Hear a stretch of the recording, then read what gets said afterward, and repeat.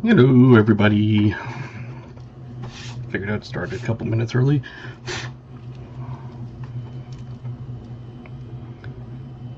Let's see, who do we have? We have VMC, KJ, Jolly Roger, Jim Thompson, Brian Robinson, BH, Coin Cody, Smoker, Joseph Wells, 74. I think that's everybody at the moment. Start getting the years and stuff. You're going a really old there, BH, with a 1026 year. That would be an interesting find. KJ's got coconut and 30.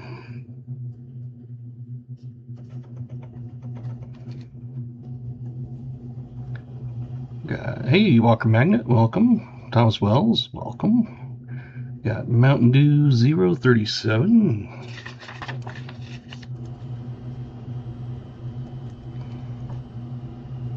Jim Thompson from the Outer Banks of North Carolina.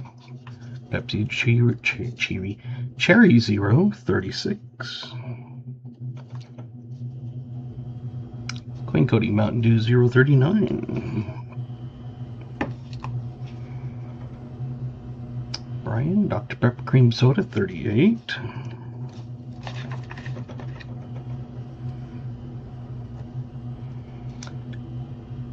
BH says, oops, 1926. I kind of figured it was going to be that, but thought it was just a little bit funny. A 1026 would be awesome. Hunting a bag of nickels. I have 3 silver and a 26 Buffalo. Nice. BMC Sprite 26.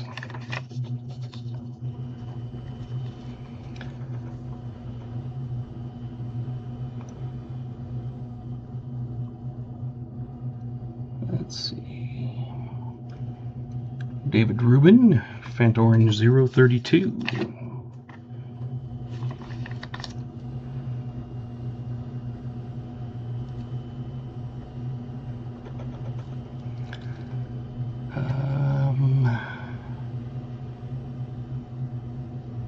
Indiam Boone, Pepsi Cherry 0, 74, Dr. Pepper Coconut Cream 26.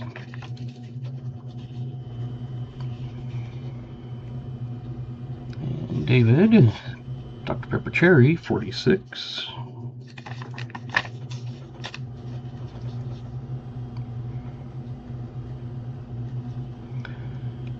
Let's see, Joseph Wells, Mountain Dew 040.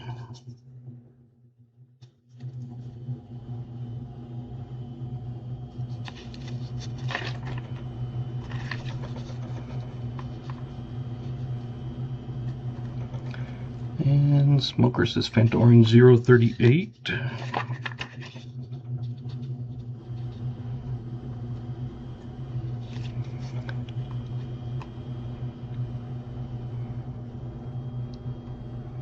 Let's see if I missed anybody else. If I remember, see where I was at. Got David.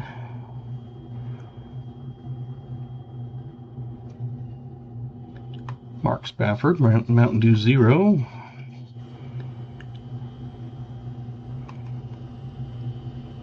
You can also throw the years in if you haven't done that.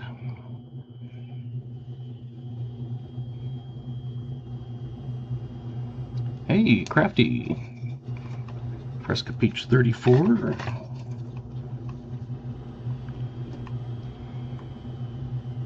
Captain Vic. Pepsi 041. Welcome Moon Money Inc. Mark Spafford says 36.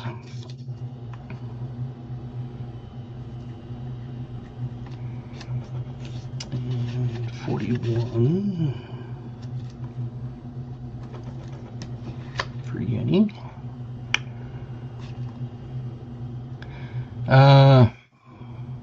Mo Money Inc. is what we're doing is we're guessing what drink I have tonight, and if you guess correctly when the stream starts, You get your name on a wheel of names from throughout the night, and then we're also guessing what you think is the oldest year in this box, which is another opportunity to get an extra name on the wheel. Thomas Wells says Fanta Orange. Didn't see a year. Oh, there we go, 41. Well, Money says Root Beer, 37.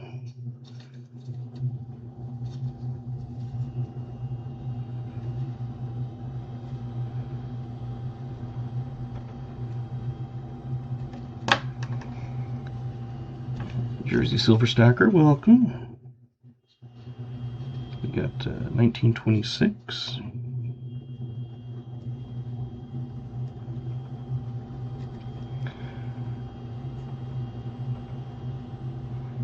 Roy Hathaway, welcome. Sprite Zero, 36.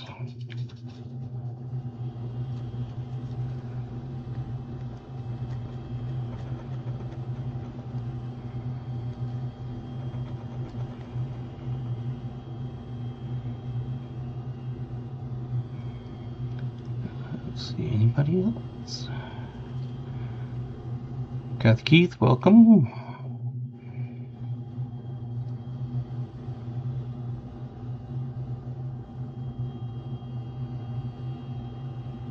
There is a root beer. It's Barks. Bark Zero is a root beer.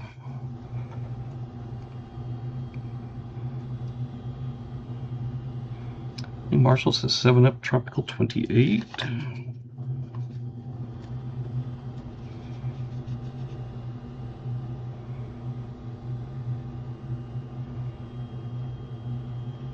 I knew that you meant by root beer, so I wasn't worried about putting it in. Oh. Not available in Canada. Cool. Well, not cool. One of my favorites is Mountain Dew Code Red Zero. They do not sell it anywhere that I can find. They sell regular leaded, but not super unleaded. That's what we call pop with sugar or caffeine.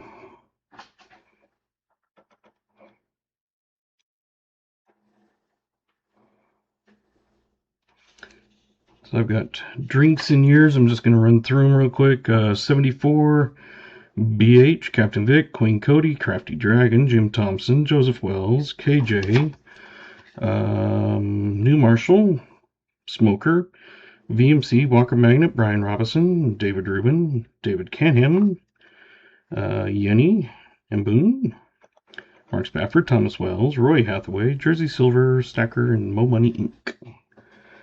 Thomas Wells says Fanta Orange 041. And, yep, got yours. AW Root Beer rules the roost in Canada. I have AW zeros and stuff, but it's usually not on sale. But I like kind of the crisp bite, I guess you could call it, of Barks. And we're opening a box for New Marshall tonight. He had gotten 3. This is his 3rd. And he also gets an extra name on the wheel for throughout the night.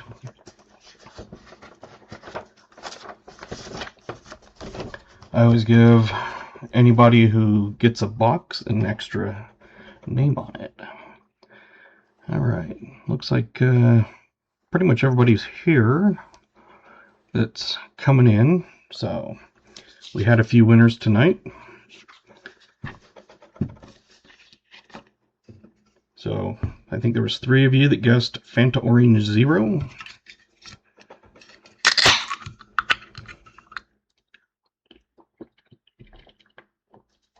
Yeah. And that was Smoker, David Rubin, and Thomas Wells, I believe. So I'm just going to throw those names on right now while I'm thinking about it.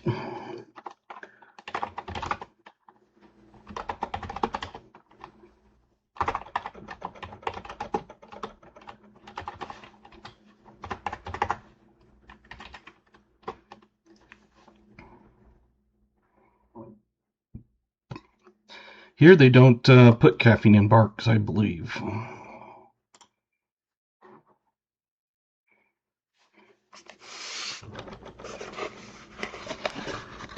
This is the last box of that pickup that I had, and New Marshall had the other two. So this is, like I said, same pickup and bank. So it could be the same type of box.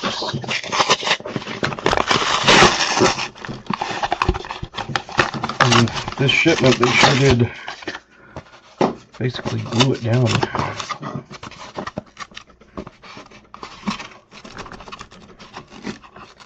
If you just come in, you're still able to get your year in. Good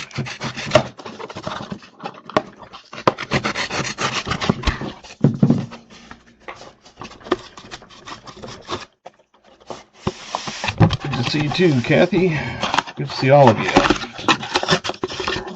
Yeah, it would be nice to get some silver and key dates and stuff. My V-nickel. I do still have the bounty. Hope for one day I can get that given away. Don't see any like Buffalo War Enders or anything. Hopefully there's some on the other side. Hey, Fleabag, welcome.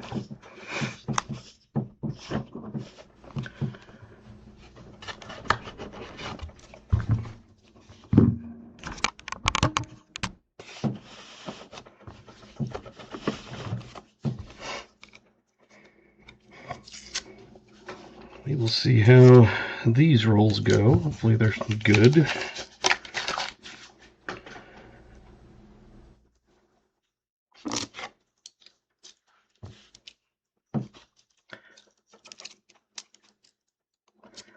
And for those new ones, when you see me put a nickel up under it, the back of it, that is so you can guess, hey Jimmy, the year.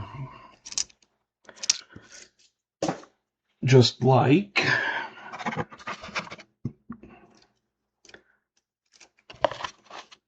this.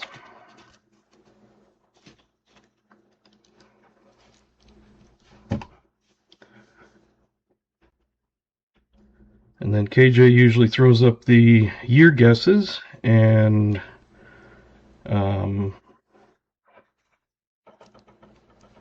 at the end usually we'll see some stop signs. So you want to try to get them in early.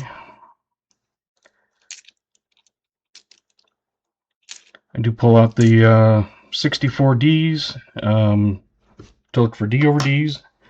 I pull out 2009s, 2024s. That's because those 2 years are low mintages.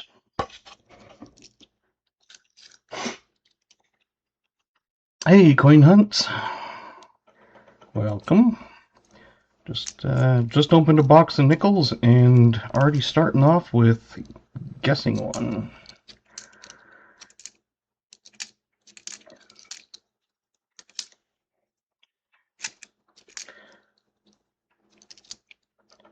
So if you want to guess, get your guesses in, because I've got about 6 coins left, and then we will flip it. So it'll give you probably about 15 seconds to do so. Alrighty.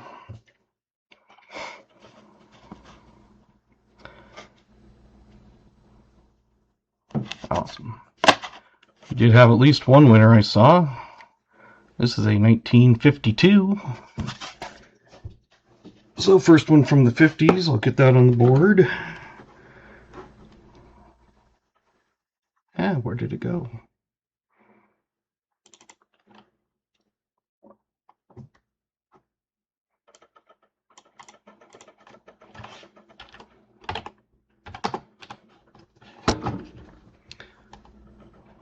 Alright. Now we'll get the names. I think I saw someone put some names up. BH and Captain Vic.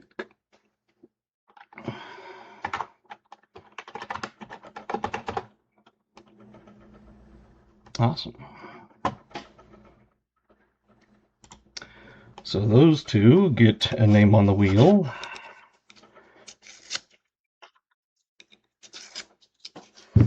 And it's one of those, if no one hits it exactly on, I do take the one that's closest to it in either direction. So say no one had a 52, but someone had a 51 and a 53, both of those would go on. So, just so you know that. It does not have to be exact.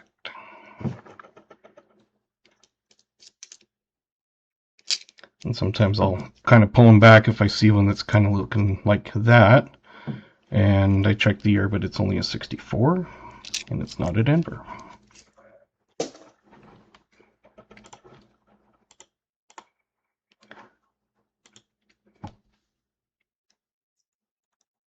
If you haven't subscribed, if you do, you get some extra points immediately to be able to play the games that you see people playing. And otherwise, it makes you be in the chat for like 5 minutes or something before it starts accumulating points, and it accumulates kind of slow. So we got a 28 likes, okay.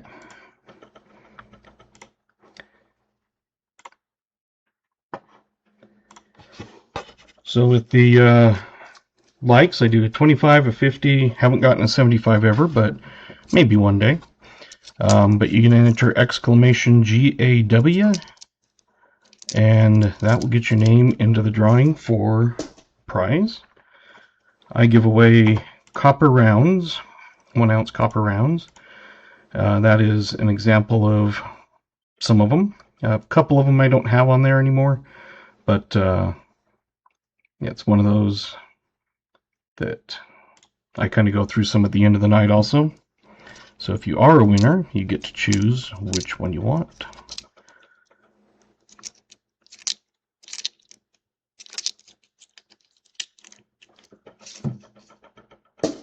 Well, that sucks. That's why I ended up buying a computer. My laptop would not handle everything. It was old. It was from when I did my MBA. It did great for papers and, you know, spreadsheets and things like that. But there was no way it's going to handle streaming. It only had 4 gigabytes of memory, and, you know, it was like 1.7 processor or something very, very not up there. And it took like 10 minutes to load a screen, like on the internet. Exclamation GAW, it's probably counting down here in just a minute. But when I told myself if I hit 500, I might start looking at it, and then I went zooming past that. And so then I said if I got 1,000, I'd start maybe live streaming, and then got past that.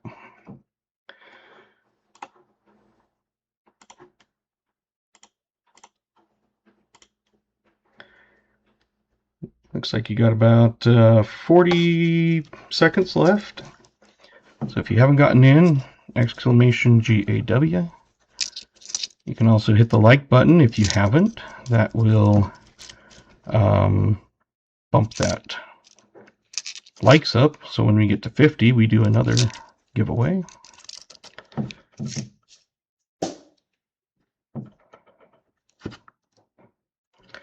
If you have questions throughout the night, don't be afraid to ask. Just put them in the chat.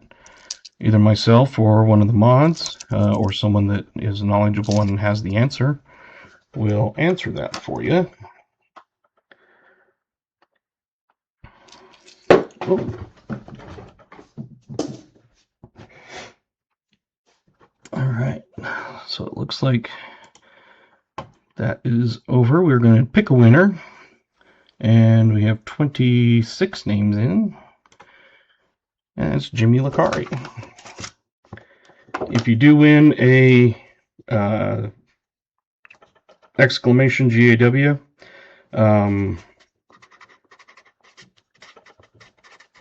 You can only win one throughout the night. You're still welcome to guess and get your name on the wheel and stuff. But these are one winner. Jimmy knows what to do. If you win, you have to email me at dadhuntscoins@gmail.com and with your name, address. I do like if you say, you know, I won 25 like giveaway or whatever, 25 GA, and whatever round you're picking. So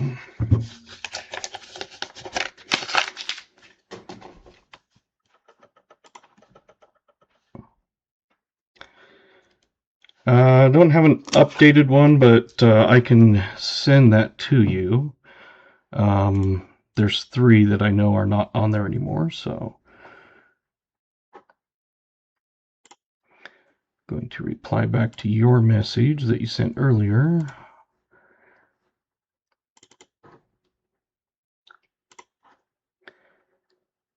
And on that, number, I know 23, 28, and 29 are all done, given up, taken. Might be a few others, but I know those 3 are not on there anymore. I do need to update it, but I just haven't had time, been busy.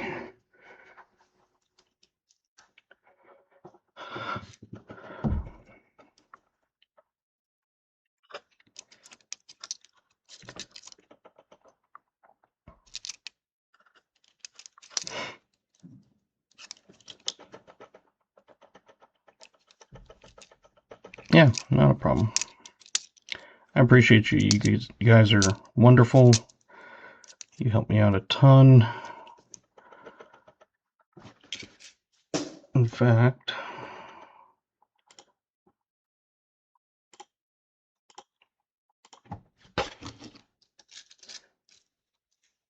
hey, Big Dog Bounty, welcome. If you don't have points, if you like and subscribe, it gives you some automatically. Otherwise, it'll make you be in here for like about 10 minutes, 5 minutes before that lets you start accumulating points. So if you subscribe, you get them immediately, and then I add points on top of that. But it doesn't let me add points until they have points.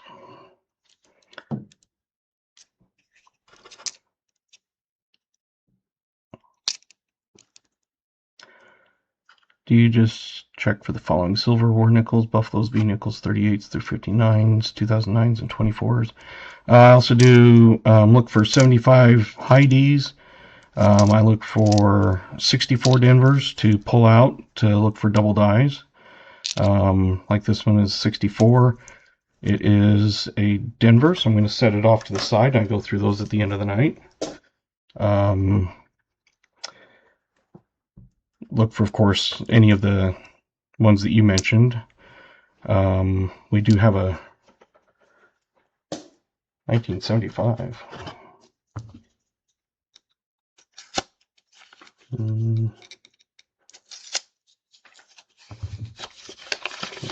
Sure if that's in relation to.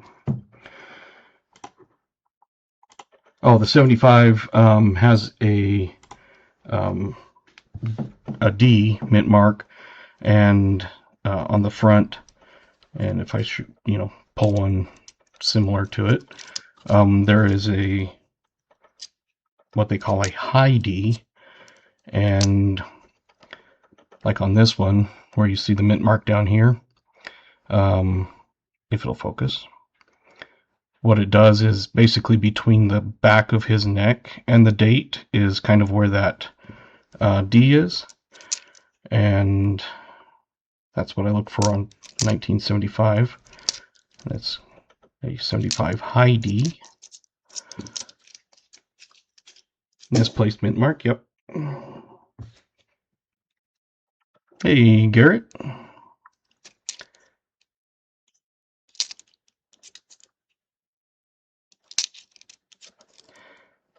if I'm opening a box for someone and they do need 2025s, I do pull those out for them. I don't find Philadelphia in my area at all, like especially on the new ones. Some of the older ones, like, you know, these kind it will. But on the new ones, misplaced memory. But the new ones, yeah, I don't find Phillies, but I can at least get the 25 Denvers. So if someone needed those, throughout the night I pull out the nicer ones and then kind of compare them and give you the best one.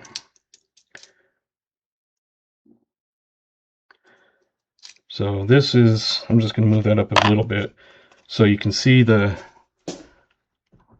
right down here, the D is underneath the 5. If it was up between the back of his collar, where the little ribbon tie thing is, and the 5 is where that is. This is a little bit high, but it's not, you know, some of them are clear down here, but that is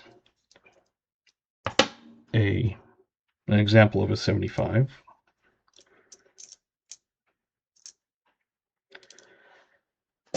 I do have what I call cheat sheets available on my channel page. You can download them, doesn't cost you anything, but it's sort of like this, where like I have nickels, and then on the other side I'd have like buffalo nickels. I haven't updated that yet, but then it gives you like the key dates, mintages, and then some of these other stuff that you're looking for.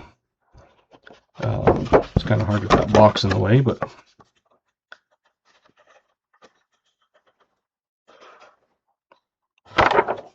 that's some examples of it.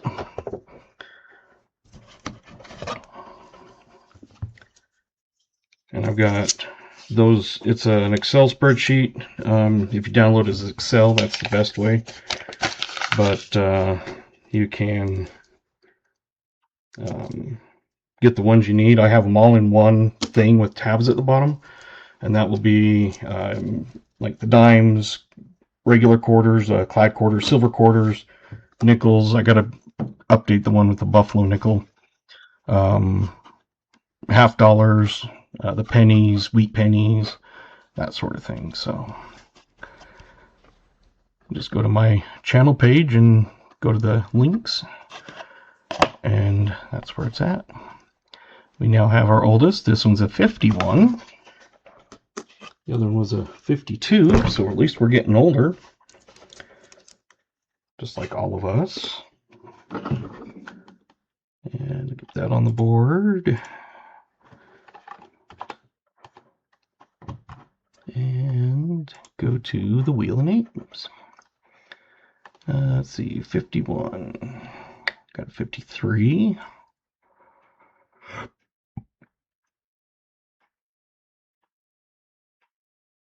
50. And a 52. So right now 50 and 52 it looks like, which is David and Lyle.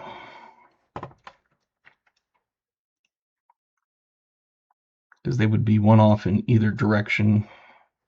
And Smoker's also 52.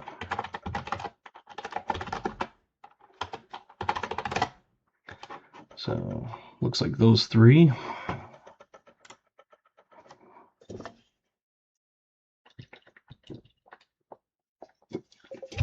If you've come in, my drink tonight was Fanta Orange Zero. We had 3 people guess that correctly. So they got their names on the wheel of names.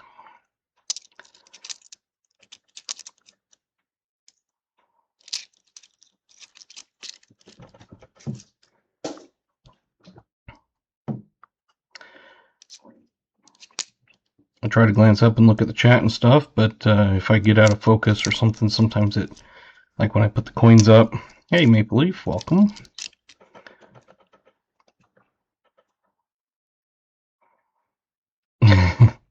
I have had barks before on the channel.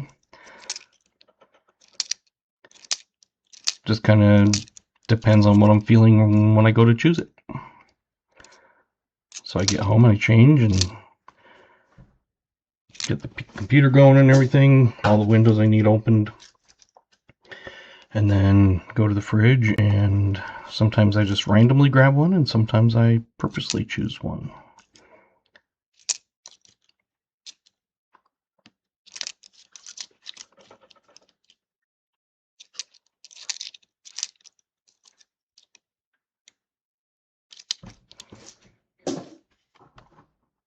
And then I do try to find those that don't have points. Like I said, if you subscribe, you automatically get points. But otherwise, it makes you be in the chat for a little while before it starts doing it, and it's not my rule. That's just the way they do it. See, there's a 64, but it is not a Denver. So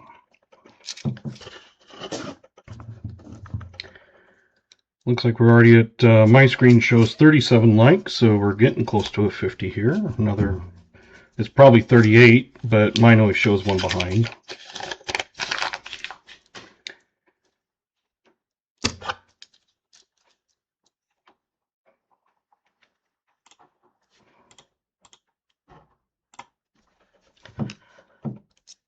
By the end of the week, I should have enough hours to qualify, but then it takes like a week to catch up usually. So, and then however long it takes to do their verification thing. But according to my calculations, when I started the stream, I had 2,890. So, very soon. I've been getting about 100, a little around 100 per stream on a regular stream. The one on Saturday was only, a short one, and it was only like 15 hours. It was a pop-up, and I wasn't expecting a lot, but I had more than I thought that would pop in.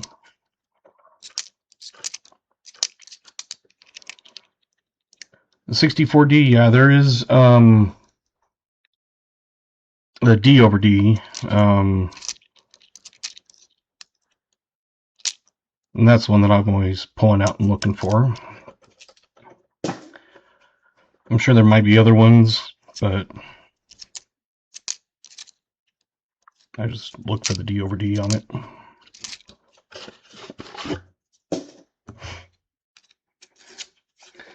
The last two boxes that New Marshall's had has had, I think, 26 finds a box. Well, one of them wasn't a find, it was a oddly toned weird one, and New Marshall does collect those, so I threw that in.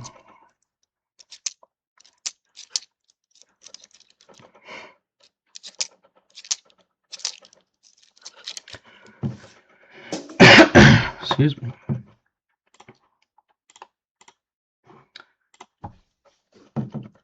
I do try to check the points every now and then for someone that might have come in and I didn't see them and they're new. Like I said, you get points immediately if you subscribe, but if you're just in there passing through and chatting and stuff, I think it's 5 minutes before it lets you start getting any points. So if you have 422.4 watched hours, just just a bit shy of monetization. Yeah, mine will still be a little bit before that happens because I'll need another 1,000 before you get monetized for like ad revenue. But at least I'll be able to offer memberships and super chats and stickers and stuff and all that. Because right now the only way you can do that is the regular tip link.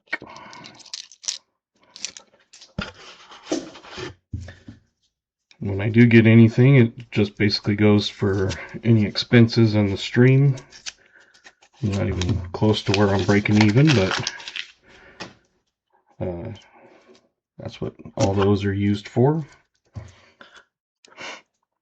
It doesn't go in my, well, technically it goes into my bank account, but I have a couple different bank accounts, but I have one that I use just for my coin stuff, the stuff I sell, and that I keep them separate from my personal.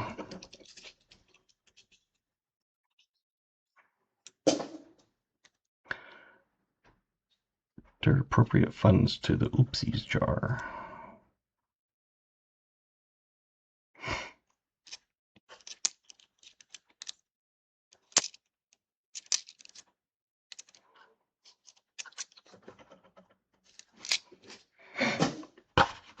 I did buy some more rounds because I'm down to just the box and the small one that I have with the numbered ones.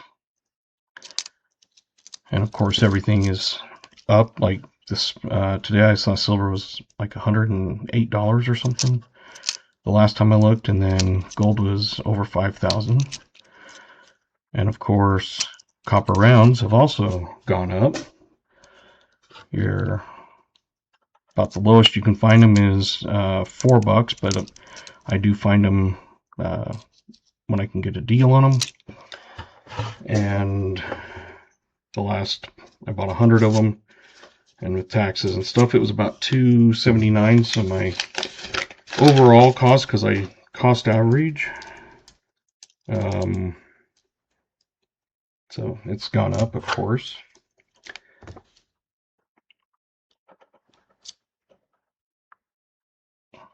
Silver's over 170. Wow. Yeah, when I checked, it was kind of earlier. I don't know, 10 o'clock or so. But I saw that it was already at like 108, and gold I think was 5,005 or something. Hey, Copper Owl, welcome. Thought this might be a box like those other ones that New Marshall had, and 5,027. So it went up even more on the gold one.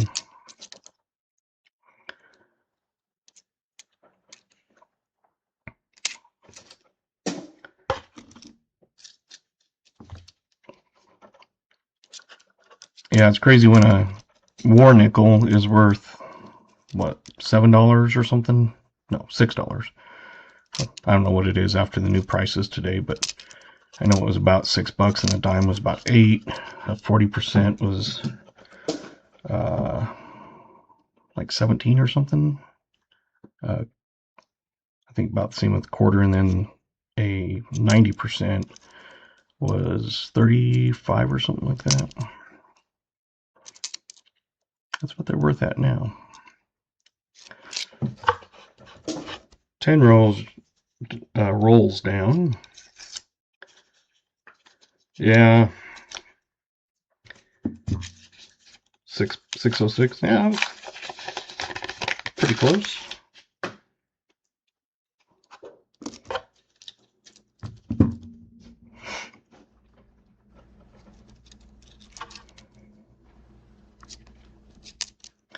I do have your round to go out, but I figured I'd wait until after tonight in case if you want anything else, because that way I can fit 2 into one envelope.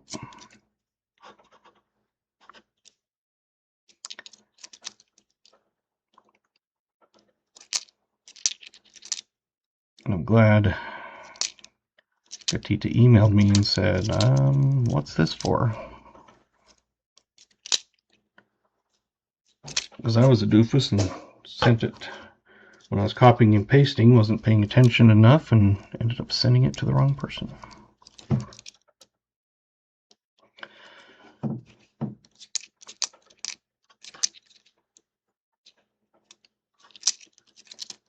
But I do try to make things right, even if it gets stolen in the mail.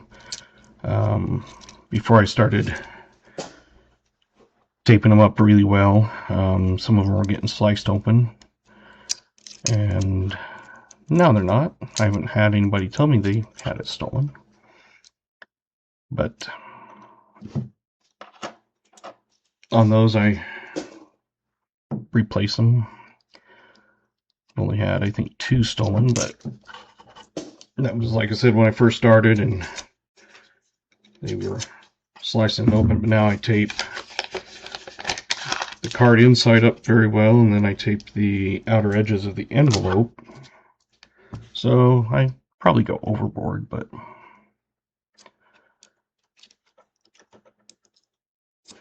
I'd rather use a few cents extra in tape and not have to worry about resending one.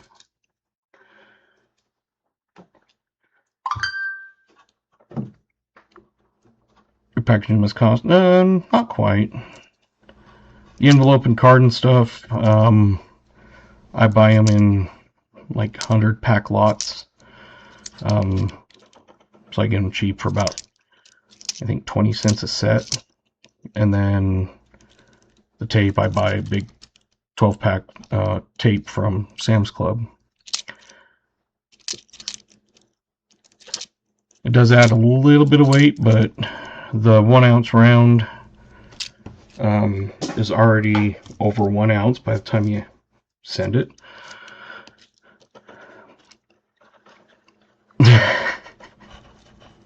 Yeah.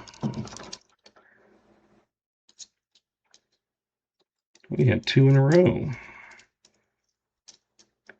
So when you see me pull them off screen like that, it's to check to see if they have a year before I just happen to do it. You can always cut the side of the envelope like scissors or whatever, because it's taped to the middle of the card at the top.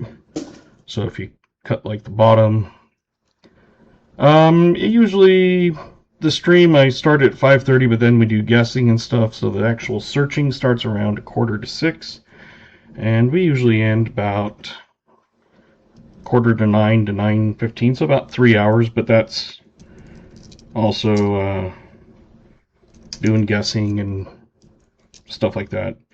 If it's by myself, like I'm just searching it for fun, I don't search nickels anymore for myself because I like to try to keep a stock of them.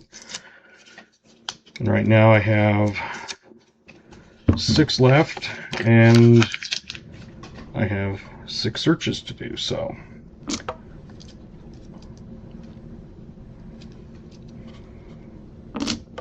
give you about 15 seconds to get your last guess in, and then we'll flip it since there's 2 of them.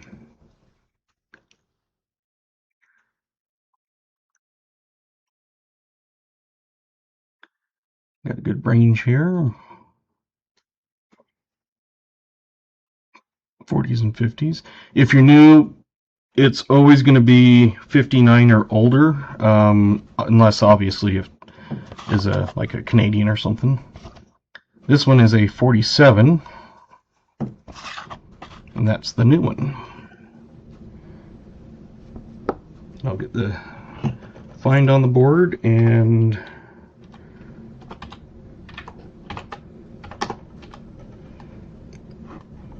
go to the names. I don't think anybody got it exactly on, but 47, I had some 46s and 8s. So 46s are Joseph.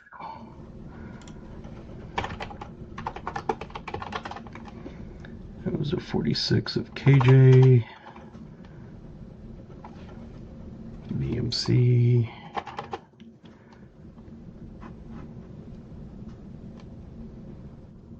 Kathy Keith, if I can spell right.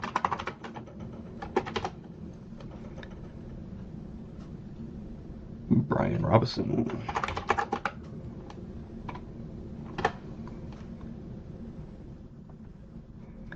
And I saw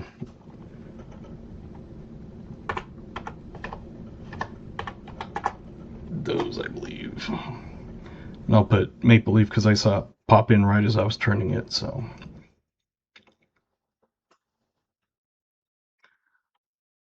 So Joseph, KJ, VMC, Kathy, Brian, and Maple Leaf.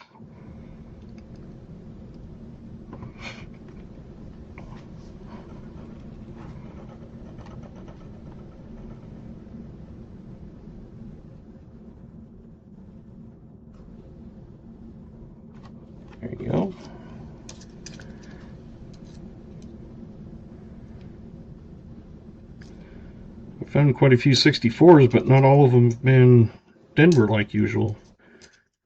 Probably at least a third of them have been Philly. Hey, welcome, Jimmy. You can say you're in here a lot and help out, and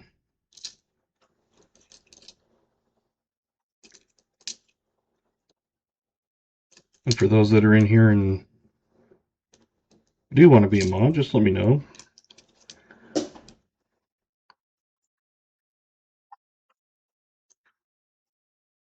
Hey, Cooter. The other white meat. Thank you, VMC. This one is a 1940. Now our oldest of the box. Each one we find keeps getting older, so maybe the next one will be in the 30s. Or maybe a buffalo. I don't think anybody got it exactly on. Hey, B-Waller. I saw some 41s. I didn't see any 39s or anything, so I'm thinking 41s. And that would be Brian R again, KJ again, VMC again,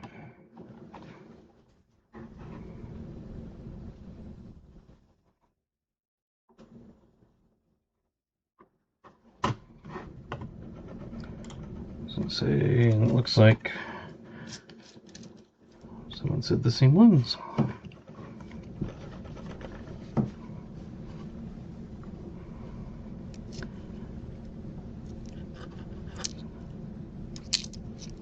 I always stream Monday and Thursdays at 5:30 Mountain. So if you have your bell notifications on, it will inform you. At least it should.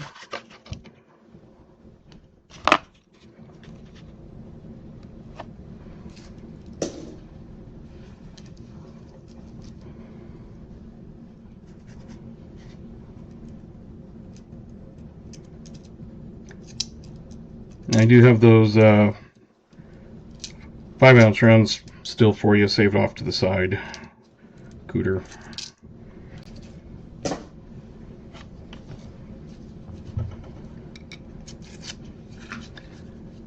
Man, Thomas is going extremely old with a year 3. And it's one of those things that if you put a year in, like say you put, a 1960, because it's going to be in the 50s or older. You can always retract your, I was going to say bid, but yeah, I was wondering that. I was like, all 3 of them again, and they're 1 year off each time. But say it's a war nickel and you put like a 47. Usually people in the chat will let you know the years. That'll be a 42, 3, 4, 5. And I try to let, inform people if they're not familiar with the years and things. So if you put one in and end up changing it, just retract your other one so it's not in there twice. It is 1 guess per coin. So if you guessed one and then you put another year in and then another year in, I'm just going to go with the first one you chose.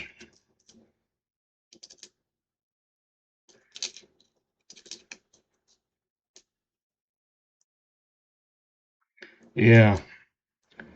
Like I said, the first was a 47, then it went a... No, it wasn't a 47. It was a 52, and then a 51, then a 47, then a 40. So it's one of those that each year, or each time, has been getting older. Half the 42, yep. Hey, Mark, get you in on, I'll let you in on that 41 there.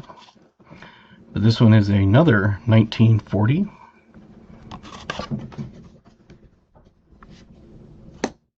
Get that on the board.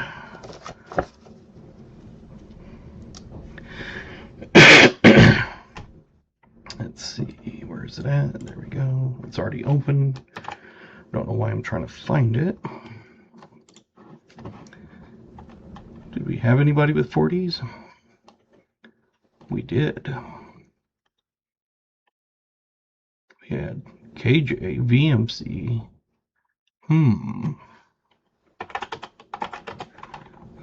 Brian R,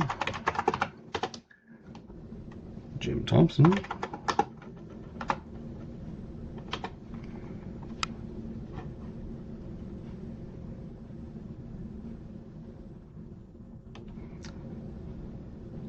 so KJ, VMC, Brian R, and Jim Thompson.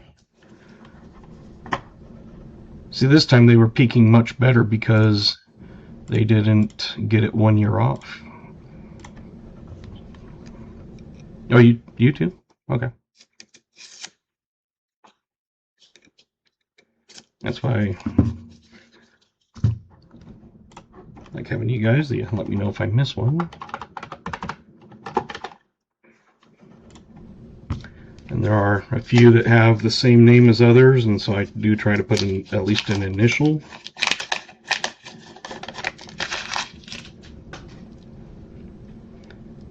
If you have a name that obviously no one else has, like Cooter or VMC or things like that. But there are a few Bryans and a few Garretts and a few Davids and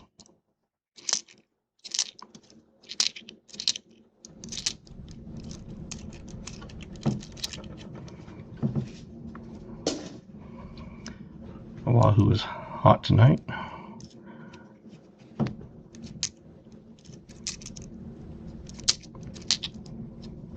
Wouldn't necessarily say it's cold or hot. It was probably, I don't know, I didn't really notice it, so probably the 60s, since that's what my apartment's usually kept at.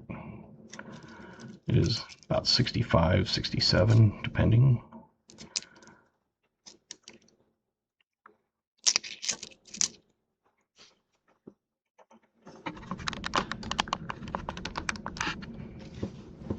Get it a little more centered. Not exactly centered, but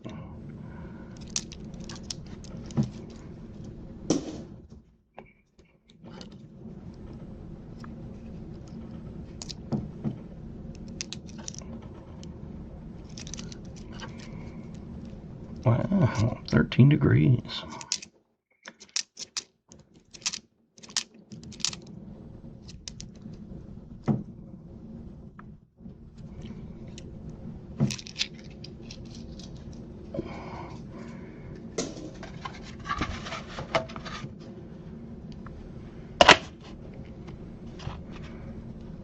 I find I have to cover up this side, otherwise it tries to focus down here.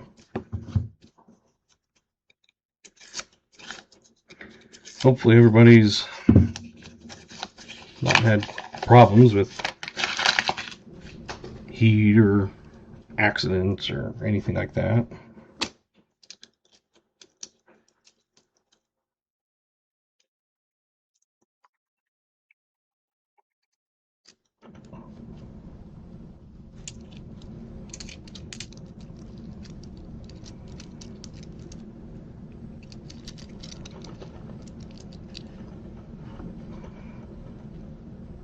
So a lot of you are just waiting for KJ and stuff to put in years and copy what they have. Nothing wrong with that if you do.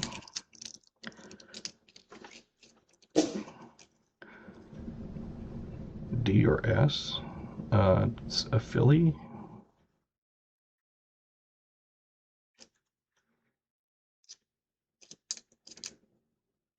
Unless it was something else and I just walked in the middle of a conversation.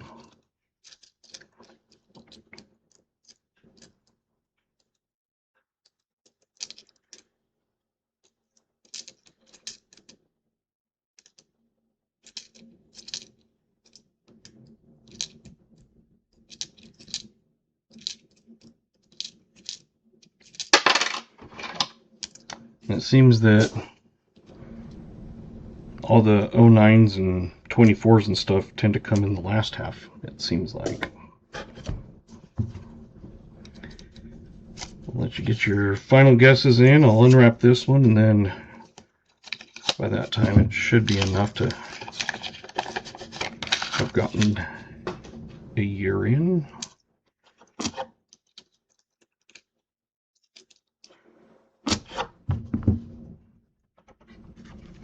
Hey, Michael Rose, Roy, welcome. Fleabag. I'll let Mark and Kathy in. It's a 41 again.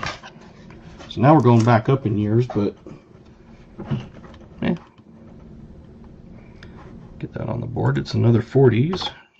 The other box had, I think, 15 from the 50s, one of those boxes. I did see a few with 41, so let's see. We had Brian Arn again,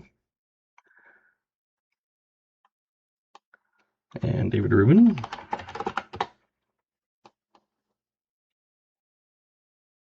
and KJ and VMC.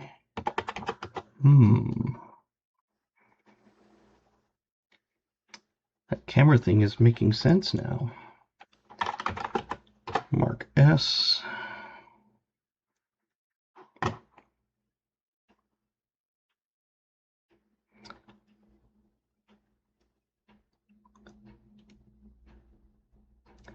Brian, David, KJ, and Michael.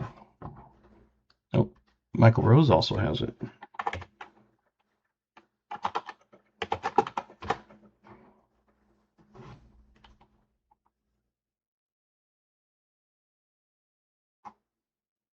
There we go. A few people.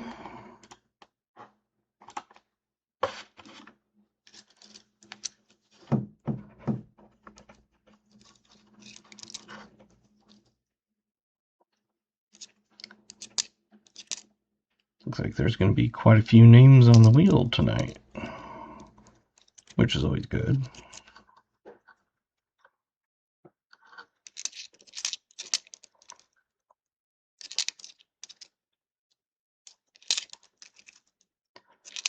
I was watching B. Waller and ended up waking up well after it was over. Well, I'm assuming it was 4 o'clock in the morning or something. I figure I might be a little bit tired when I took my pills and stuff, because I had worked on call the weekend, but now I only work 17 instead of 35. But I did work 8 of those, but still didn't sleep as usual. So I was hoping it would kind of do that to me, and it did. And for mine, when they finally hit, it doesn't gradually kick in because I combine 2 different kinds. And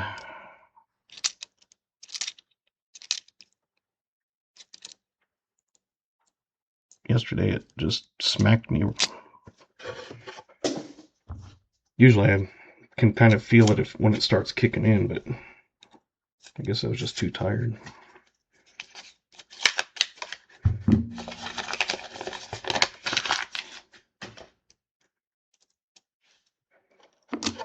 I don't know if anybody bought the bills and stuff yesterday, but like I said, if no one did, I would buy them.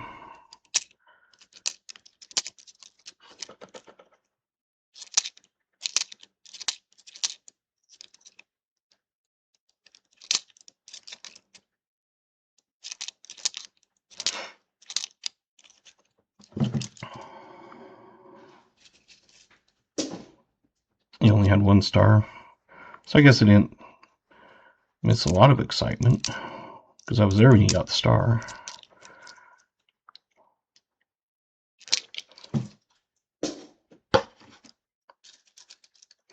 I like this guessing game, even though I've been way off. Hey, that's one of those things that as you become more familiar with, seeing them a lot of times, you'll get to kind of know usually what the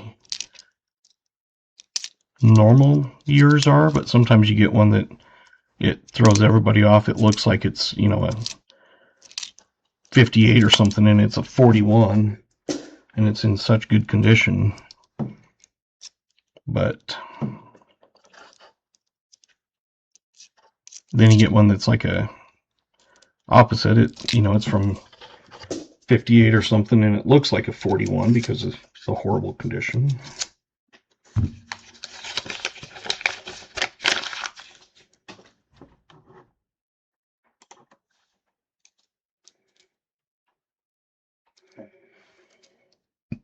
Have you ever found a 64D over D? Yep. I found one for me. I know I found one for a subscriber on a hunt, and then a possible one for a subscriber. Test out the new furnace. Yeah, there's some nights it just someone gets lucky and like gets a ton of them. Like right now, it looks like VMC and KJ that are either the closest or get them exactly on.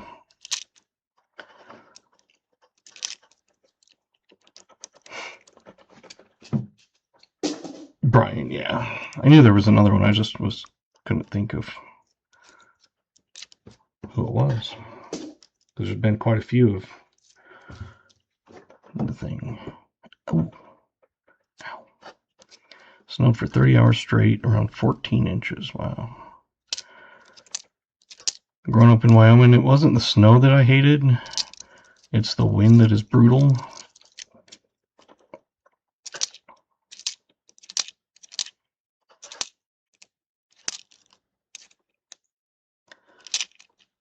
But like I said the other night, it was one of those things that we'd always joke that Wyoming never actually got snow. It was Idaho blows and Nebraska sucks. And the snow would just go through the state.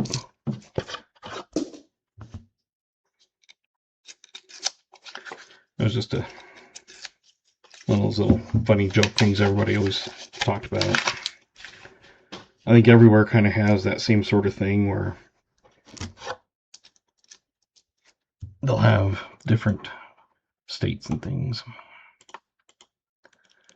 Hey, AR Silver Stacker, I'm going to get you some points so you can gamble, play games.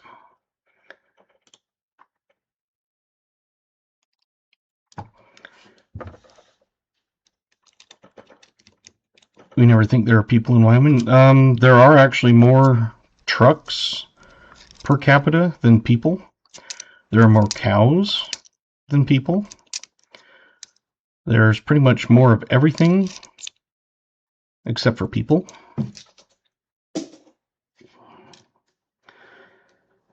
When I lived there, Casper and Cheyenne, the capital, were the two biggest cities, and they were about 50 to 60,000 each. It would always fluctuate a little bit between the two. But the entire state, I think, is still under 600,000. Last time I knew it was like 570,000 in the entire state. There's 9 states that are bigger than us, but we're the least populated. So we're the 10th largest state, but the 50th in ranking of people. But yeah, there's more trucks than people, more cows than people, more guns than people. I saw a thing an article, and it was talking about guns and how many guns per capita in the different places, and I was like, I'm gonna guess Wyoming at number 1, and I don't know who number 2 is. I was thinking maybe Montana or something. Number 1 was Wyoming. Number 2 was actually Washington, D.C.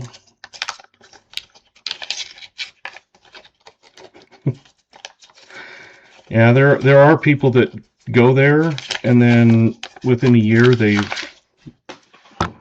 left because they can't deal with it.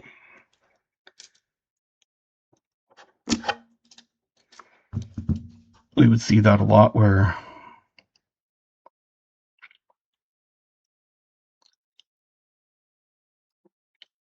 there's quite a few different errors on nickels. This is that sheet that I was talking about, and you can see, all the different DDOs, S over S, D over Ds, D over S, DDRs, TDRs, all that kind of stuff. And that is available for anyone to download. I have it on my channel as one of the links that you can download stuff.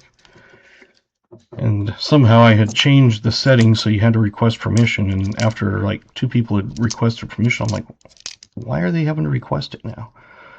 And somehow I had changed the setting, so it is now changed back to where you should be able to download it without having permission.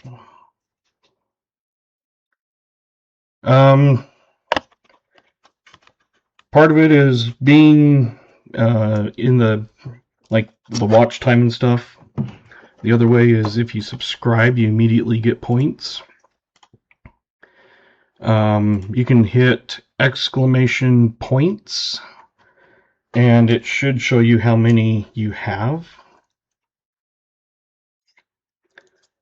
Because I'm not showing you not having points, and I know you've been in here enough to at least start accumulating them. So, exclamation points.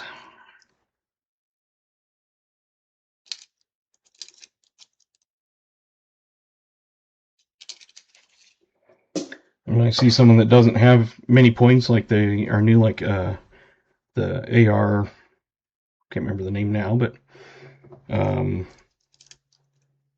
they had been in at least long enough to start accumulating, and when I noticed that, I tried to give points right away.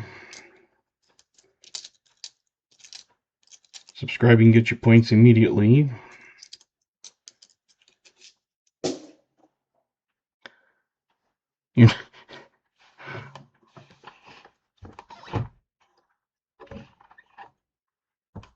You're going to pass on this one because you didn't remove the first guest from the last round.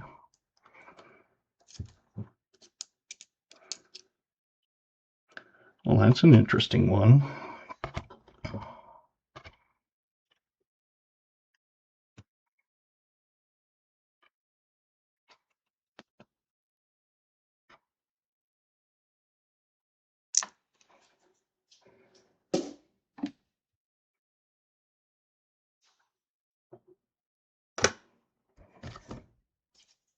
Yep.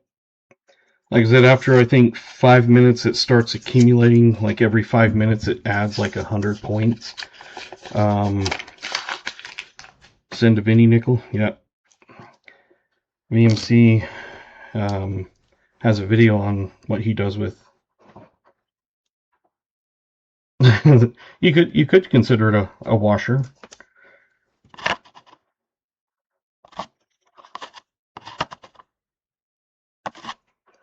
One mistake, 5-minute ban.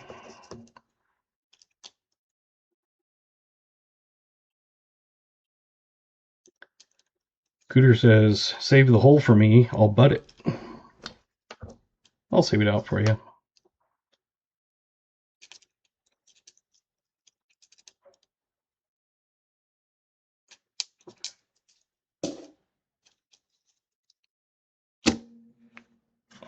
I think it's probably enough time. Get your last guesses in. And then, there you go. 1951, back into the 50s again. 50s are going, no, don't leave me behind. So got that on the board. Let's see who got it. 51.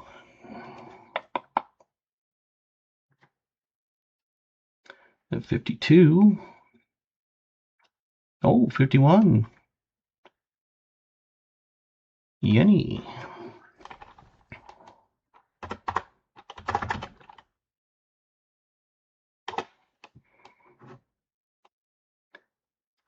You got it exactly on. Nice.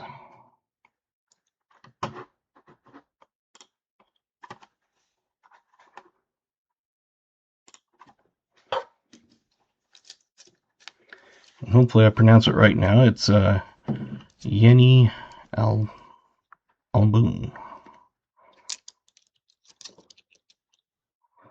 51 is kind of a low mintage. Oh, I forgot to look if it was an S.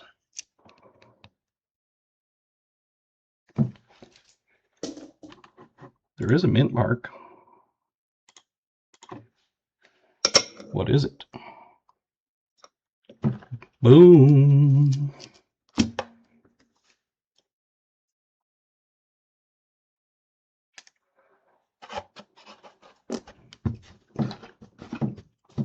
That is a semi-keyed 8. It has 7.776 million.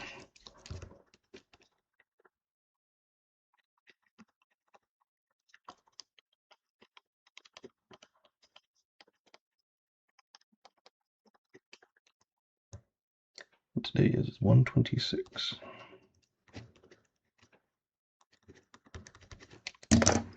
There you go.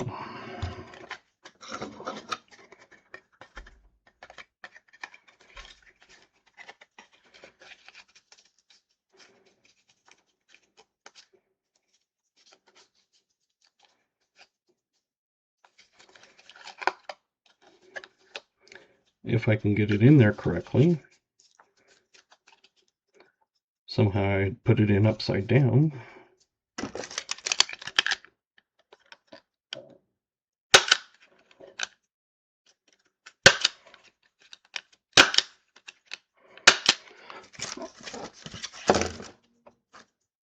And then I find my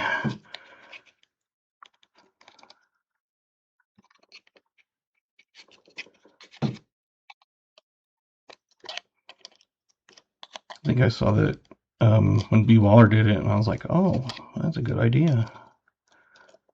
I've seen a few people do it, and it makes it flatter so it doesn't get caught on as many things. So there you go, a 51 semi-key. Let me get that on the thing.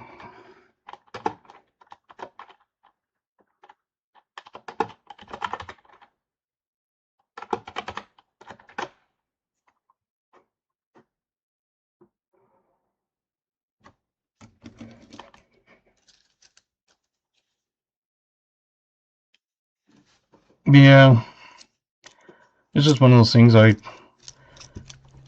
have the stapler and I'll spend the few extra seconds to flatten them down, and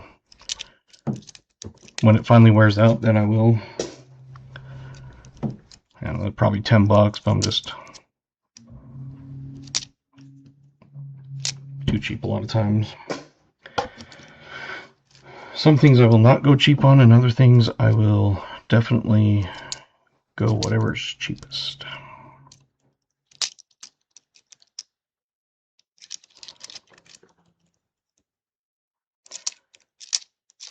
But knowing me, it'll probably not ever finally die. It'll probably be going 10 years later.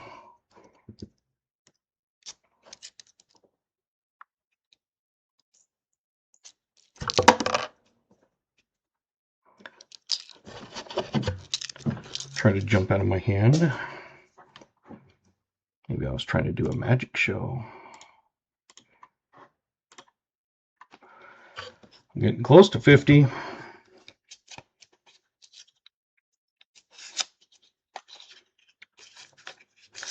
There's a button. One of them's a thumbs up and one's a thumbs down. And if you get 50 thumbs up, I give away a prize.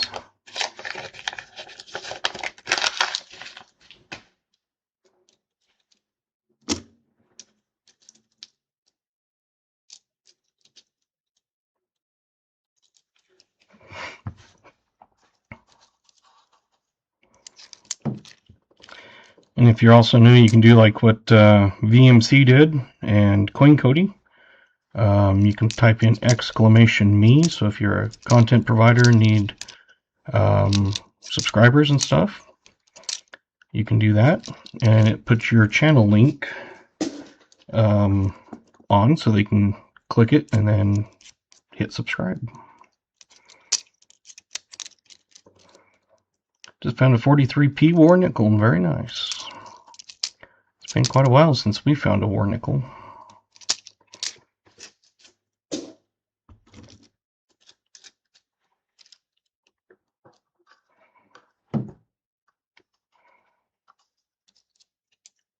And I usually, every so often, check and make sure I'm still subscribed, but they claim that they don't remove, like unsubscribe people or whatever, but it's one of those things. It's like, I never unsubscribed and I'm not subscribed to them anymore. So that's why every so often I'll click on links that just make sure.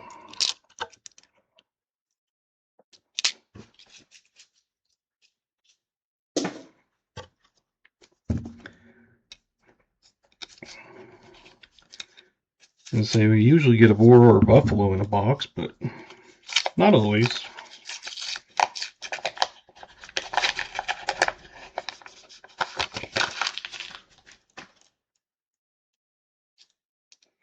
A few boxes ago, we found a 1914 and a 1919 buffalo. Can't remember if we found a war nickel. I don't think we did.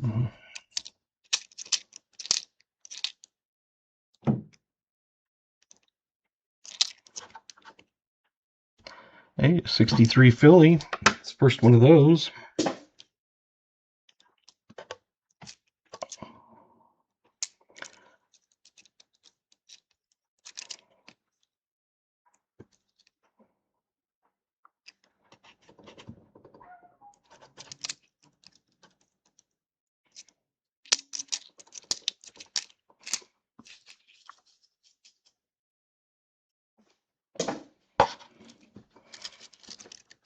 Yeah, it's one of those things that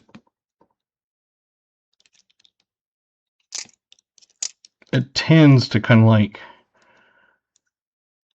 find one or the other, but once in a while we get both.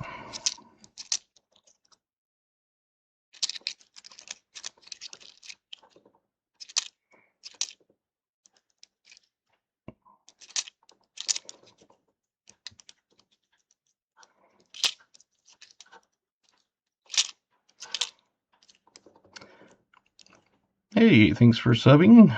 You should have points automatically now. But I'm going to go in and add some more to you. So you should now have 10,010,000.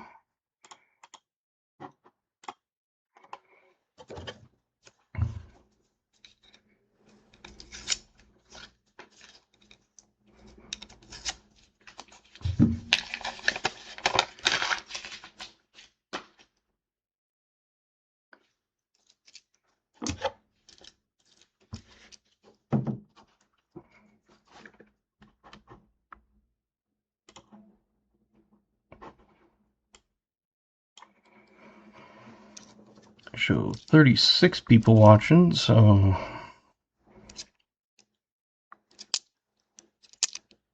if we get a few more in and have them hit like.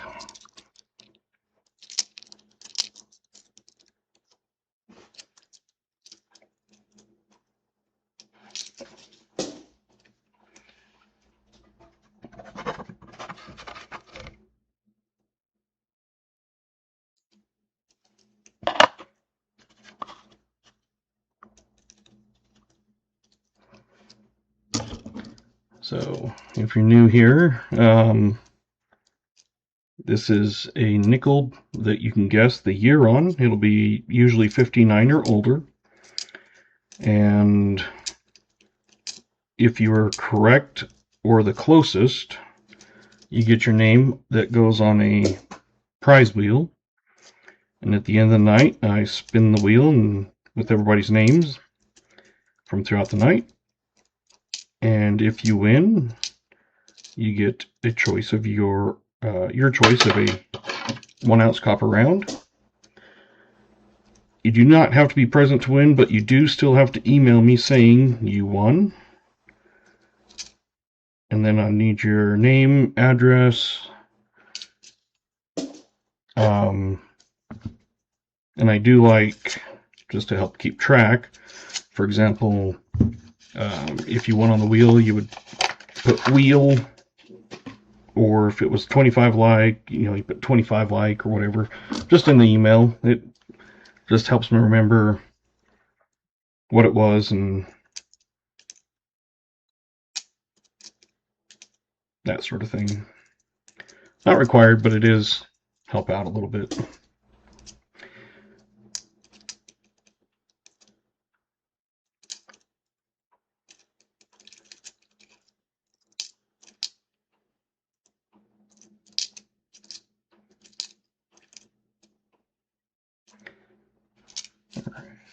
If you have any more guesses, get those in, and I'll take a drink first.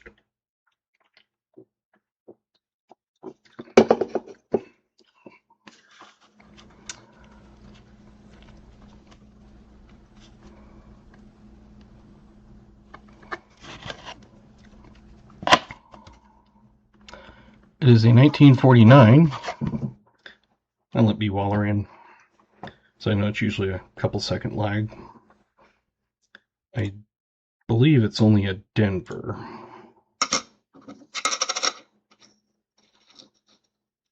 Yeah, it's a Denver. But it is a 49.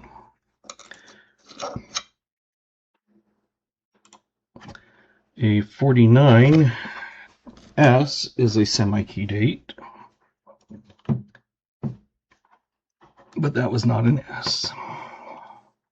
Since I know we got David, anybody else?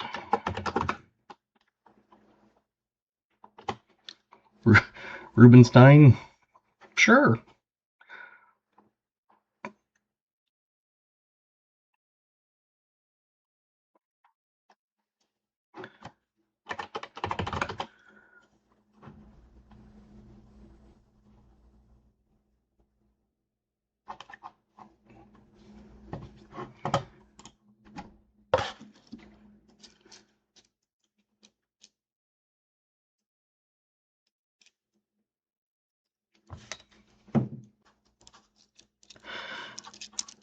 I should look for them for you guys, but I usually just send them to you, and then I figure you can go through them. But I should go through and look for them at least. Yeah, I got B-Waller also.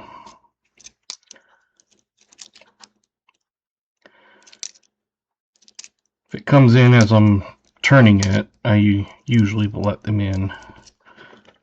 If it was already turned and then it pops up, it's like, man, you might have a lag, but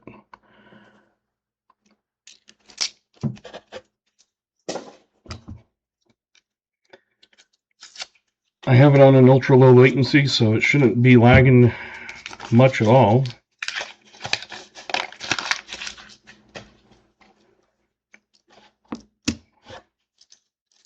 Oh, we lost a like. Someone disliked me. Oh no.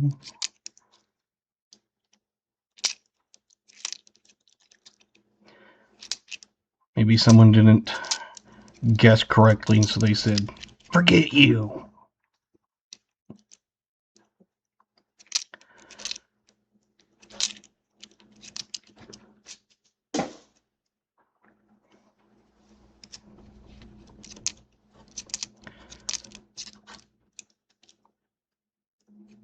And if they did, then oh well. Just like every now and then, I'll lose a subscriber or something, and luckily I don't lose too many. I think the most I lost was like in one day was 6 or 7. But you see some channels, they'll lose 10, 20 in a day.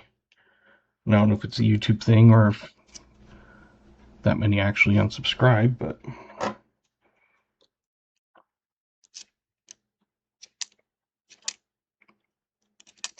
I still get subscribers off of some of my short videos that went crazy for me in July. Nobody cares. Yeah.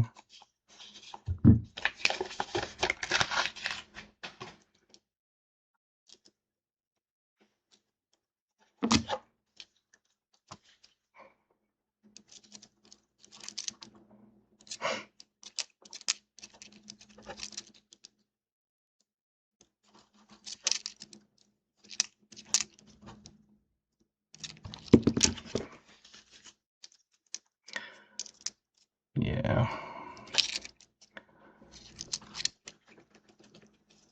Do I keep a silver stack? Yeah, I have some bullion, just like, bars and stuff. I have some like ASE type things.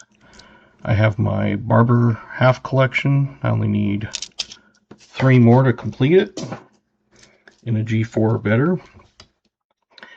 Of course, I have all my silver nickels, war or halves, things like that, that I keep.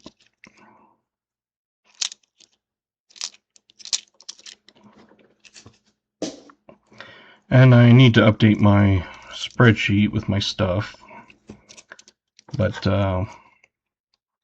I keep track of it, and it updates with the gold and silver price, and then it calculates the silver and gold value that I have.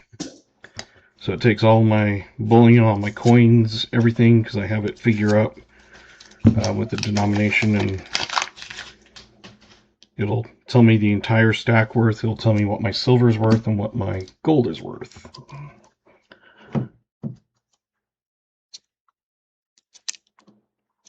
And that's another one that I have on my channel page that you can download. I also have a download that you can do of keeping track of your finds. On mine, I have it each year as separate tabs, and then I also have one of all the years combined.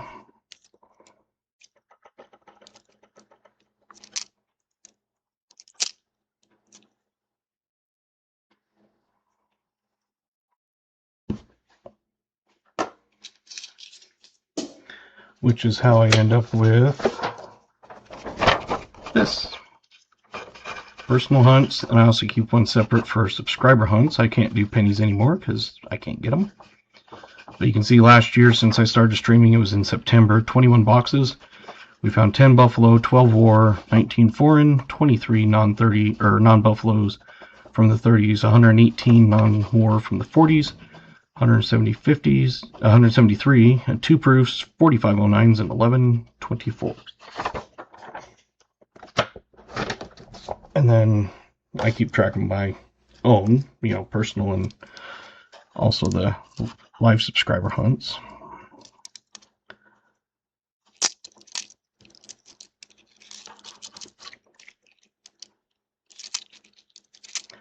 And that is one that you can download off of my channel page. Basically, all the stuff that I use, I put on there that you can download.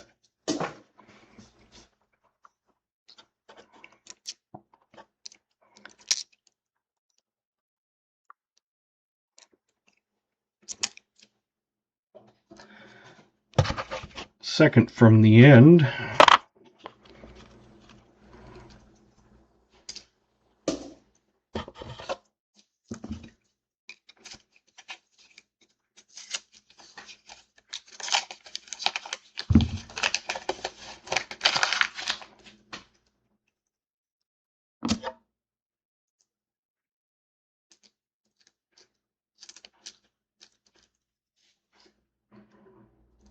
I can't remember what year it was. I know it's a 19 something.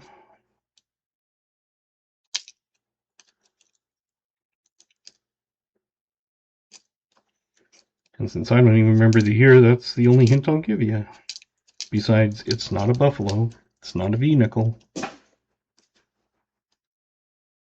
It's not a new one.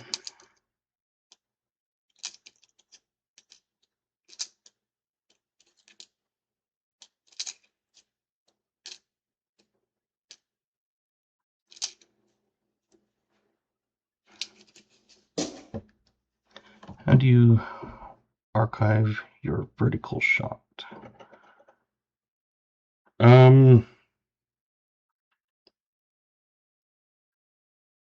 When I do happen to do one, like with the vertical and alive together, it just automatically does it.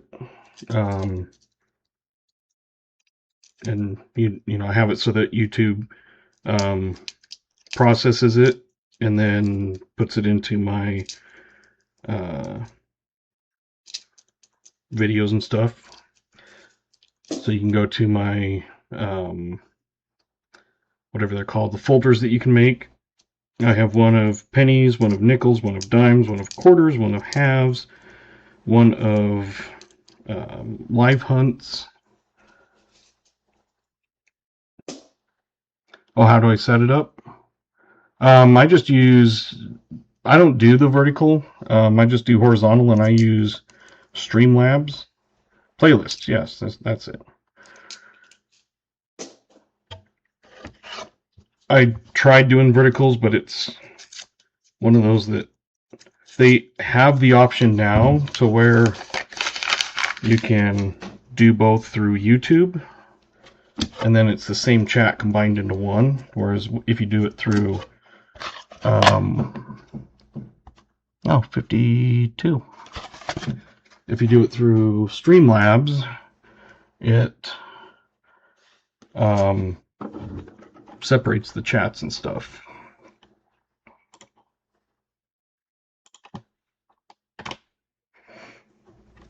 But yeah, this I just set up with the horizontal way and use Streamlabs to size it to how I want and where to place it. And like my finds box, I can move it around. And okay, I see. I just use an old box, and then I just put it up like that, and then put it like that.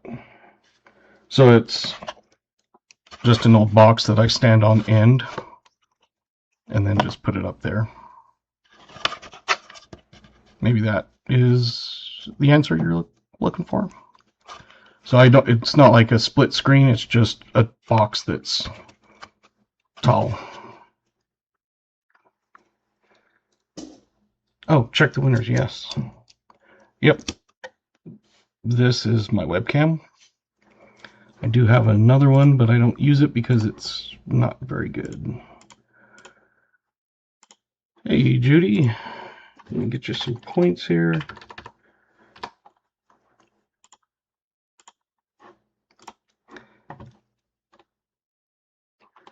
Let's see, it was a 52, so let me go back and check.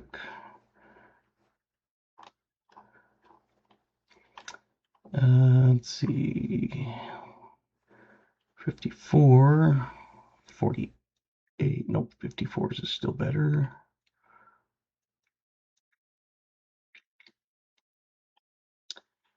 Yeah, New Marshall at 51 is the closest.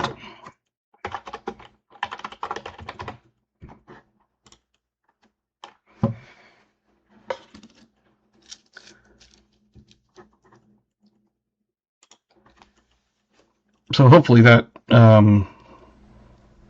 was what you were asking about, Mo Money.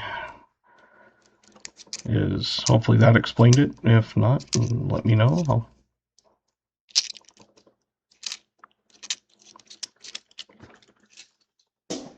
I'll do better.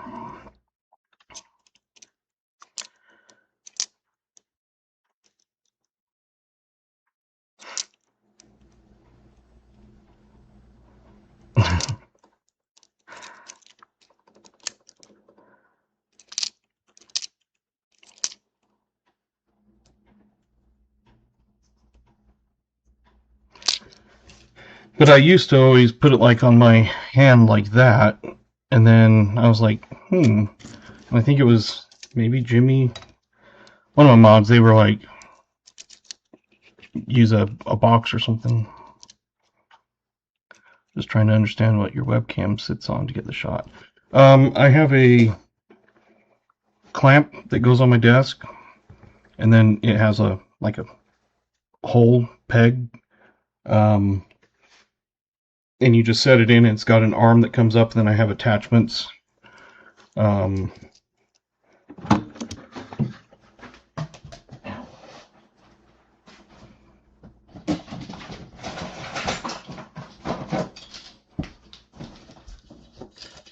Basically, it's like this, and then you can just extend it, and then like I have a ring light with just different attachments I can put on the end. And it plugs into your computer.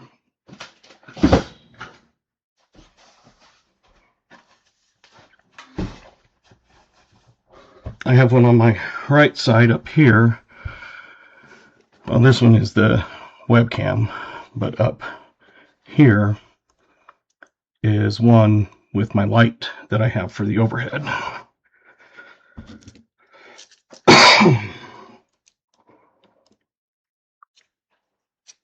And there's different kinds of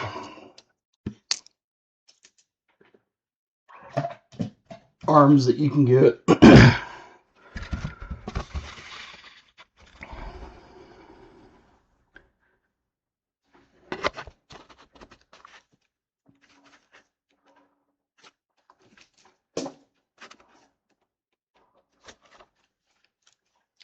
And then I just attach it, and instead of like on a computer showing my face, I just have the overhead shot. And just use one of the arms, and if I need to move it, I can unclamp it and clamp it somewhere else. I want to get a bigger desk, because this is just an old computer desk I had from first round of college.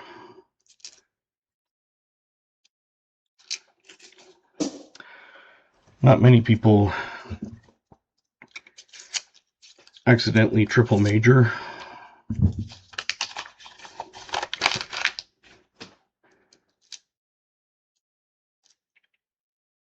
Because back home at the community college when I first started going, that was in 2000. Once you got full time, it basically cost nothing extra to add more classes on. So I was taking 6-7 classes a semester, and so I got my associates in business administration,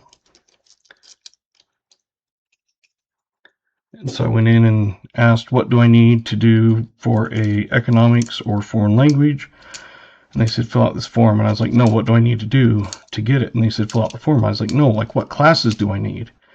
And they said, you've got enough credits, just fill out the form. I'm like, oh. We were both talking the same thing, but different things. So I filled out the form, and they sent me 2 more diplomas. Then later on, I went back and got my bachelor's in economics. And then after I graduated, about 5 years later, I started my master's program and got my MBA in management and strategy. The only thing I can do now would be a PhD, and there's no way in hell I'm doing a PhD. It's not going to make you any more money. The only thing you can basically do is teach. Or, like if you're a scientist, you'd be able to do that sort of thing, but in business, there's not much a PhD will do for you, unless you're looking at academic. And so I'm not doing a PhD. I'm good with my master's.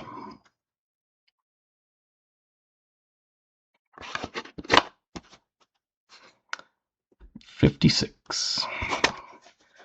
50s have now decided to come back and take over. Dang them.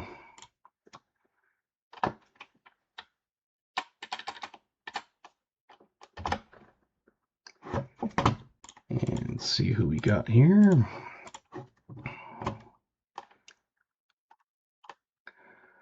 Let's see, 56. We have 54 and an 8. A 55.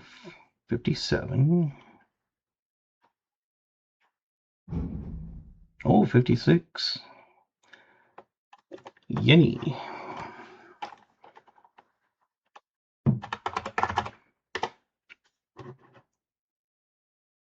Got it exactly on. Hey, AG. I know you're running on no volume, but hello anyway.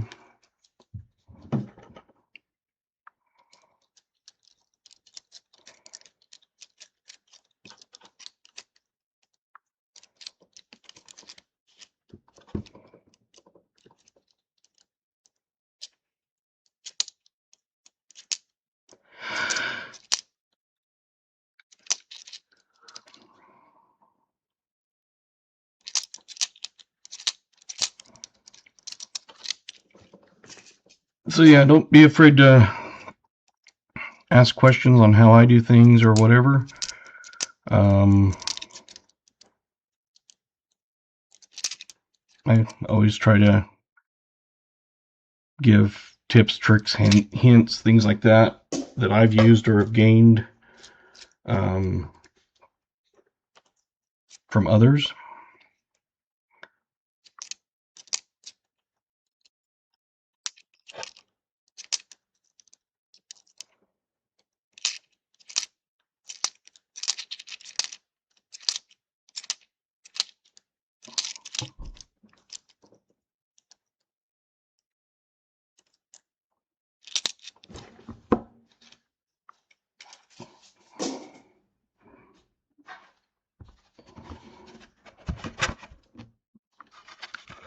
AG's at 221. Nice.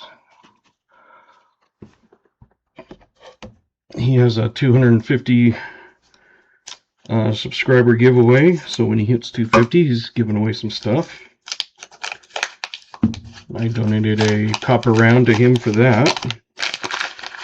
I did that for BH when he got his 500.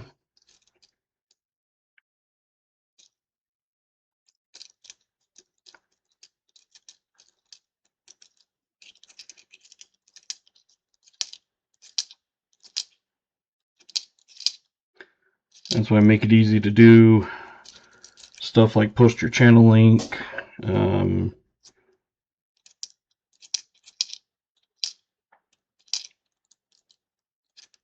know, just easy things. Hey, Crummy, welcome.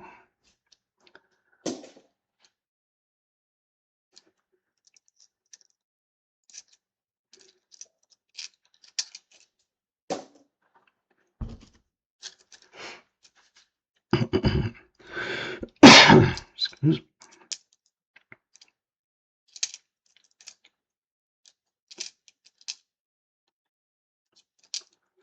Wasn't hungry at lunch, so I didn't eat. And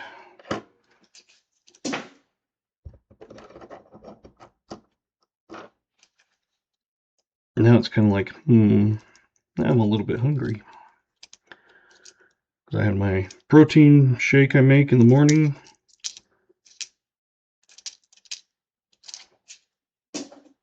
And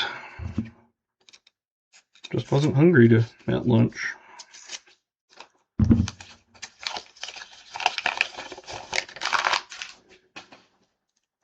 Part of it is when I'm on call on a weekend, I tend to not cook or anything, because if I'm cooking and then they call me in, I'd have to quit, and it would just be, you know, pain to then try to go back and heat it or finish cooking it, things like that. So I just usually have something I can microwave and that I've made previously.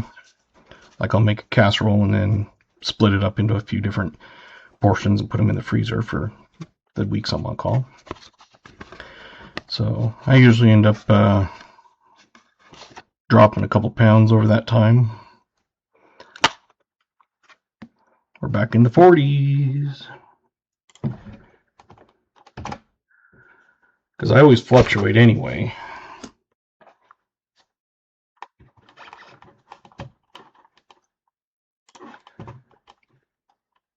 Well, we got at least one person straight on. Crummy, Roy.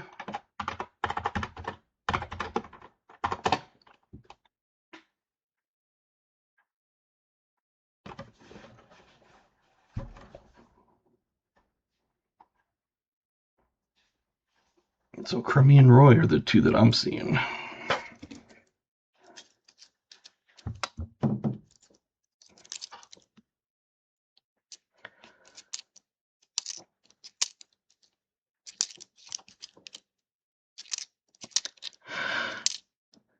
But it's not like I'm not eating over the weekend when I'm on call. It's just I don't usually end up getting hungry because I'm up during the night and throws everything off. And I am now subscribed to you, Mo Money.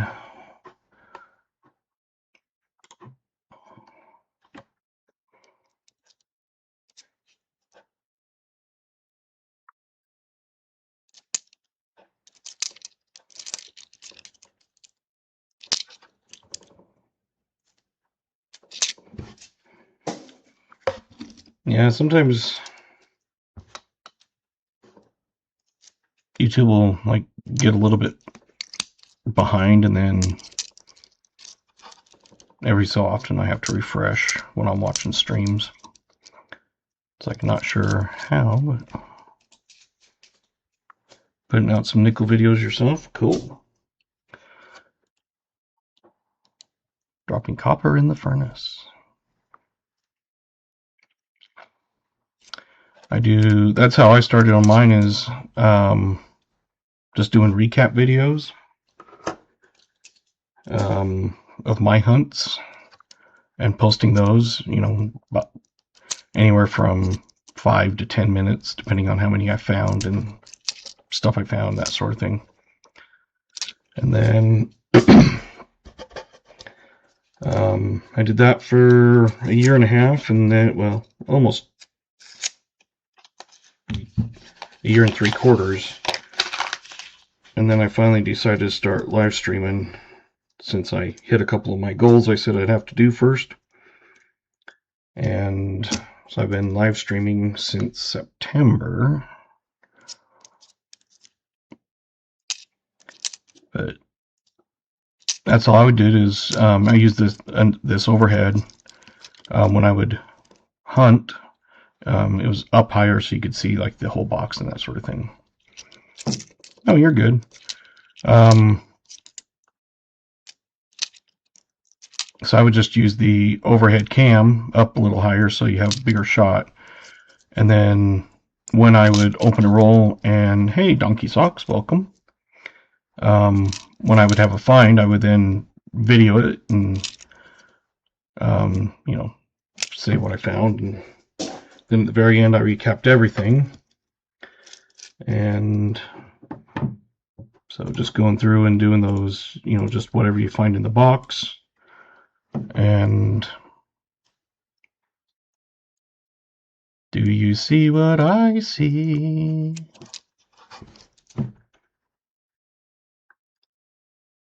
I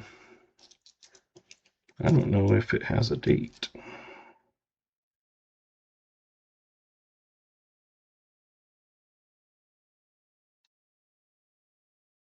I'm not seeing a date. So we're not going to guess on that one.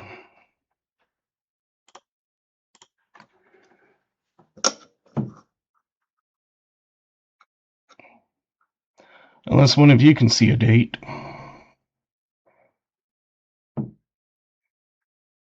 I can tell you it's a 19 something.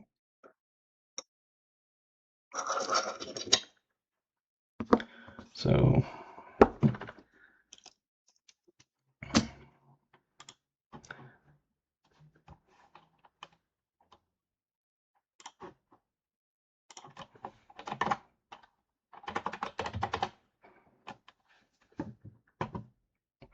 Dateless, you win. Someone said we were at 50.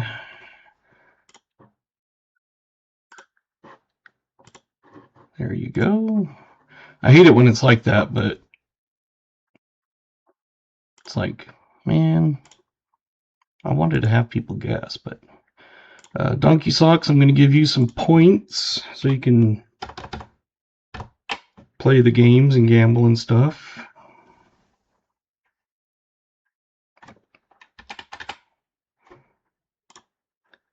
You have 10 million now. If you subscribe, you get more points. I can't enter correct. Yeah, you got the 25 like. If I do like a milestone, like say we got to 75 likes or something, if it's a new milestone thing, I let everybody in on that. So you can win multiple, but you can still win on the wheel. But yeah. No, you're good. The other night we had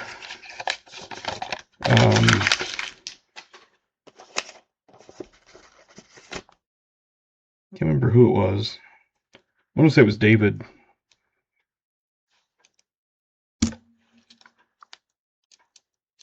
And he had won, and I was like, oh, he's already won. So I just re-chose another person. There's been a few that, before I kind of did that rule, I know that it's true.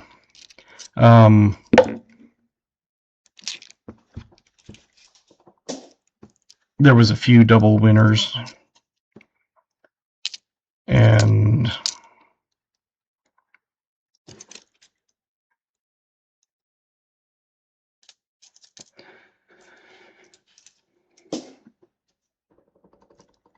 that's when I was like, well,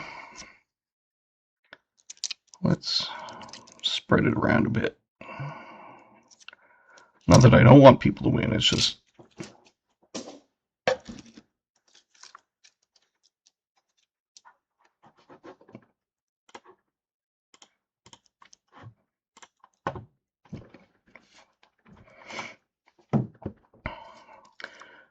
exclamation GAW will get you in for the drawing for a 1 ounce copper round.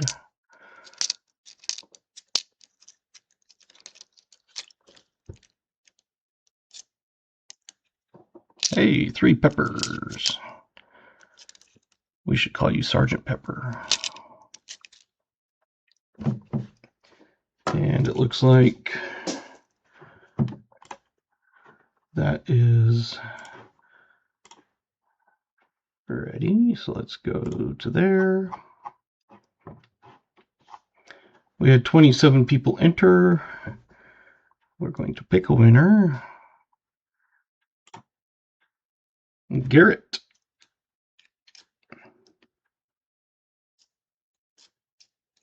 You know what to do.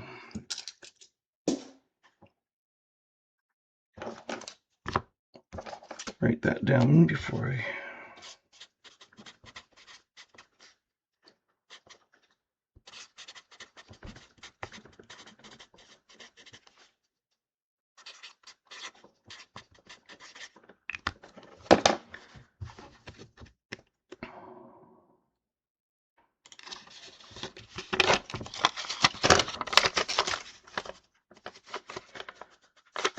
So I do have the list that I can send you, but then we can also go through some at the end of the night, unless you already know what you want.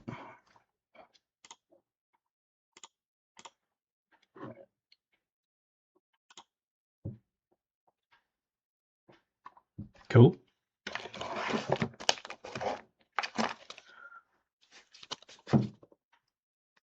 That one there.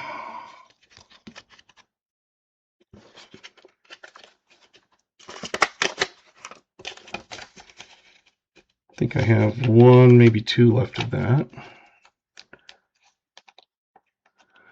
Pretty please, been dreaming of that coin for weeks. How many of the do not tread on me? Let's see. Those are the eagle. Got one colorized Bitcoin. Eagle, eagle, eagle. And I got one left.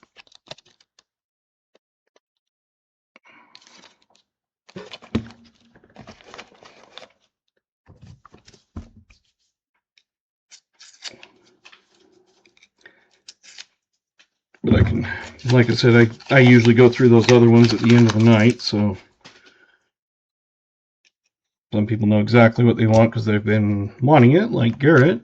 Been dreaming of that coin. Well, round. It's technically not a coin.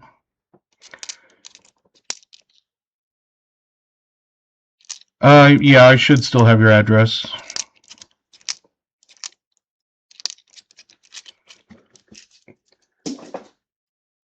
Still good to send an email and just verify, but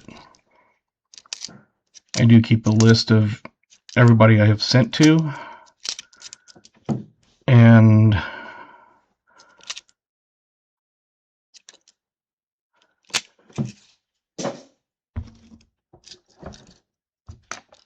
I have it alphabetical, so it's easy to find.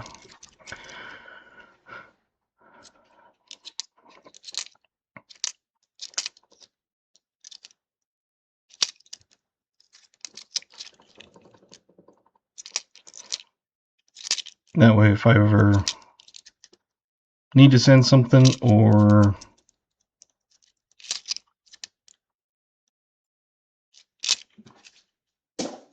forgot to send it or something, I have it.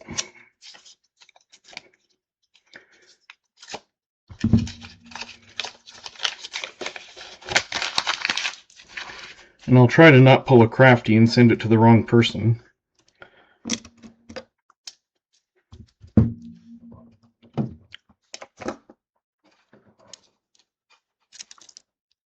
I can't believe that I had done that.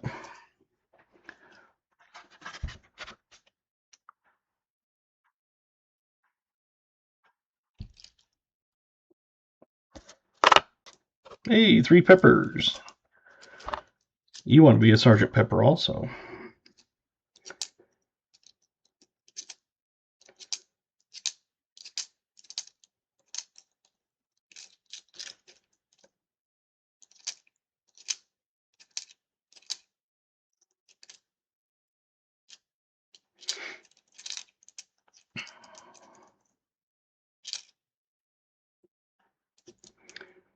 Come across a few 2008s that I first thought were 2009s, but they're not.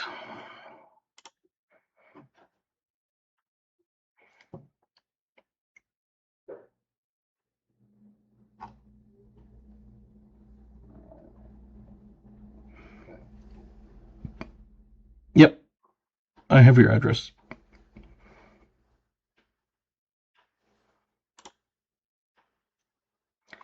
Minnesota.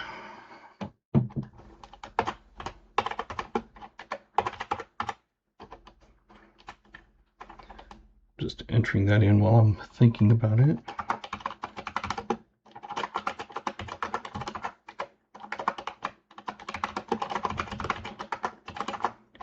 On my GA list that I keep track of. Not the address, I'll do that at work. Because I use labels that I have there. I don't have a printer, so I just make a copy on theirs.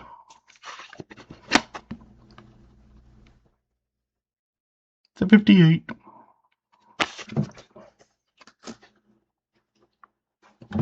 Man, the 50s are having battle with the 40s tonight.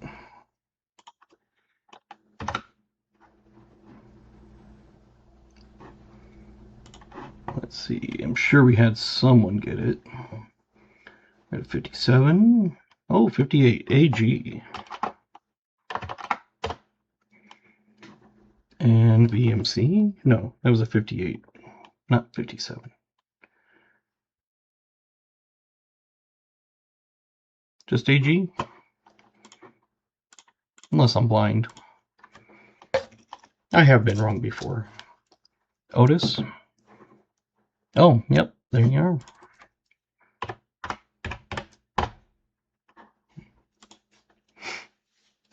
I don't know why I didn't see you. Welcome, by the way.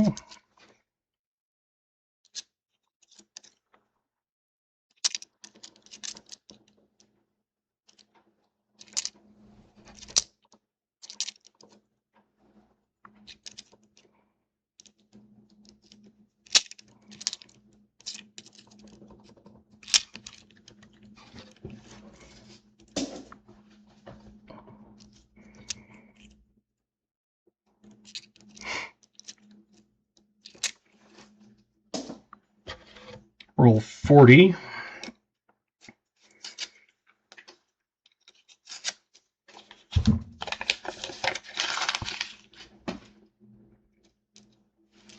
We need to find a war nickel and a V nickel to get your, hey, Colorado coins.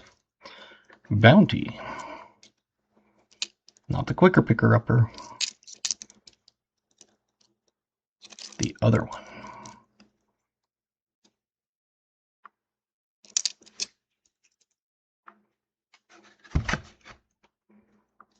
Hey, JC.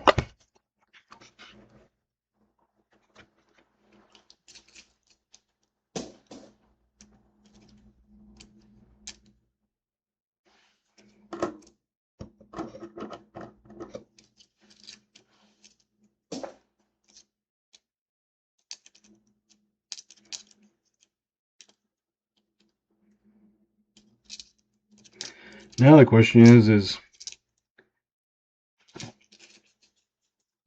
it a 40 to tie back up 6-6, or will it be a 50 to take the lead bigger, or have someone from the 30s pop in and be like, I want to get in on the game?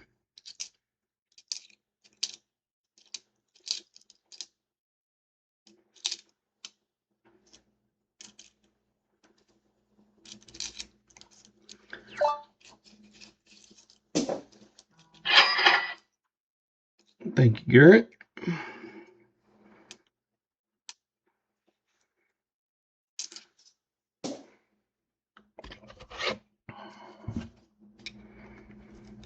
That is my Gmail, the Dad Hunts Coin Gmail.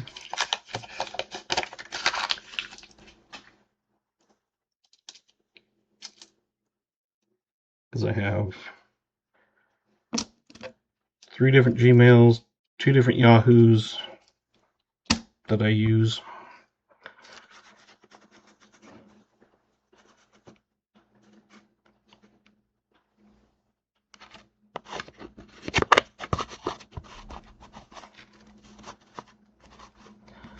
It's almost as good condition as the 58 was. But it's a 57. So the 50s have said, we want a bigger lead.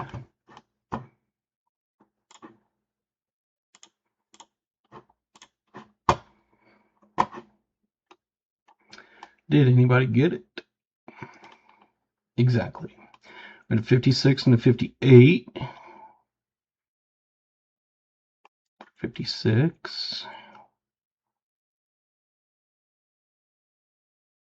Nope, looks like 56s and 58s. So there was 3, I believe. Fleabag had a 56, so he was one off that year. One way. Joseph was off the one way. And there was another one I saw, 58.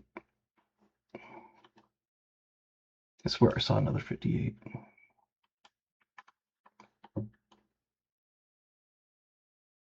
No, it was a 56, Kathy. There we go. Now I think I have everybody. I swear I saw 3. I did.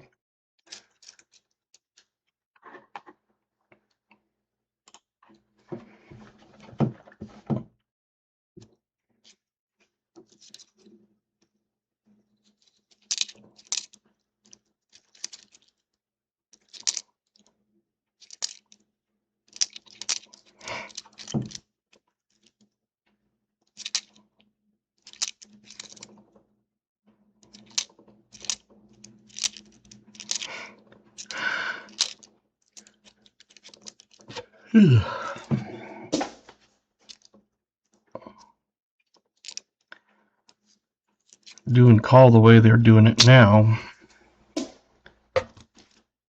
wasn't as dreadful as usual.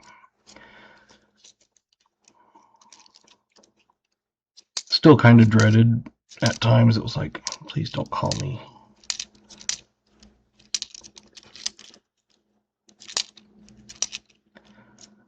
So I only ended up working 8 of my 17 call hours.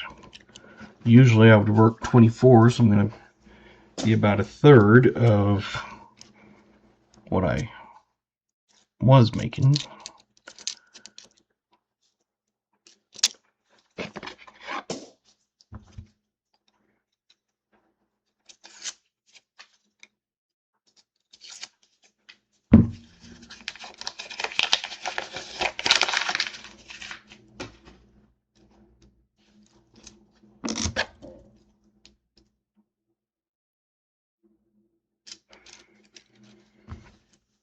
But that's okay. One of those things I budget on 80 hours, so when I do get some call, it's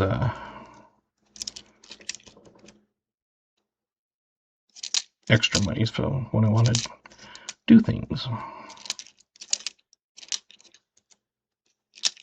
Or take my kids somewhere.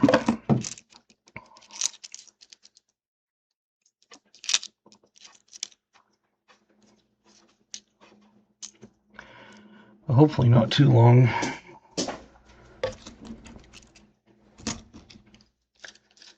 We have one of our IT people. It's like, I can't remember what it is. Technician, we'll just say. Basically, he helps the head IT lady.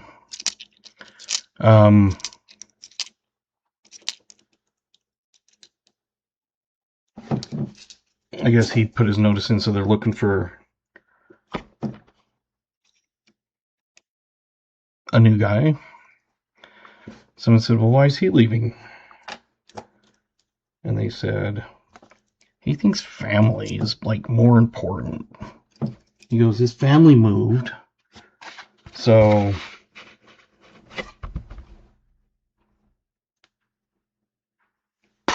he wants to go be near him. They said something about, maybe if we find him a girl, because he's single, he'll stay. And I said, I haven't had a girlfriend for 6 years because I was married and got divorced and just haven't been interested in dating anyone. They said, so maybe if we find you a girl, you'll move? I was like, I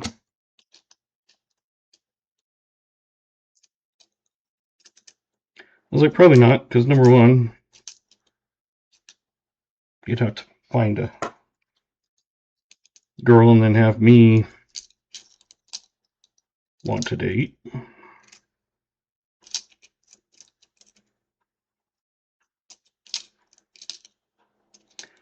I know some of you are kind of the same thing where it's like, yeah, no thanks.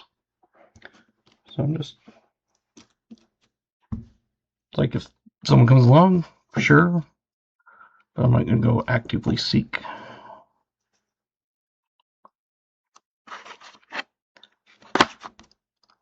$49. 40s are trying to catch back up, and there's another one in that roll. A 49, if it's an S, there is a mint mark, so if it's a 49S, Nope, it's a D.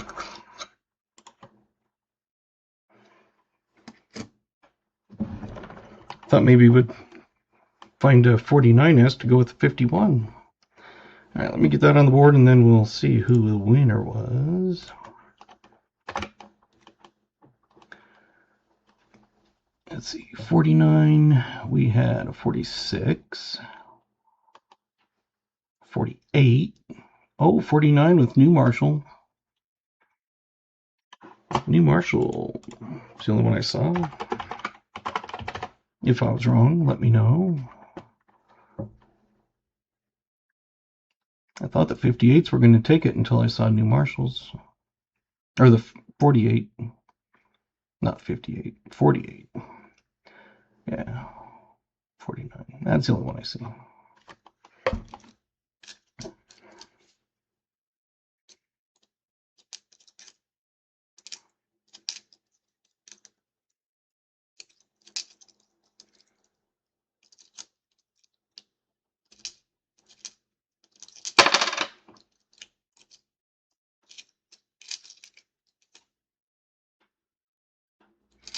Still can't believe we haven't found at least 2009.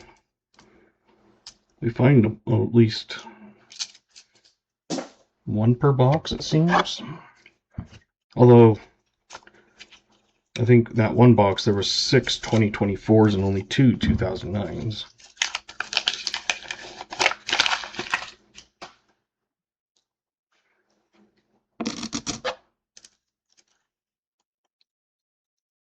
That little bird whispered in your ear.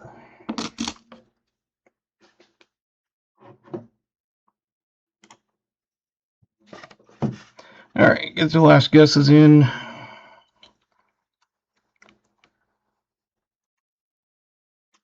Want a companion and not a boss. Yeah. It's 1941. The 40s have now come back and tied it. Let's see who we got. Oops, wrong screen. There we go. Yeah, it was pretty decent too.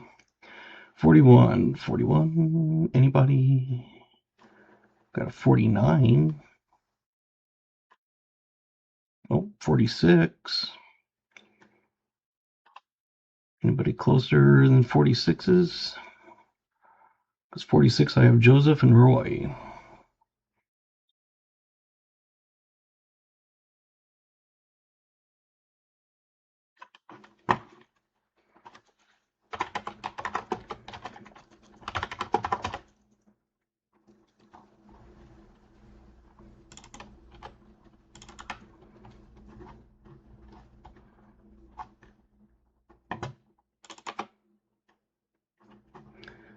There you go. Let's see, Joseph and Roy, the only two that I saw. I've been wrong before.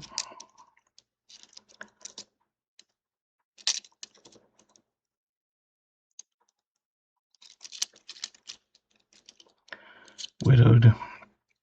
Yeah, that can be sometimes more difficult. My younger brother, him and his wife met at school. My brother was getting a bachelor's in fine arts because he does automation and stuff on Broadway plays type things. His wife was, well, the girlfriend was a carpenter. And so they went on the same tour. And so they'd been together like 6 years or something. They decided to get married. So they got married over Memorial Day weekend, and the next year we were having her funeral. She collapsed and died.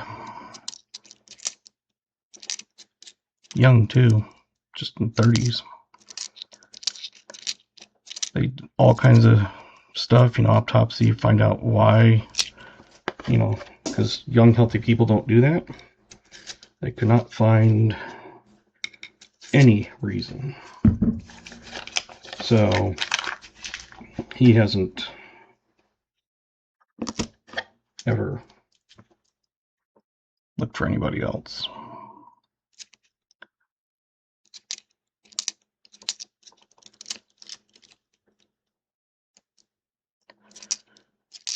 But yeah, it's one of those things that's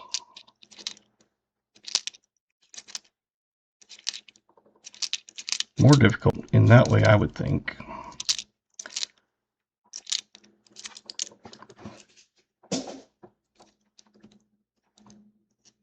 Because with the divorce, you know, that's one of those things that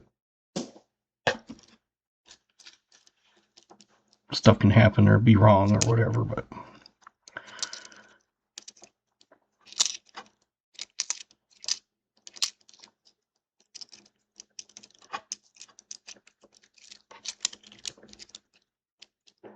see you, Jim.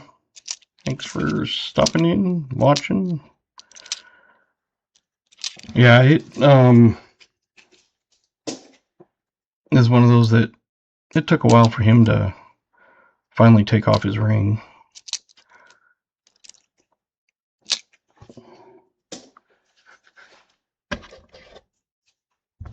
Yep.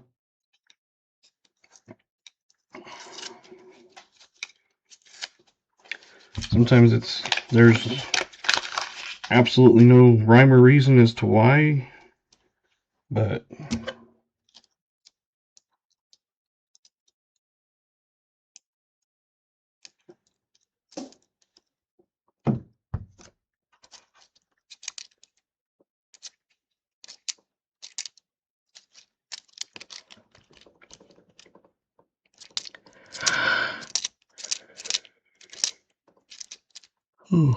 excuse me.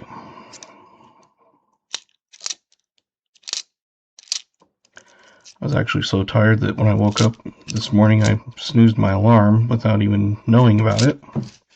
And then once I finally did wake up with the alarm, it took me forever to finally get out of bed and go to the shower. So I dragged into work a little late.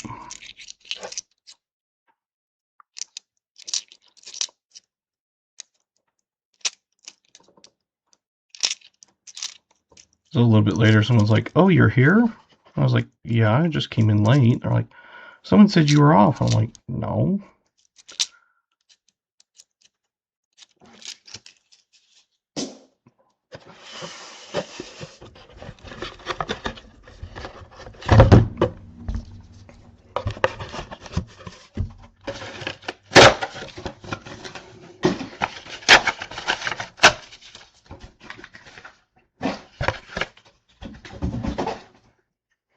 Man.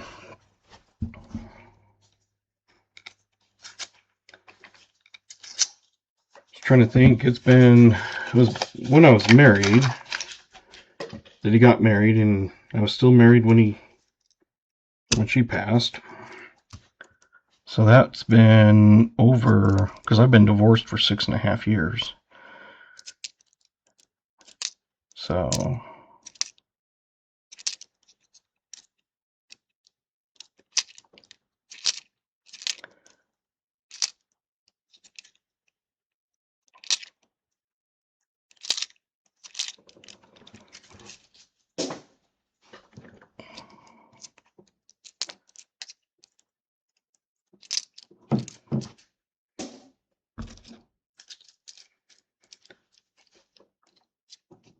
but at least the nice thing is we can get along and, you know, amicable and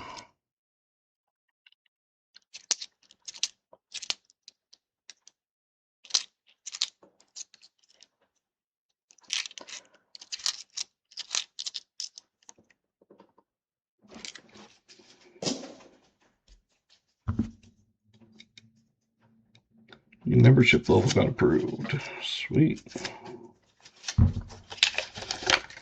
After tonight's stream, I'll probably be right at that 3,000, because when I started it was 2,890. So by the end of the stream, because I've been usually getting about 100 and so hours a stream. Hey, Jolly Roger. So then I've already got everything set up. I already had AdSense and verifications and all that. I've already had that done for a long time, so I don't have to wait and go through all that.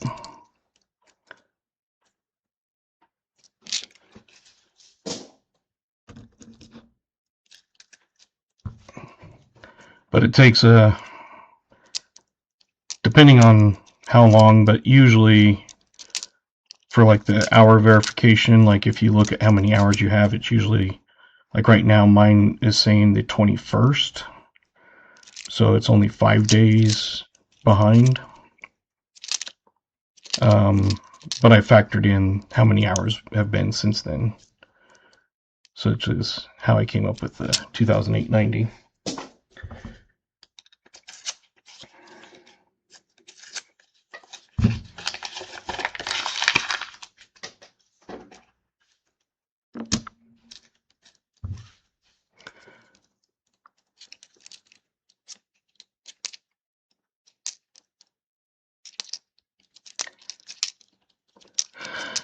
I didn't start live streaming to try to get rich, just more for fun and do more than just recap videos, which I still need to do because I've got a bunch that have been sitting there just needing editing. I haven't bothered with it.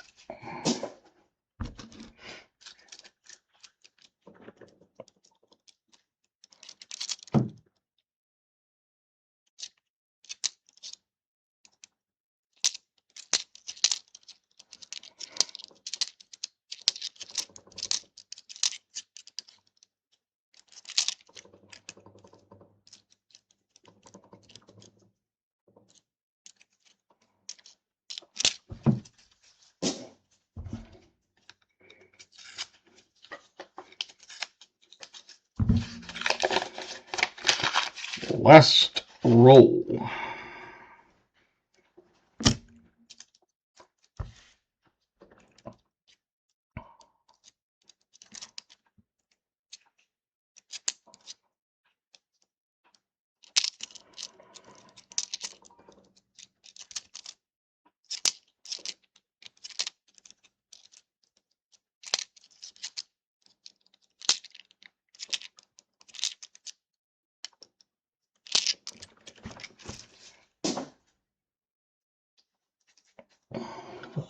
$7.50, $59.50. That'll be good to get this stuff back in the bank. This will, with the stuff from Saturday, it'll be almost $1,000 I'm gonna deposit. It's a box of 500 in halves, actually 490, because I still have the NIFCs kept out. To go through them for AG and others that might want them. But then I had 250 in dimes, and then it'll be $200 from nickel hunts. So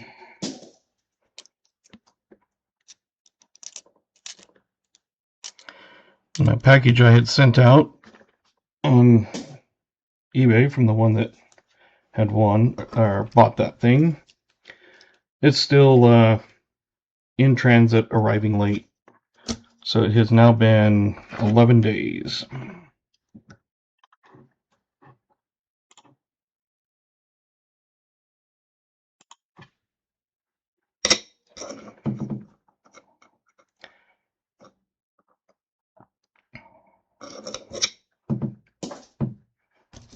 And what's funny is I sent a package out to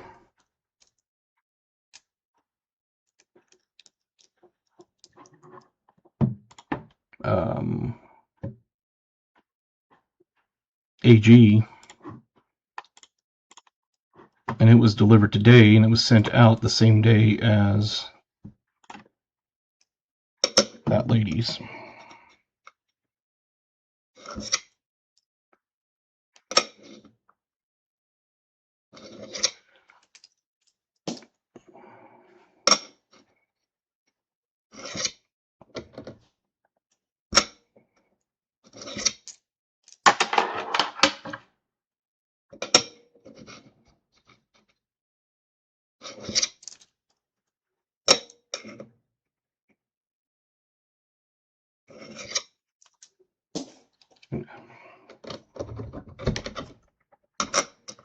That one seems like it was just more of a weak strike.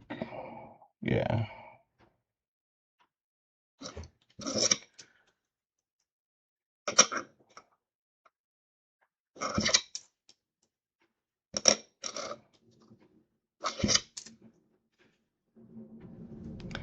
I have not, BH. I forgot about that. I was going to say, the only thing that's come is anything that I've ordered. And that buffalo, which I got from you. Thank you, by the way. I still love it. I'm going to look at that one a little closer.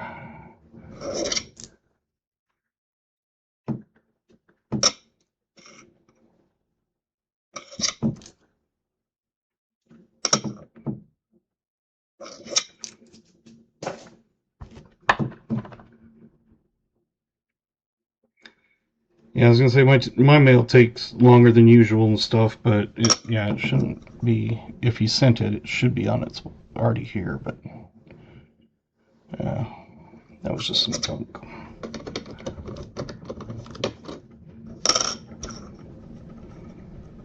I just want to focus this back into. There we go.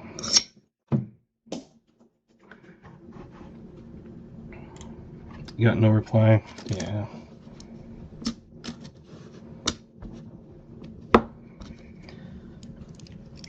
'50s, 57, 58, 56, 52. Well, that's weird. I stuck it in the wrong pile. 51 and 52. So 51, 2, 6, 7, and 8.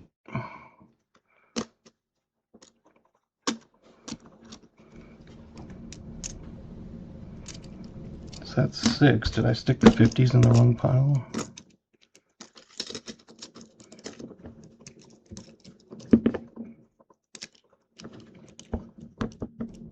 Maybe.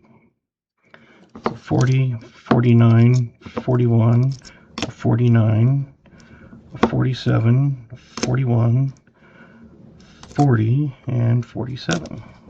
You got 2 of each of them. So my thing is wrong.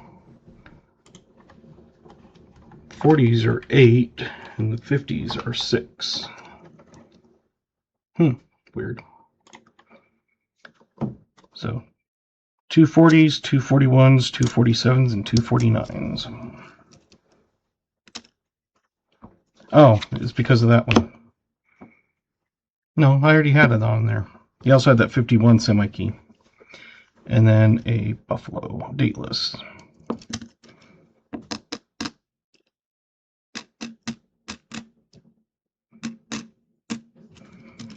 So 15 and then a buffalo. Is that what I have? 8 and 6 and 1. There you go.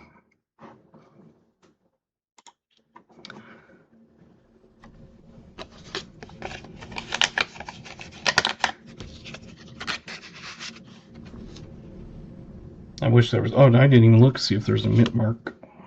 I don't think there was. Because if there's a mint mark, sometimes they're worth liquidating, but no, just a filly.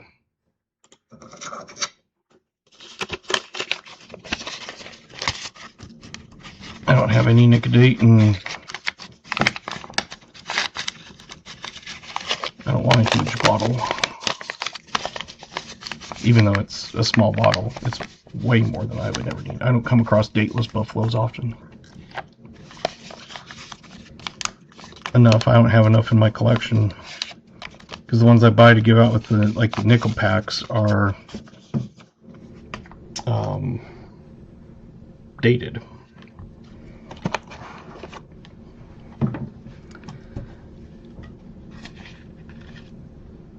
So since it was a dateless, we know it's going to be a 38 or older. So I'm going to put anybody that had the 20s and a 38. I'm guessing it's not a 38, but it could be. So let's go down our list and see who had what. We're going to have quite a few get on there. 74 with a 26. BH with a 26. Jim Thompson with a 36.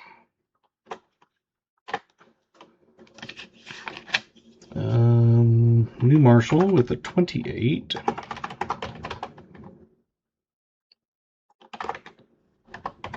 Smoker with the 38. He also won the drink of the night. VMC with 26. Walker Magnet with the 37. Brian Robinson with 38. David Rubin with the 32. And Mark Spafford with a 36. So 1, 2, 3, 4, 5, 6, 7, 8, 9 people.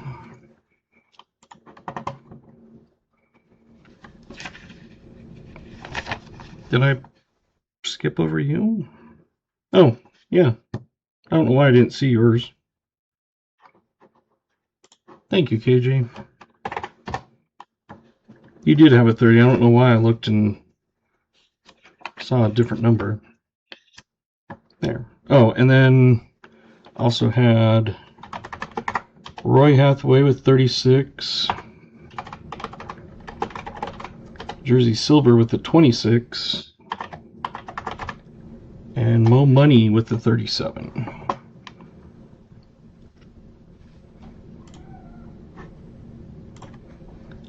There you go.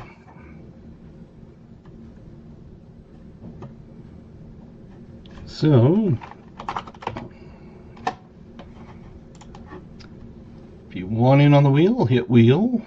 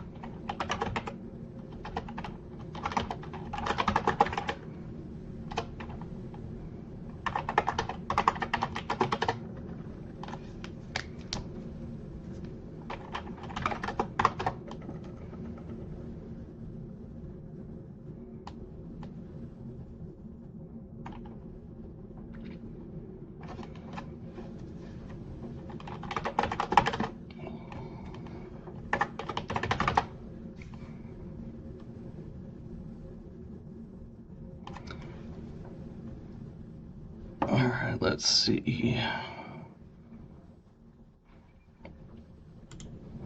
Just going with the flow.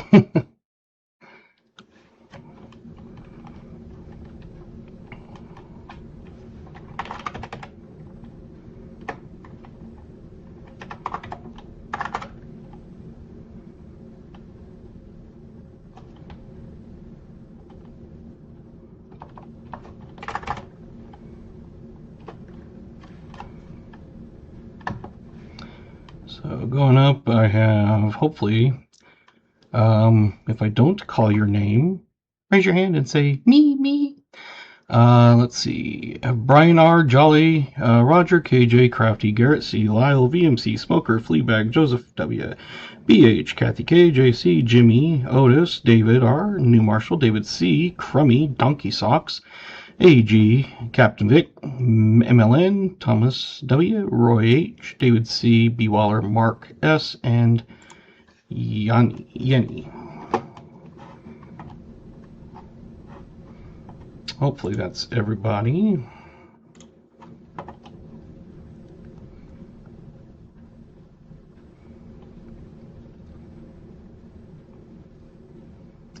I had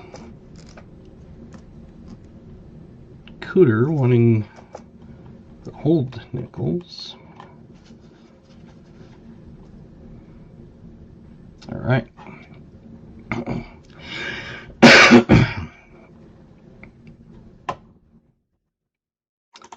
And while we're doing that, let's also do the end of the regular part of the stream. I'll probably stick around and open some quarters or something.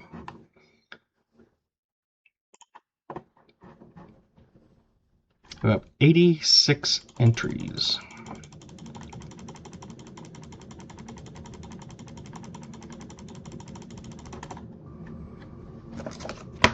Good luck.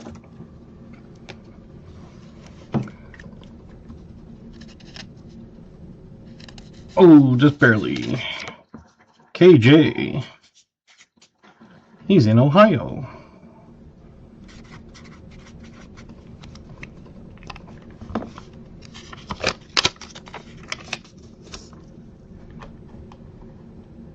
See how many times you were on there. We had 86.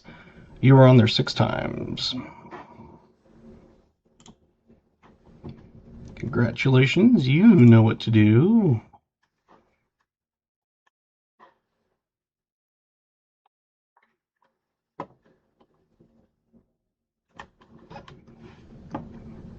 There we go.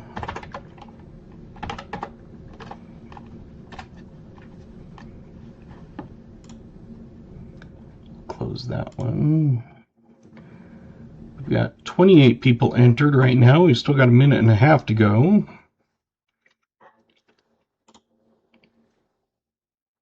So exclamation GAW.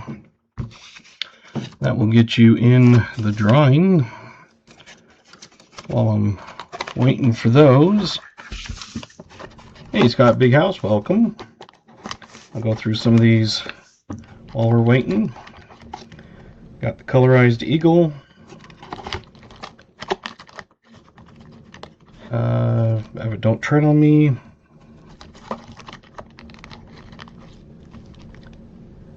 Colorized Bitcoin. I also have non-colorized. I have a Fear the Jackalope.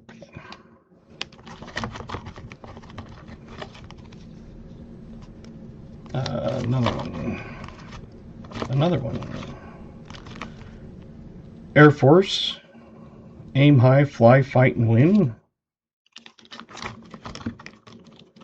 What coin replicas? Let me see which ones I have. Men in Arms, Safety in Numbers. I think they're in one of these piles. America, One Nation Under God. USS Constitution, Old Ironsides. Abominable Snowman. COVID-19 2020 pandemic.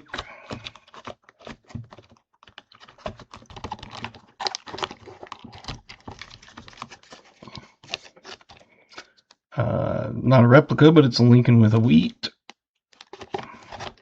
And we're going to rezoom it for a minute. All right, I have an 1839 with the mint on the back. I have an 1836 with an eagle on the back. A buffalo with the mint. I have an Indian with the mint. No, that's a buffalo. There we go. An Indian with a mint. I have Walking Liberty.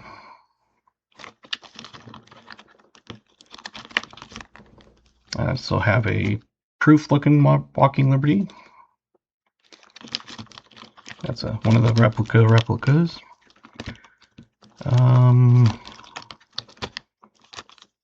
I have the Indian head with a buffalo on the back.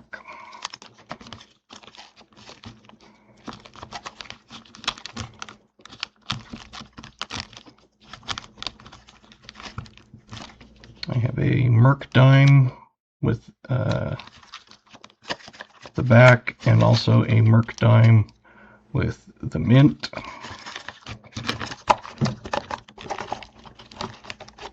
I have Indian head cent 1877. I have an Indian 1907. Walking Liberty. Okay.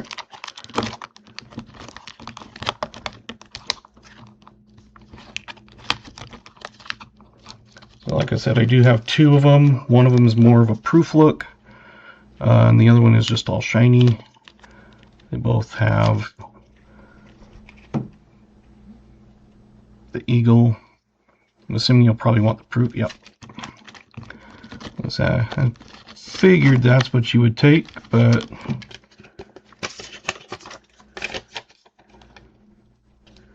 hey, hunting, Southwest Ohio. Exclamation GAW if you want to get in on the giveaway. Just going through some of the rounds that I have. I also have the 1911 Indian.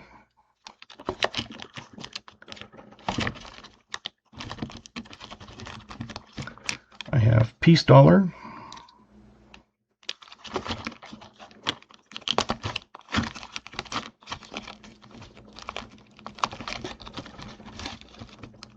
I have that one.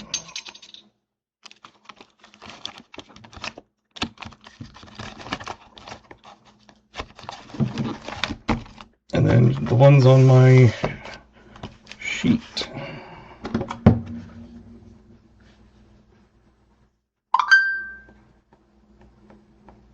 Just a second.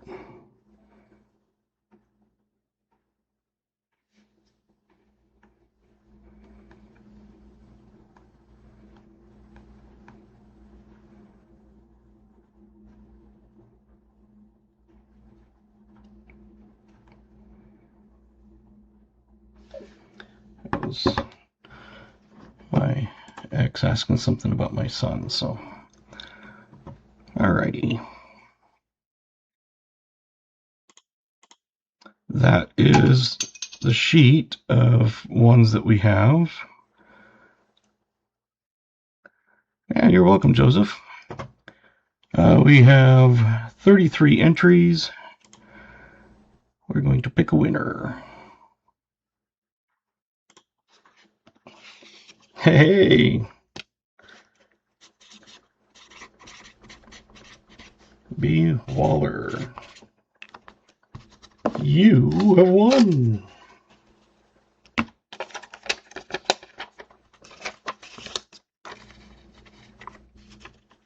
He's probably melting some copper, so.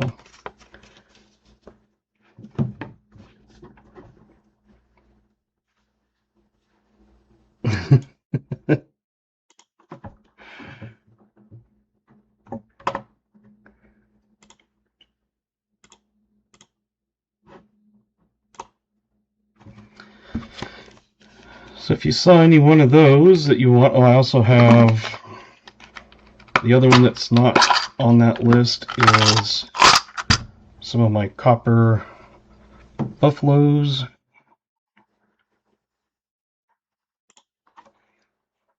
Give to AG. Alrighty.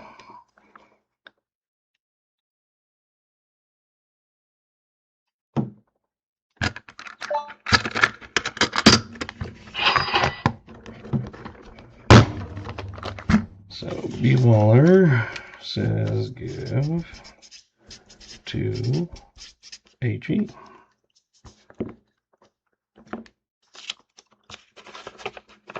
Yeah, and then you can say it's from B. Waller gave you a round also. Did you want another replica type to send? Since the other one, you know, being coin channel, I sent Buffalo around.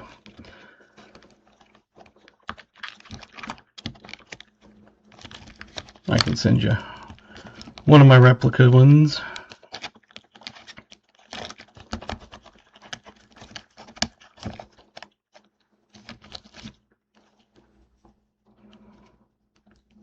Email the pic. Alrighty.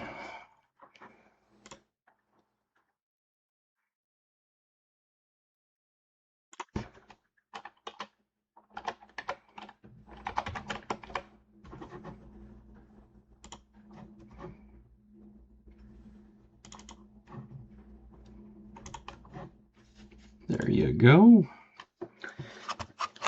And on there, I don't have, like I said, all of them, but I do have a bunch of the replica ones, like the seated. That one's got just the regular eagle on the back, but some of the other ones that have the, like the 1911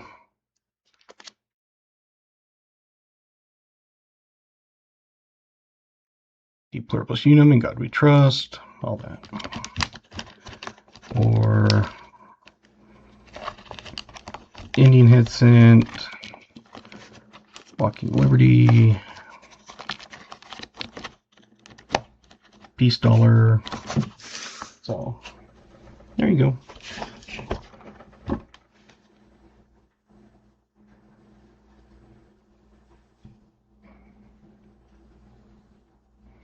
Sounds good.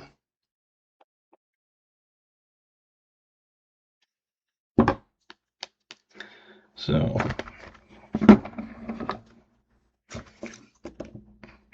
there's that.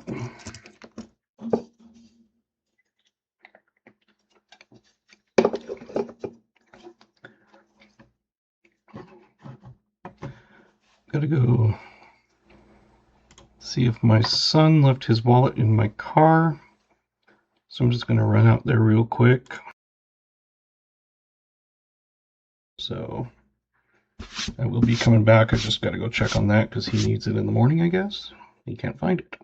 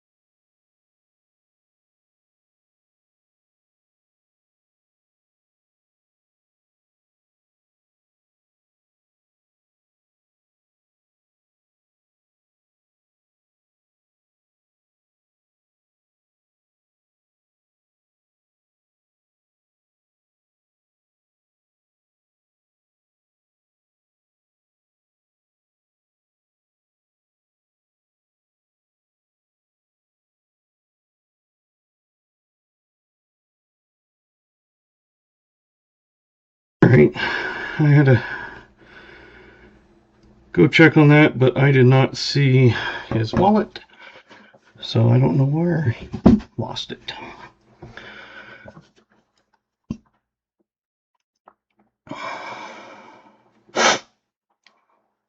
Just seeing if I missed anything, nothing. Okay.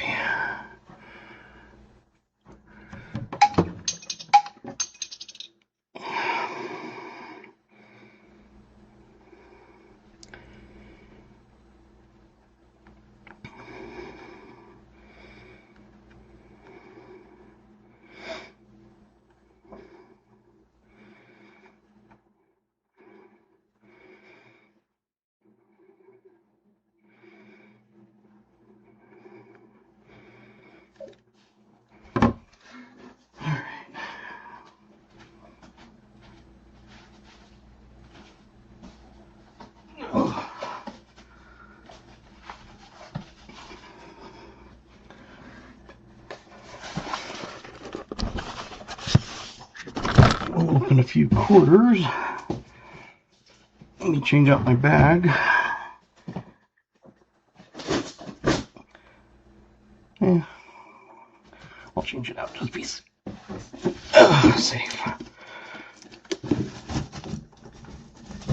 Oh.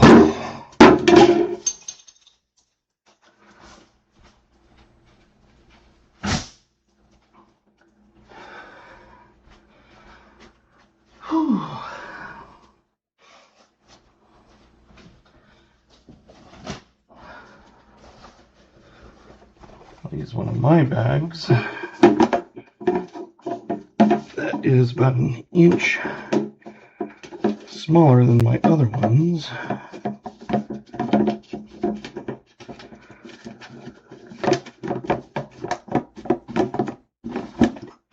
There we go.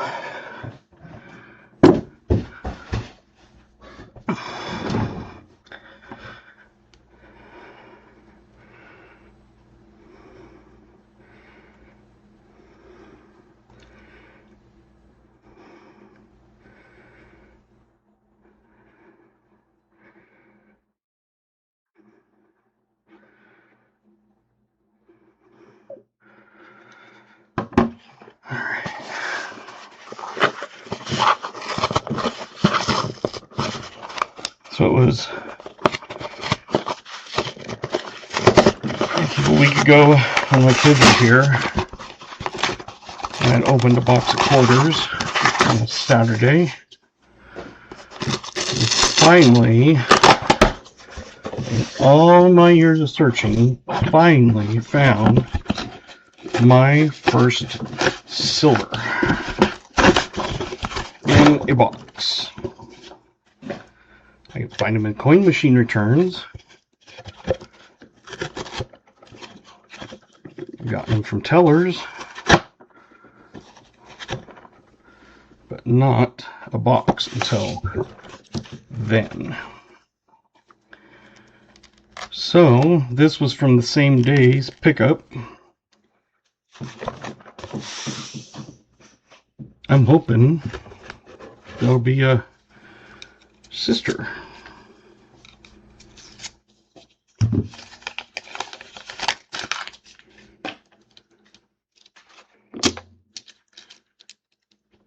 Change out my sheet because I don't remember all of the years or all the varieties.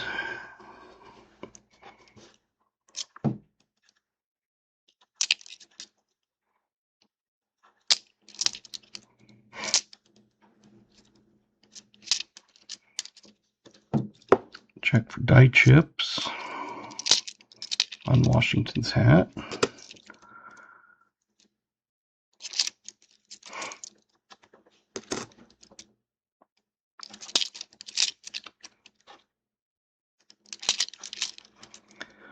If there's any 83s, I'll pull those out to look for spitting eagles.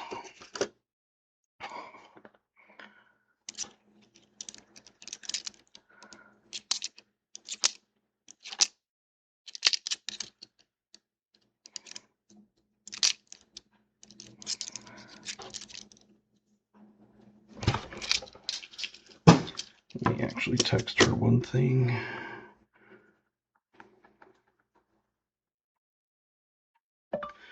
I can have Grandma check in her car, period. That is what we drove down in, period.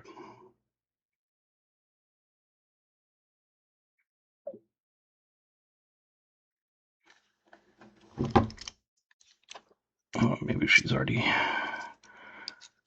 asked, but no, I don't want the weather.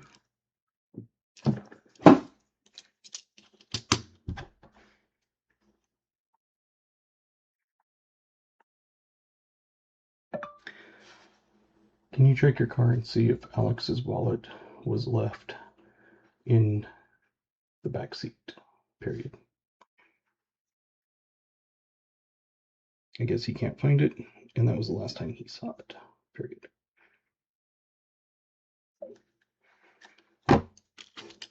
Voice to text is just so much easier sometimes.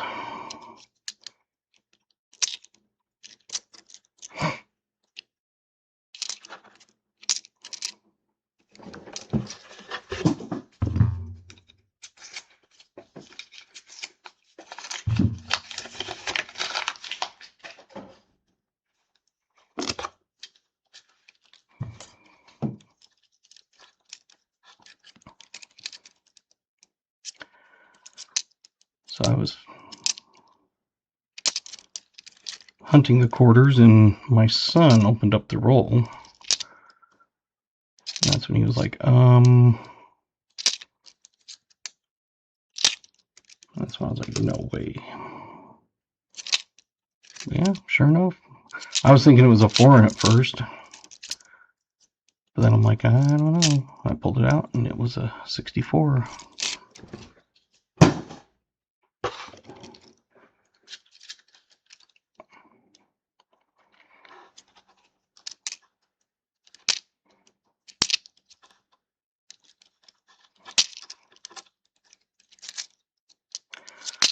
I always flip them over and look at the mint marks because I have found San Franciscos that are not proof. There are NIFC San Franciscos. I didn't know that until, I don't know, around halfway through last year.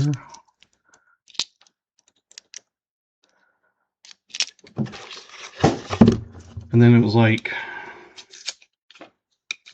a couple weeks after I found when I found it, that Rob put a video out on one of the things was NIFC quarters. I was like, that's interesting.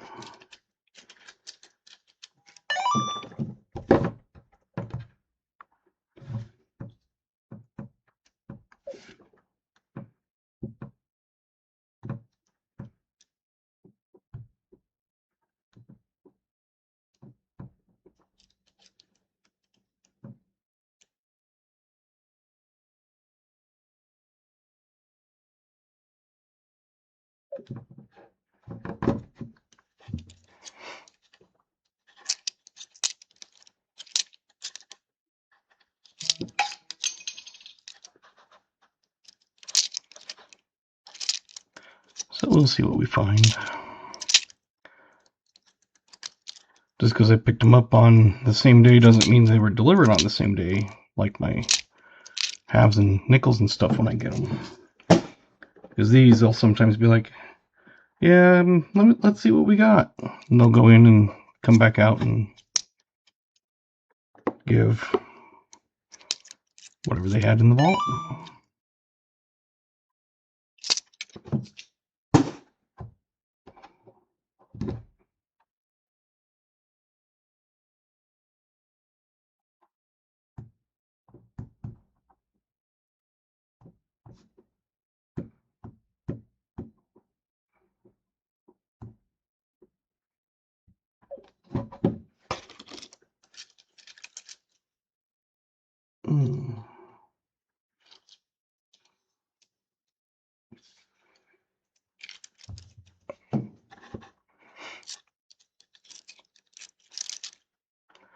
So at work, we changed insurance companies this year.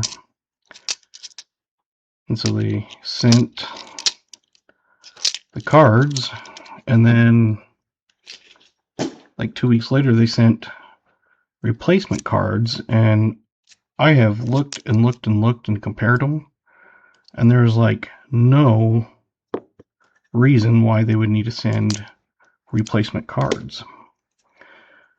Like everything is exactly the same, so it's like, what's up with that? And like a lot of people at work were like, yeah, I got new cards, but I don't know why. I'm like, I don't know.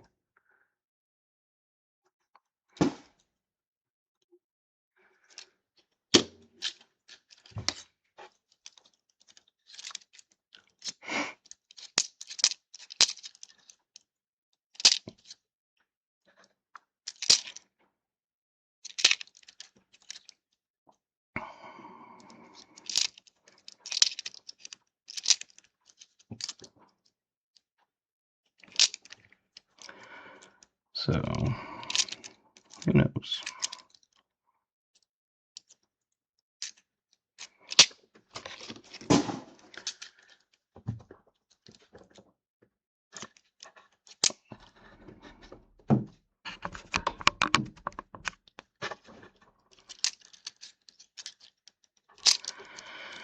And I still have 2 more boxes over there, which is why I was like, man, maybe we'll do some quarters.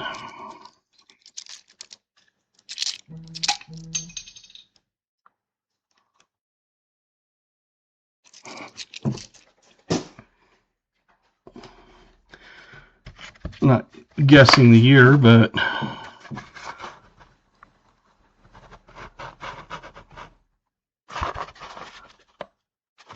yeah, doesn't like that. And wipe some gunk off. Maybe it's not. No, never mind. The way I...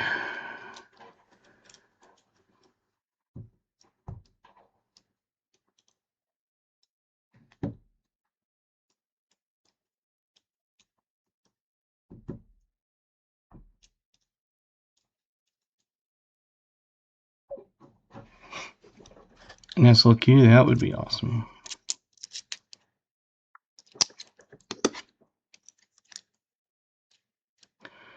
Yeah, the way that gunk was, it was looked like a W, but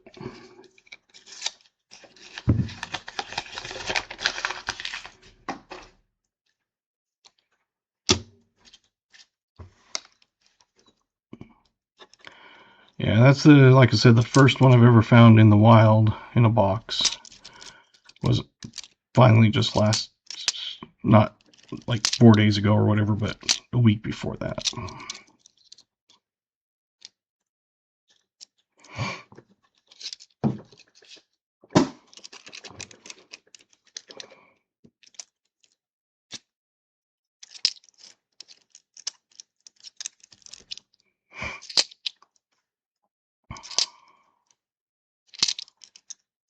83.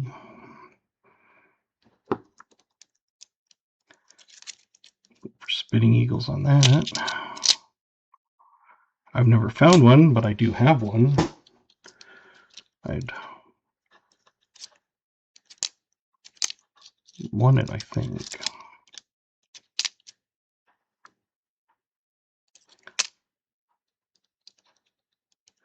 The semi-key was a 1951 San Francisco.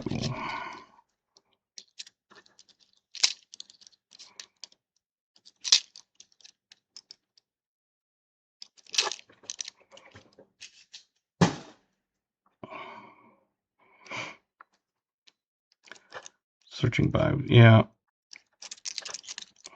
I don't buy many coins.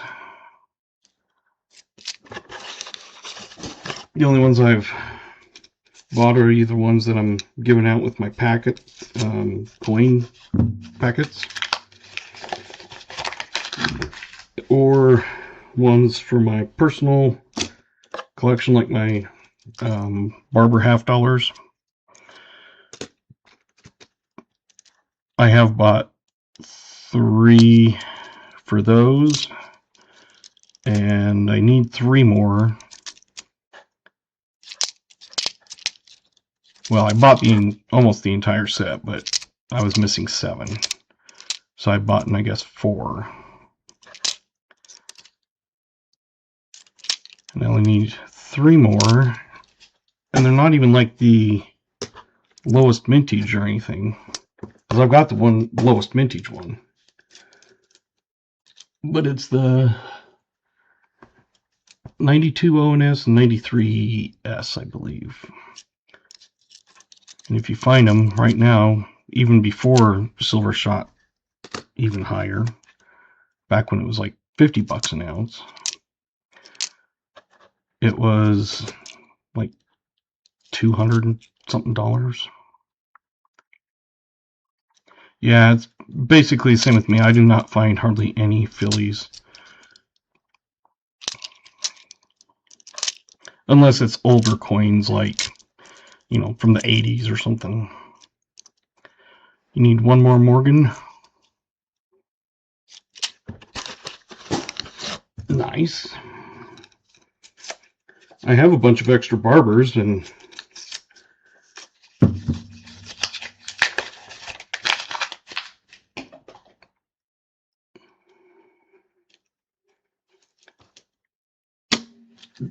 number 30, I believe I'm out of let me just double check.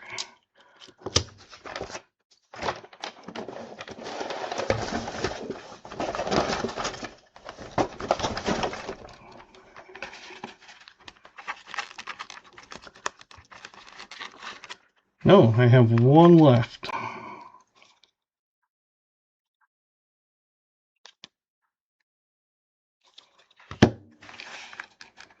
I thought I was out, but now I'm out.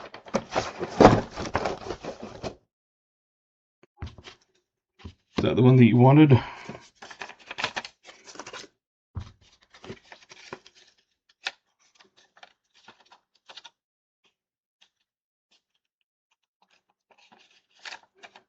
Okay. For now, I'm just going to put the that one in there, just so I have it saved off to the side.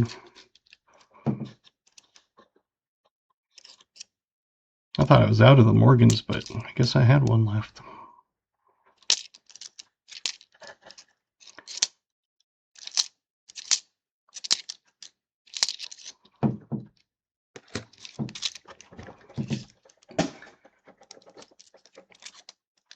I did buy some more rounds because I'm basically getting low. Of course, they cost a lot more now.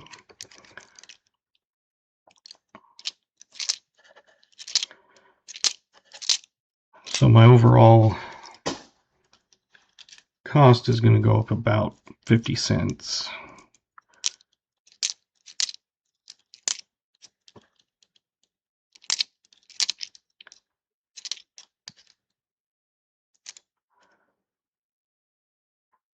So I'll have to start selling at $3. I try to get some other ones, but I'm not paying over $3 because then I'd have to sell them by the time I got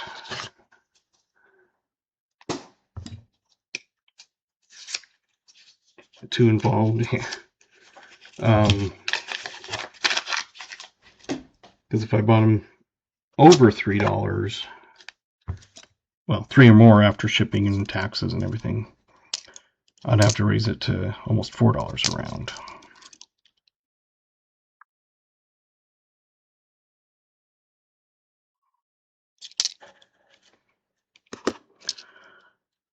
Yes.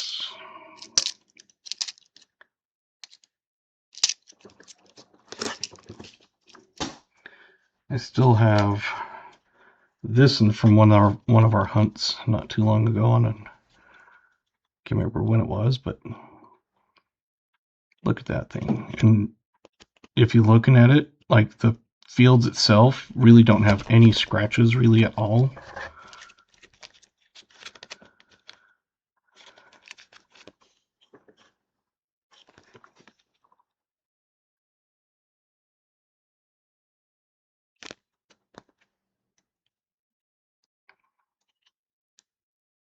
There's a few right in front of his face and over by America, but those are more of contact, so not like from rubbing or something.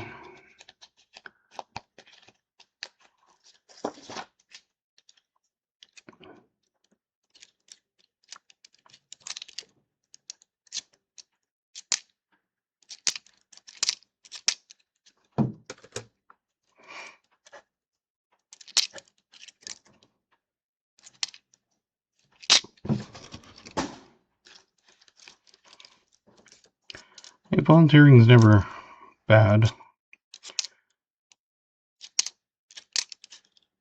Unless you're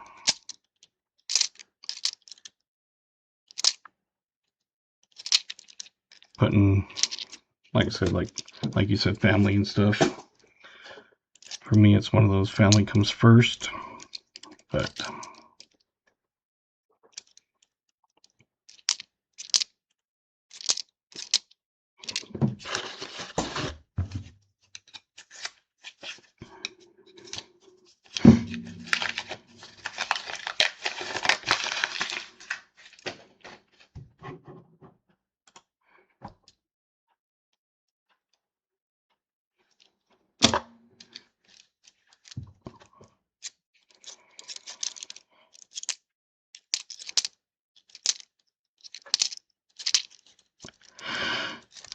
I'm gonna pay for tonight because my neck is killing me.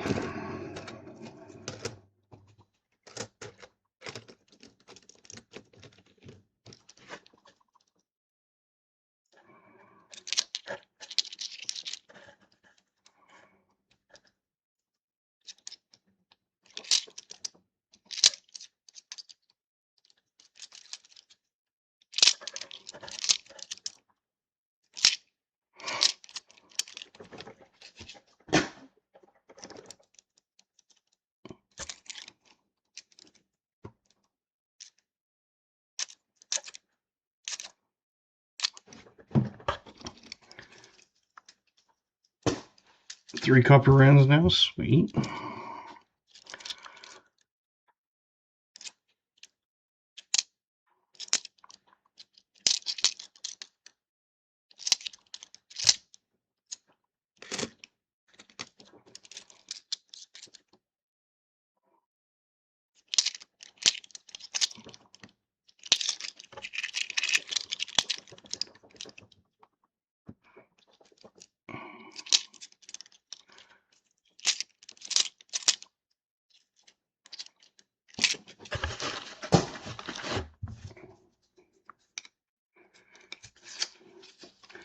A lot of the neck problem is probably posture and stuff. Like right now, kind of hunched over and going through coins, but I've also had my neck fused. Had a ACDF in 110 silver from Walkerman. Nice. You got a copper round from me and a copper round from B. Waller.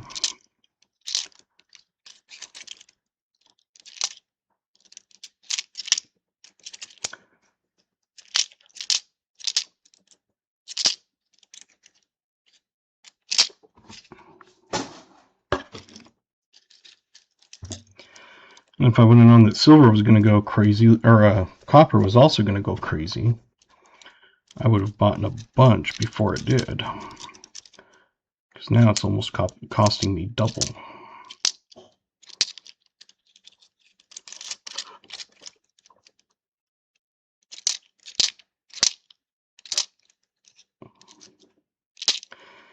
But at least I only have to raise it 50 cents instead of a buck. I'm still not going to buy expensive rounds.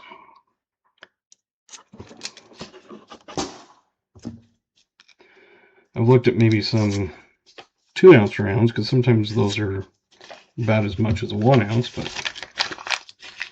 it wasn't.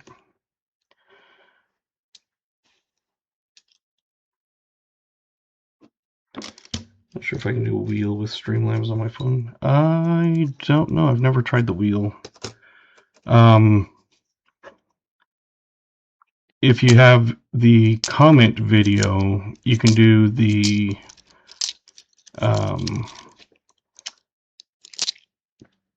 comment picker, that you put the link to whatever video that the comment needed to be left in, and then you can filter out like duplicates and replies and things like that, and it picks it randomly. A lot of channels use that. BH used it just the other day on his collab stream that he did. And I have the link if you need it. It's something like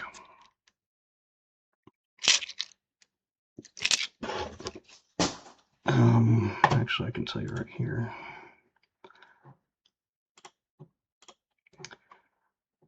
Random comment picker. Yeah, it's this one here. So you put your link to the video for the comment, and then you can filter out like filter duplicates and stuff like that. And then you put the number of winners and all that sort of thing. You have to put this, and then you get YouTube comments. And you can see if there's more than 200, then you'd have to pay, but it goes up to 200, so it depends on how many comments you get. And then that is what it is, but it's commentpicker.com/youtube.php. Yeah, I can do that. And there's probably some other ones like that. I don't know if BH used a different one, but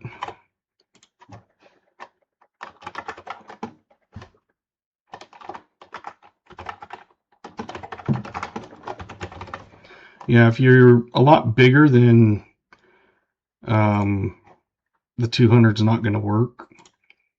But even on my videos, I don't think I've ever gotten that many. I don't know if Hunting Southwest Ohio is still here, but you now have points to gamble.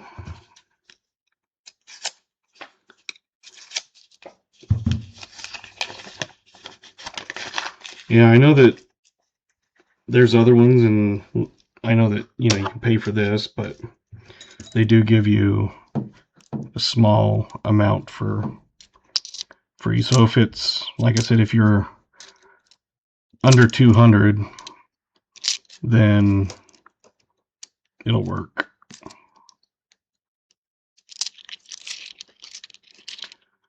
Random comment picker I had to use is here. I think that's the one that I've seen mostly, and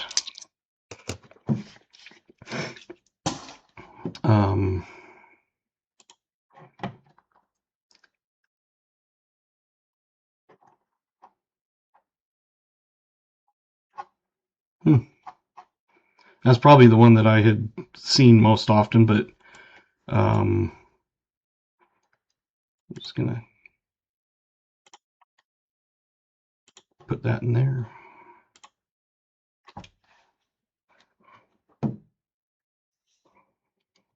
I can figure it out on one of your upprint, this was all your idea, I would be honored. Yeah. And you can do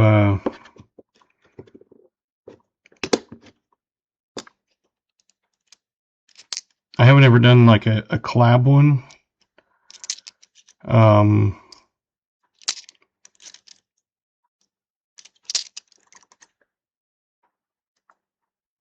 Yeah, that one's the one that most people have used, and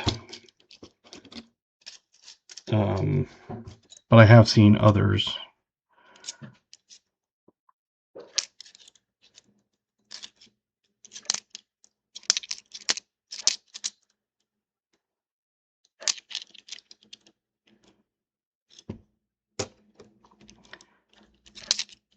Yeah, I've never done the collab thing.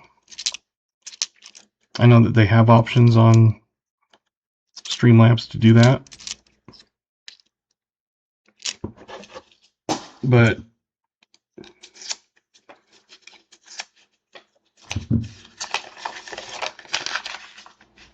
the worst you could do is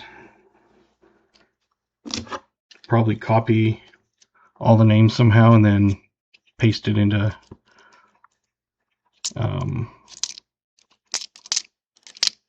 like the wheel of name type things.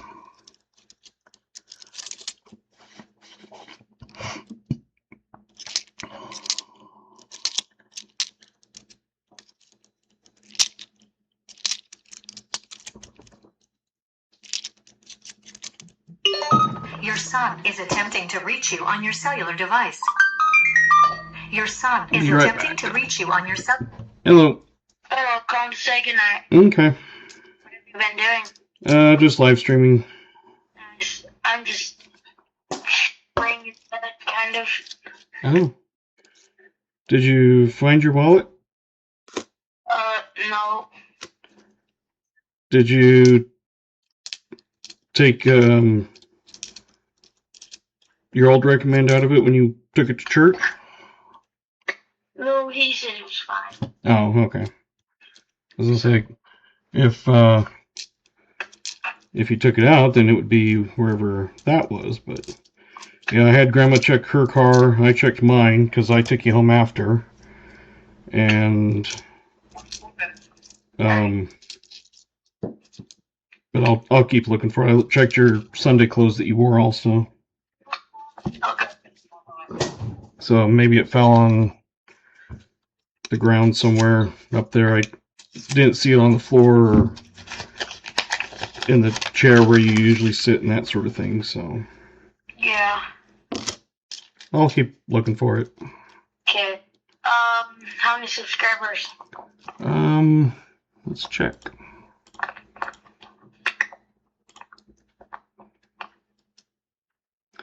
3,855. Nice. So what are you gonna do tomorrow? Just work and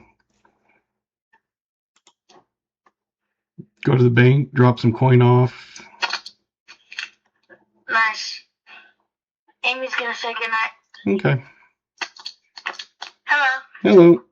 What you doing? Just live stream. Cool. I'm just laying in my bed. Fun. Yeah. What you gonna do tomorrow? Just work and then take some coin back to the bank. Cool. I'm just gonna go to school. Awesome. Yeah. I love you. I love you. Good night. Good night. Bye-bye. Bye-bye. I love you. Love you too. Good night. Good night. Bye. Bye.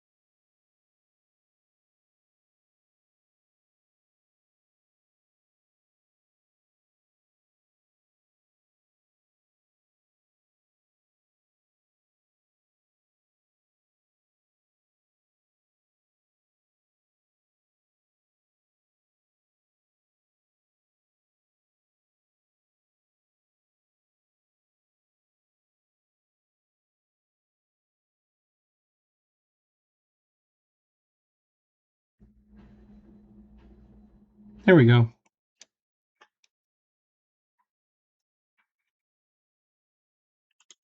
Maybe I forgot to turn it back on. I don't know. Maybe I didn't even turn it off.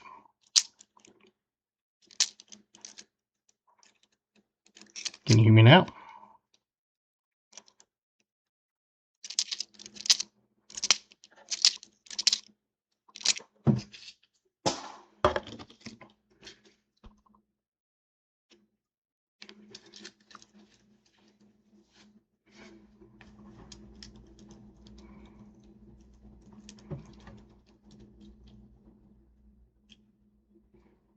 Okay. I was going to say, I thought I had muted it during the call, and then I must have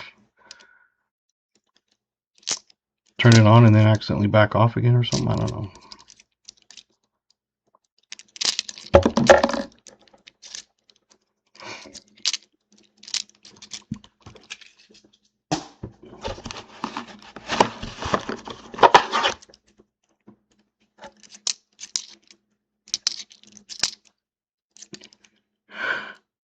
Maybe I accidentally double-clicked it, and when I turned it on, I accidentally double-clicked or something, turned it off. And again, I don't know. That's why I have you guys there, letting me know.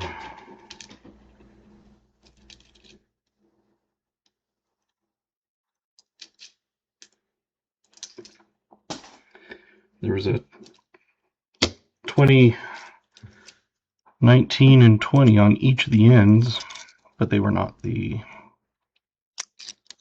W.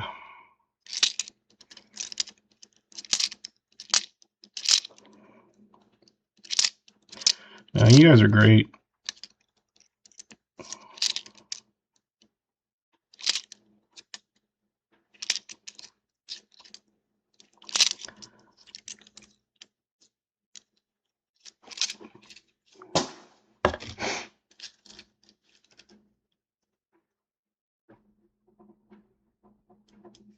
Yeah.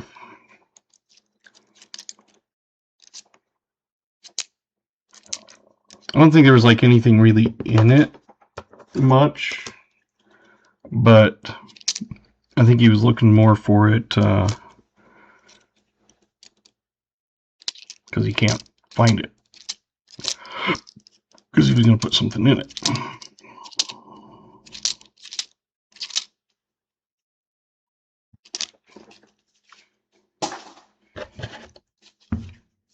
And I've got old wallets and stuff. I think he made the wallet, so that's more of, I think, why he's wanting it, not just because it was a wallet, but because he had made it. Can't remember where he made it. It was a youth activity or something, I don't know. Maybe it was in... Yeah, I checked the pants that he had worn with me, because I had... he had gone with us to St. George with Grandma and Grandpa. And so, had her check her car, I checked mine, because I took him home after we got back.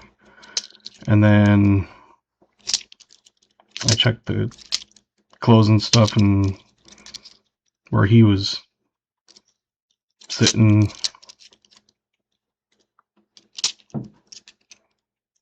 That sort of thing.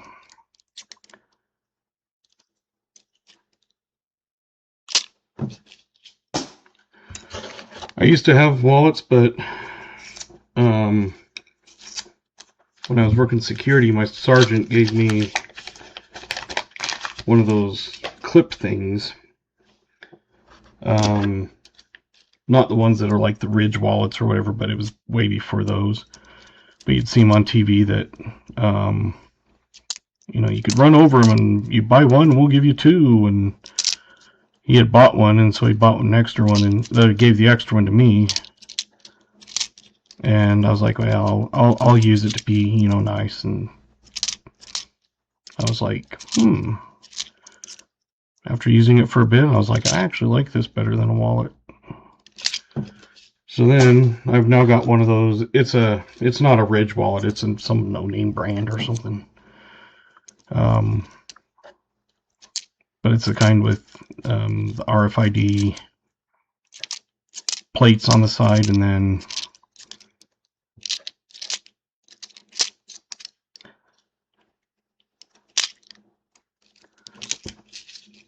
like a strap thing, a clip that holds money, and then a strap that holds like the two together.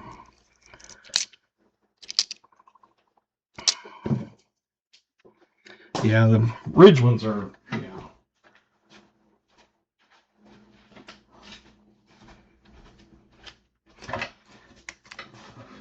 Like I said, mine's just a no-name knockoff.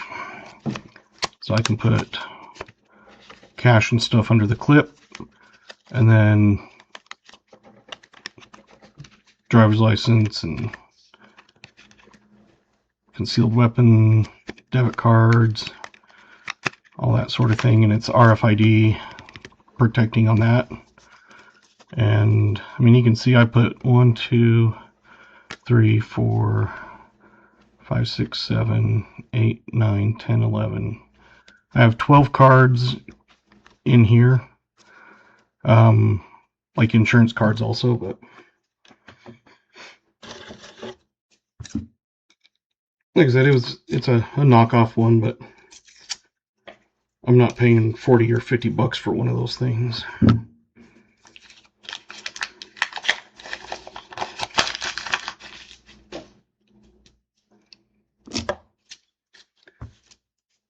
Plus, I'm not sitting on it, and doesn't make your butt sore. And if you go somewhere, you don't have to worry about getting pickpocketed because it's in the front. At least I put it in my front left pocket. So they'd have to stick their hands clear into my pocket and go all the way down to the bottom of it. And if they tried that, yeah, I think they'd probably be on the ground.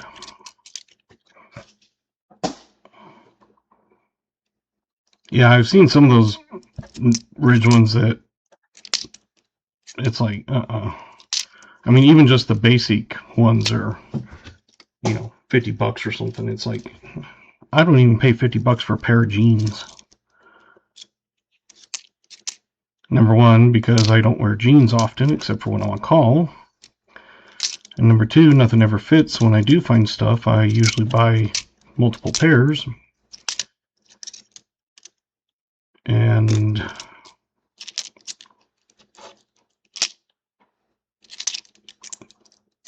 because the only time I wear jeans is if on call, because you can't wear shorts.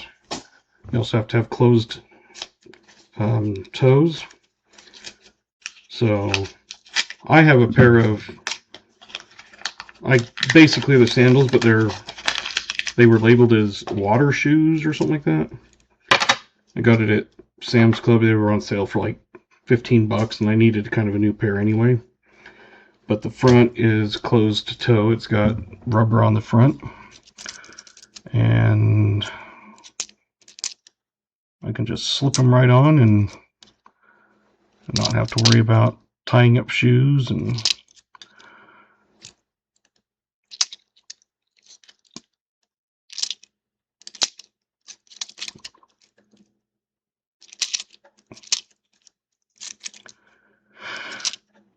so, yeah.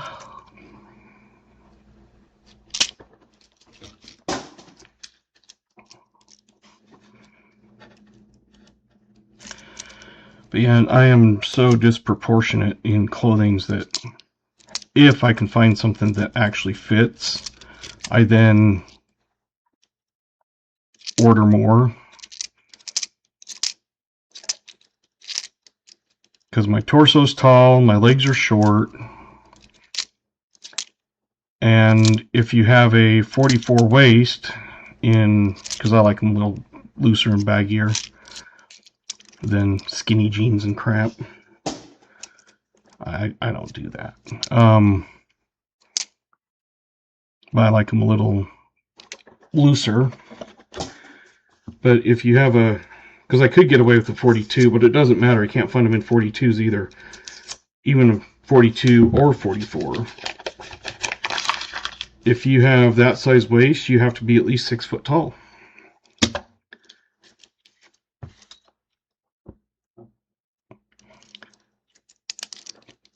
You know, heaven forbid there's a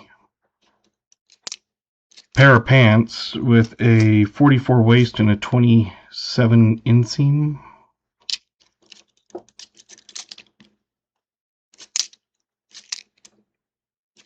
That's why I get bigger shirts. I get 3XL shirts, because if I got 2X, which is what I can, you know, fits me, that's not long enough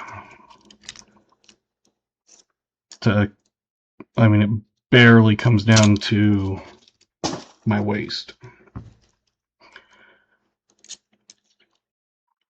So I try to find 2XL tall. And then, like I said, my legs are short. I've never understood why they're impossible to find. Like, you can search and search and search. If you happen to find them, they're like crazy money.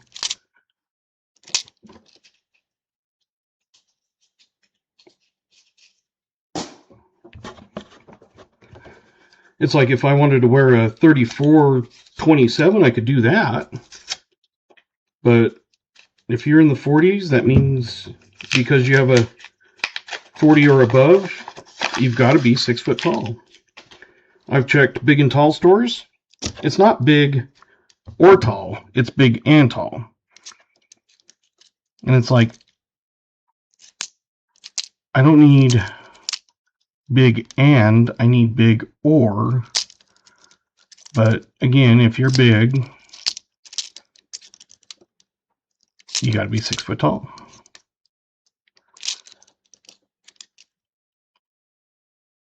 And I'm one of those that, I know most people don't wear cuffs on their pants, but I've always liked cuffs, and I have a few that aren't cuffed. And they say, oh, cuffed is out of style, and no one wears it anymore. And it's like, I don't care. I like the look and style of cuffed pants on dress pants.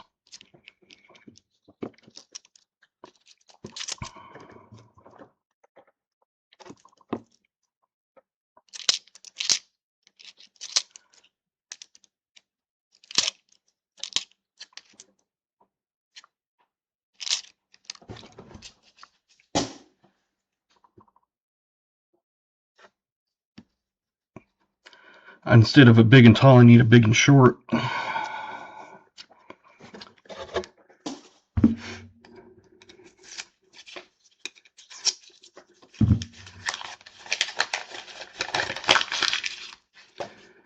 I found them before where I buy one, and so I try it, and I like it, and I go to buy like 3 or 4 more pair, and they're sold out. It's like if you're selling out within, basically, by the time I got them and worn them for 2 or 3 days, well, 2 or 3 different times, which but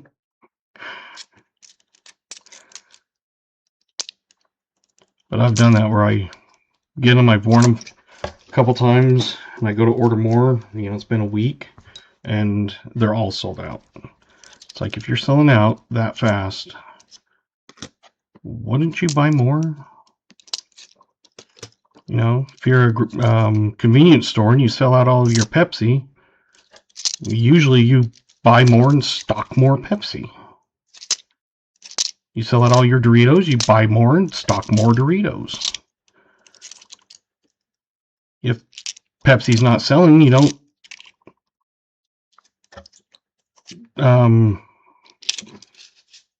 you know, keep it in the store and buy more.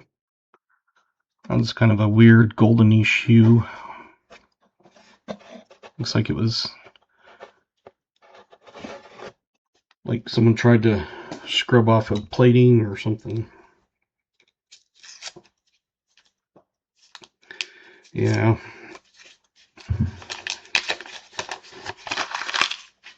But it's one of those things that even when I would, because I'm 5'8", and I'm 250 pounds, and they basically say, nope, you can't have those proportions. So I don't care. Even when I would go and lift and work out for an hour and a half a day, I never lost weight. All I did was put muscle on. And the thing with me is I look smaller than I am. I would have guys that were like in the gym, you know, basically almost bodybuilder guys. And, you know, they'd be talking and they would guess my weight and they'd be like, what are you, like 220? I'm like, no, higher. Like 230? I'm like, higher. Like 240? I'm like, higher. Like 250? I'm like, between 250 and 260 usually. They're like, there's no way. And I'd get on the scale and it'd be like, holy crap, you are. They're like, you got some fluff, but they're like, man, you must be solid underneath all that. I'm like, yep.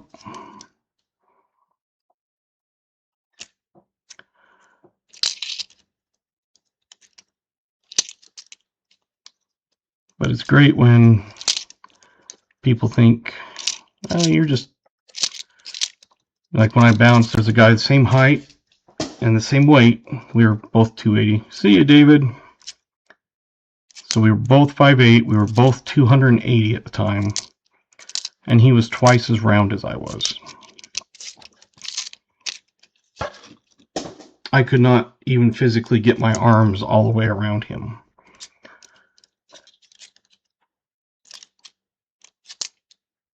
So it was great when people just thought I was a fat, stupid idiot. And then they'd end up on the ground in handcuffs. And then they'd suddenly realize, ooh, oops, crap, we messed with the wrong guy. Because I didn't put up with crap.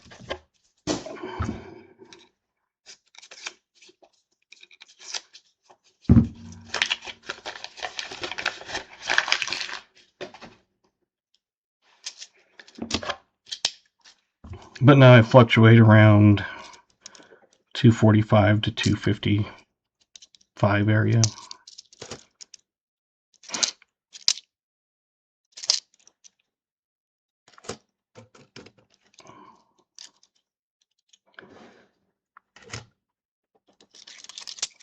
I did do low carb when I got divorced, of course. You know, I put some weight on and ended up doing low carb, and it wasn't like exactly keto, it was just more low carb. And I went from about 280, 290 area and got down to 230. And after about a year and a half, and I just got tired of it, and so I stopped. And I've only, and it's been about a year and a half since I stopped. And I've only put about 10 pounds since then. But I keep the same level of,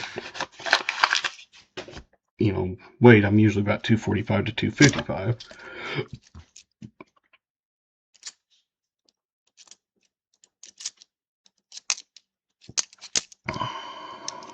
But yeah, it's like, just underestimate me, that's fine.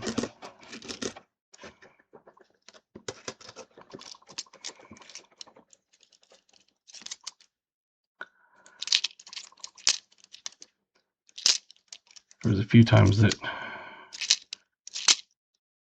I'd have to kick someone out of the club, and you know, we'd grab them, chicken wing them, drag them out of the club, throw them in out, you know, outside, and after that, whenever something would start going down, I'd go over and I'd be like, okay, yeah, that sounds good. Thanks for stopping in, and when you can, you're busy, so as was 150 to 160, 5.9 till the Army in Iraq, then went up to 186. Yeah, like I said, I can put muscle on. I would lift for, like I'd get off of work and I'd go work out for an hour and a half, both cardio and lifting.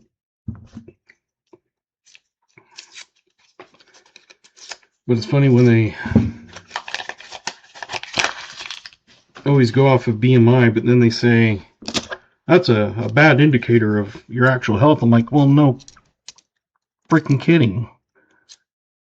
It's like it was made for basically white guys that were healthy. You know, it was back when everybody was a lot healthier. There wasn't the fast food, there wasn't, you know, all that stuff that, you know, people sit and do nothing now.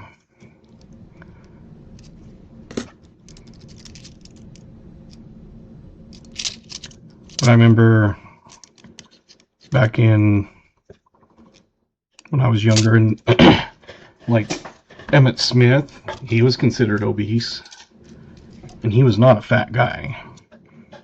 He was like all muscle. A lot of people are like that.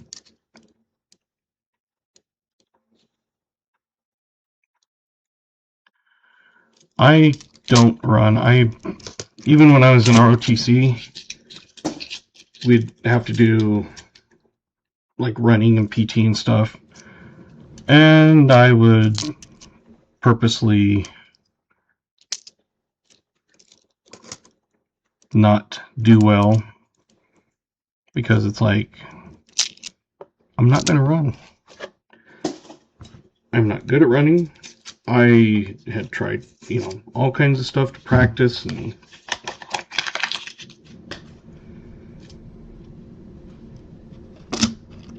it was just one of those things that I'd flunk that part and I didn't care. And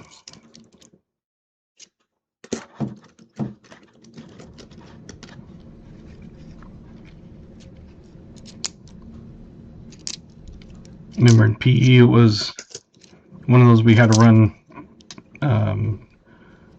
like 2 miles or something, and it was around the track.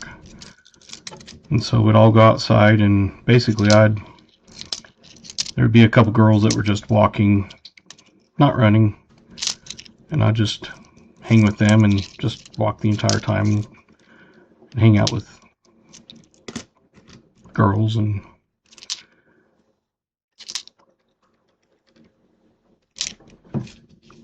I'm doing quarters. These are ones that I'm going to throw under the scope probably when I'm done, like the die chips in Washington's hat, 83 the Spitting Eagle, 65 and 70 with the DDO and DDRs, 68 Denver with the DDR. Yeah.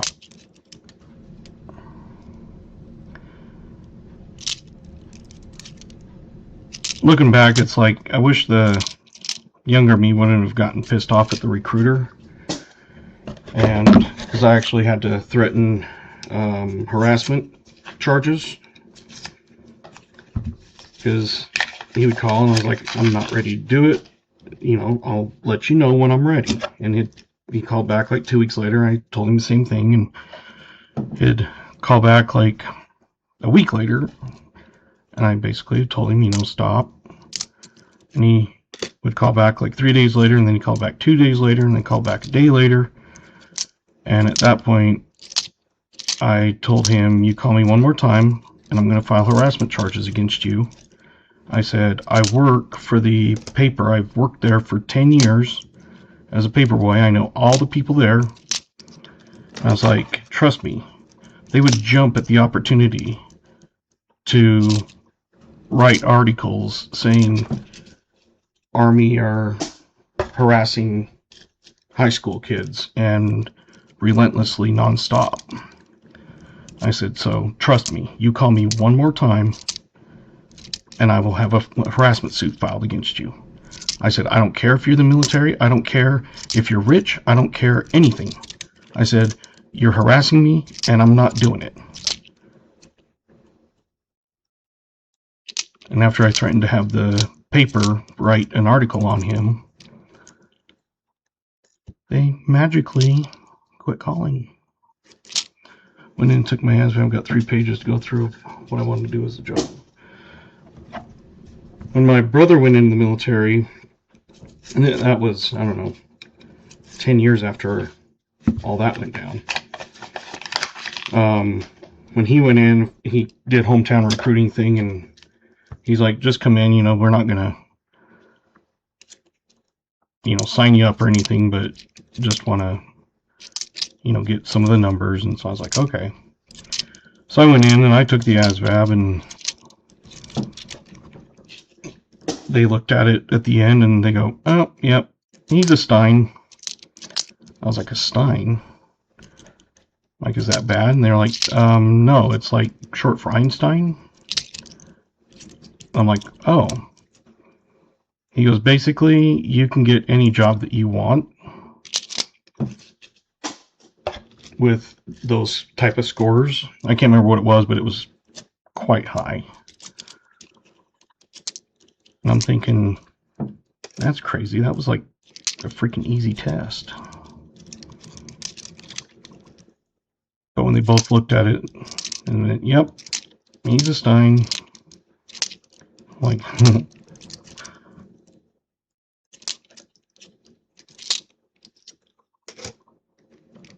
but yeah, that is one of my big regrets is chemical weapons specialist or infantry. Went with infantry. Yeah, I wanted to go to college and do my 4 years of ROTC at University of Wyoming, because I was 4 years of junior ROTC in high school, but I wanted to do the University of Wyoming had a program, so I wanted to go there and get my bachelor's in business administration, do the ROTC program, and then go in as an officer. And looking back, it's like I would have been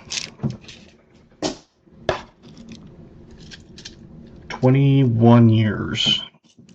If I had done that, I would have been in 21 years right now. And from guys that have been in the military and stuff, they said, oh yeah, you'd probably be about a major. Because I would have gone in, I would have had the Eagle Scout, the junior ROTC, the regular ROTC, all that kind of stuff. And did candidate school, but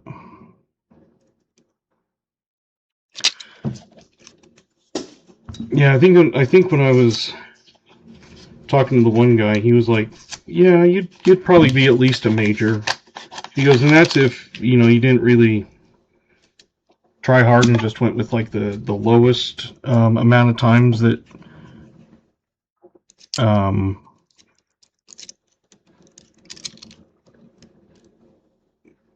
what is it? Like you can do more or something and get promoted faster or something like that. I can't remember. But yeah, he was like, yeah, you could be at least a major.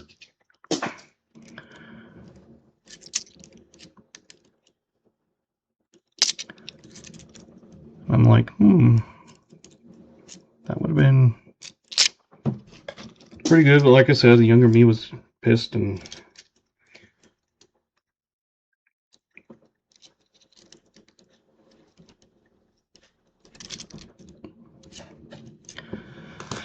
that's the one thing I wish I would have actually done, is done what I had planned.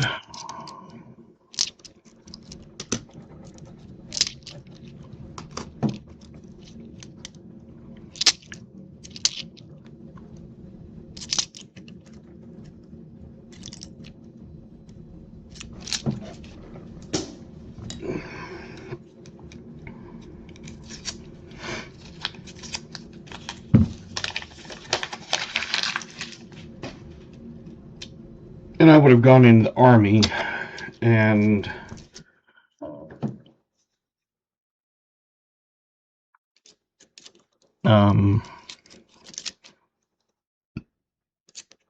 if it wasn't Army, I would have probably gone.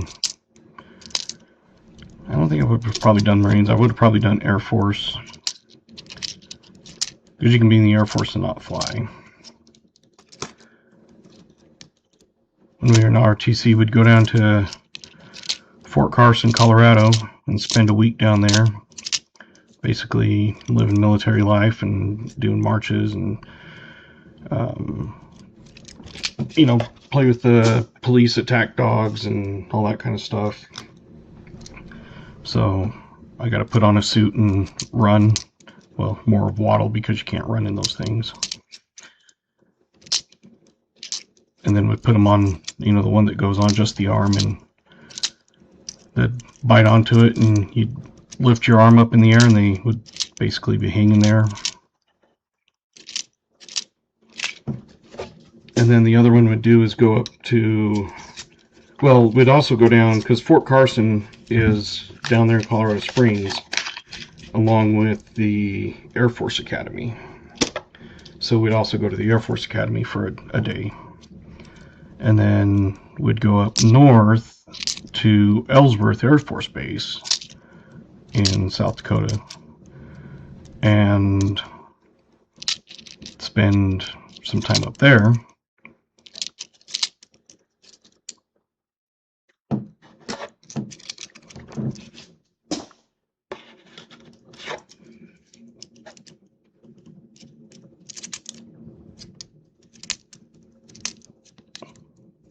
And when I was in ROTC, I didn't care about grades, so I never tried to get good grades. I just did enough to pass my classes. I think I was one of those that if they would have kind of given me more advanced stuff, I probably would have been more interested. I could have done AP courses, but didn't really know what those were and didn't care about studying and that sort of thing. So I only ended up as a command sergeant major, and so I did 4 years of ROTC, and then after I graduated, my brother went in, my little brother. My older brother, who went into the Army, never did ROTC. Technically JROTC, but no one calls it JROTC. So my little brother went in, and when he graduated, he was the battalion commander. And I had gotten the entire, like, you'd get your awards, and then you get your golden lamps if you got it again, and like 4 times or whatever. And on drill downs, I was maxed out, and so they started putting me in charge of doing all the drill downs. And I would totally get people messed up. And it's like, it can be done. I mean, I was already maxed out. So don't tell me that I'm doing it just to get you out. It's like, you're supposed to be learning, and you guys aren't listening. So then they'd get better at it, but yeah. I think in high school I wasn't a jock. I wasn't a nerd. I wasn't a, preppy. I wasn't, sports, anything. I was just ROTC. So I wasn't like in any particular clique, group, whatever. And I would be friends, not friends, but, you just not hang out, but, walking around or whatever, you'd talk to each other. Whereas other ones were not, they wouldn't even walk near you. But because I was kind of like in this in-between type clique, no one had a problem with me, and I'm like, basically, it's like, you don't have a problem with me, I don't have a problem with you. So there was a few times where a kid was picking on my friend, and he was walking up the stairs, because it was a 4-level high school. Like, technically 3 levels, but there was a 4th at one spot. But we were going up to the 3rd floor, and he was, or we were coming down, he was going up or whatever, and he was pushing my friend in that. So I just grabbed him by his backpack and threw him down the set of stairs. And he started to get up and wanted to come after me, and his friend's like, "Don't do it, dude," and held him back. He's like, "He will destroy you."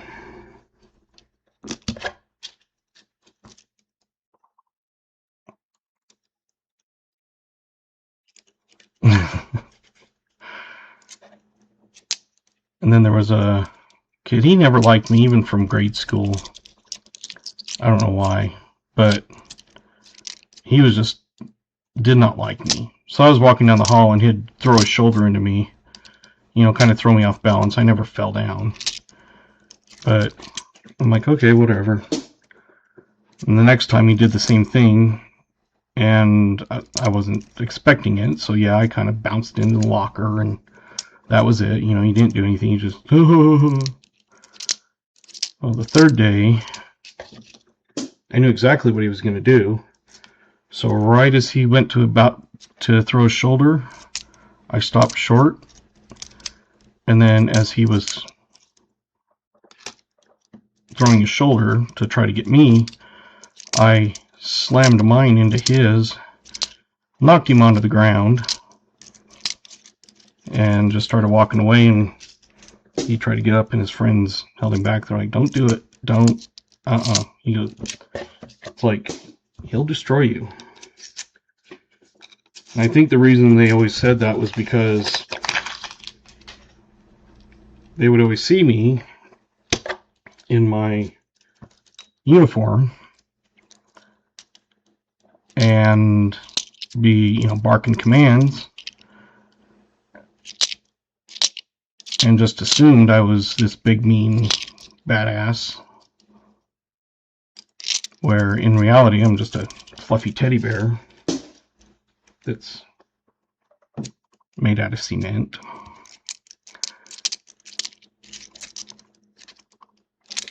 So I think a lot of it was they just assumed that I would destroy him. I only ever got into one fight that was in junior high, and it wasn't even really a fight. It was, we were in class. The kid kind of shoved me in my chair, and so I shoved him, and he got up and into my face, and so I stood up and got into his, and he threw a punch, and I threw a punch, and then he had like kind of pushed me, and so I fell over a desk and hit my nose on it, so it started bleeding. And he was telling everybody, "Oh, I kicked his ass," and I was like, "Well, you did kind of kick my ass because you pushed me over a chair, as you know." But I said, "Your punches didn't make me bleed. It was me hitting my face from falling over when you pushed me." I was like, "So if you want to do that, let's set up a time. You know, we'd always have that. I'll meet you after school. He wouldn't. Oh my goodness. You've got to be kidding me.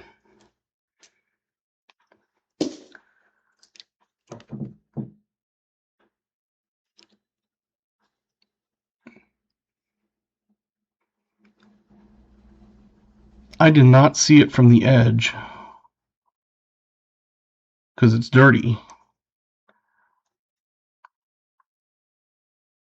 That's a freaking 1944. It's my second silver in my my first box searching after my other one.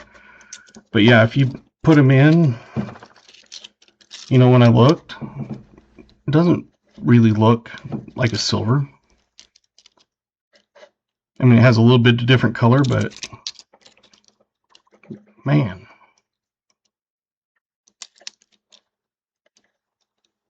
You know, it's not standing out like a normal silver does.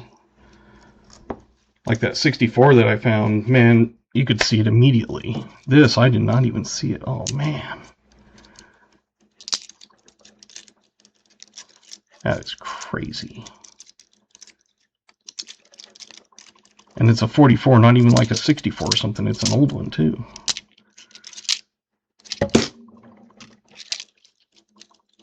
Just throw that in my wind.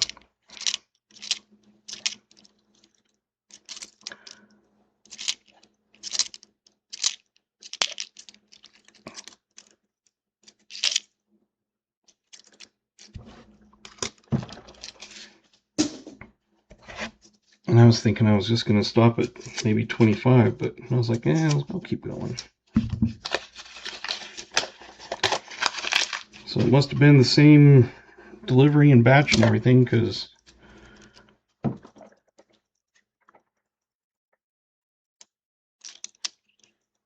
they were both dated with the same, because I date them when I bring them home, so I know which ones are the oldest and to use first and stuff. And Denise loved your sticker, added it to her album as soon as she got home yesterday. Sweet.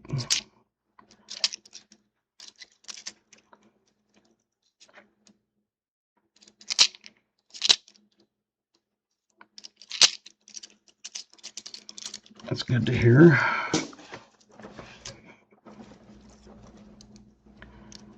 I just came up with that design, and because that background is a painting I did, and it's not really a painting, it's more of abstract. People call it smear art, whatever. I give her my doubles so she can decorate. So I was like, I like the background of that. And I'm like, So I came up with that logo and played around with it a little bit, and then added the semicircle writing and ended up with that version.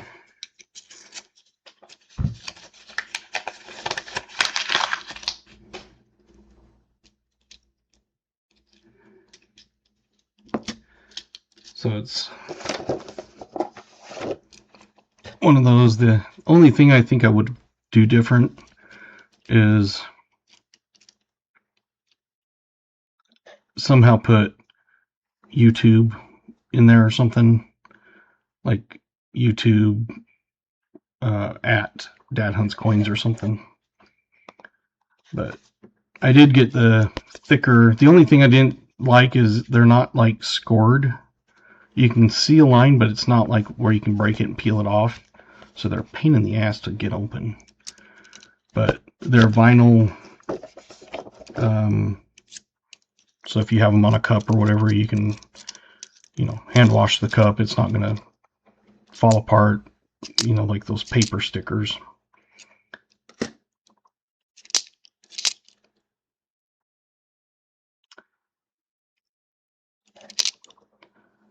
So I did pay more to get the better ones.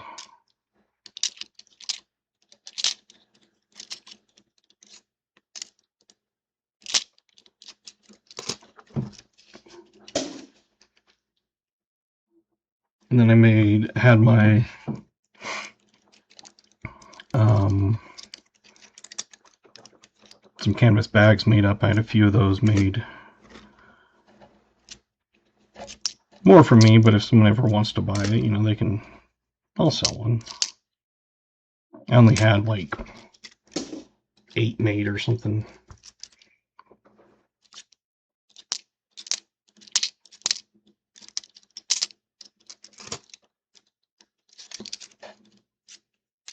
Yeah, I still have all my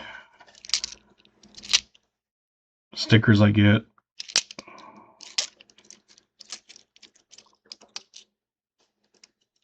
I just have them stacked in. I don't put them on anything. The only thing I've done is put my sticker on a cup, a Yeti cup.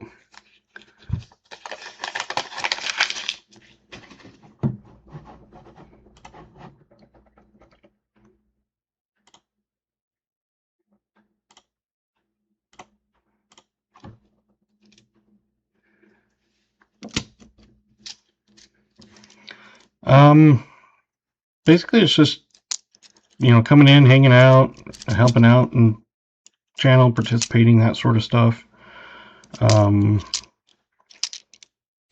know, someone brand new comes in, I'm not going to make them a mod, but, you know, people who've been multiple times, you know, watch, that sort of thing.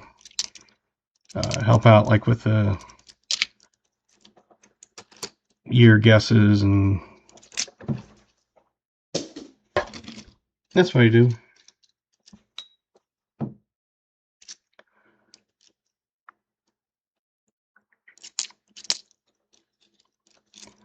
I should say, you have to pay me lots of money.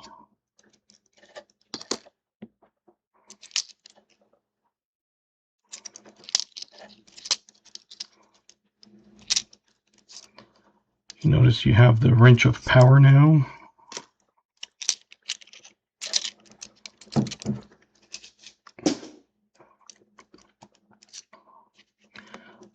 was gonna say, you've been coming a long time, and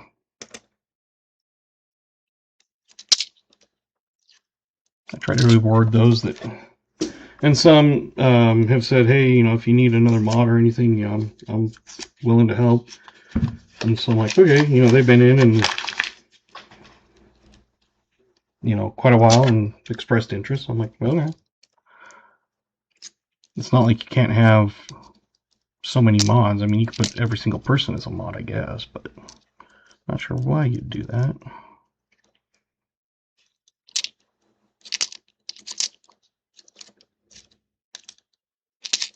Because I'm mods on some channels.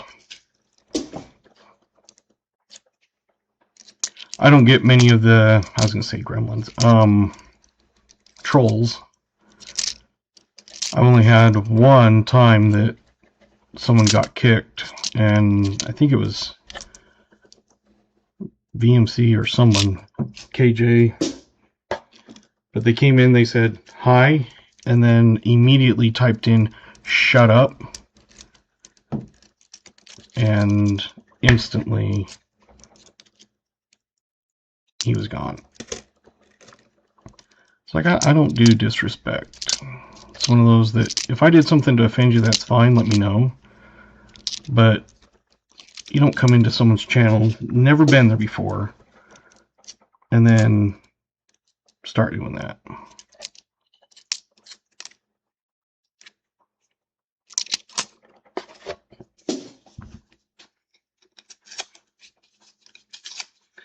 And I've been on channels, you know, as a mod, and there's people that come in and just start arguing or trying to cuss and, you know, throwing in political stuff, and it's like, the channel doesn't want political stuff. You know, if people start, you know, like, I got these Trump rounds. I didn't pick them out. They were sent to me as part of a random assortment. I didn't pick them out. When I had, you know, marijuana ones, I didn't pick them out. It was just whatever was sent. You know, and if I had been showing them, for example, the Trump one, I don't care if you like Trump or hate Trump. You could take the Trump coin and melt it for all I care. But, you know, if someone started saying, no, you know, going off politically, yeah. Or saying derogatory things, it's like, no, I'm not doing that. I don't care if you're liberal, I don't care if you're conservative, I don't care if you're anything. You can believe in God, you cannot believe in God. You can be any religion you want. As long as everybody gets along, that's all I care about. And it's the same with me. I don't go off and, you know, I'll say, you know, after school would go and would take guns to school and shoot guns afterwards. I like guns. If someone doesn't like guns, that's fine. But don't tell me I'm wrong.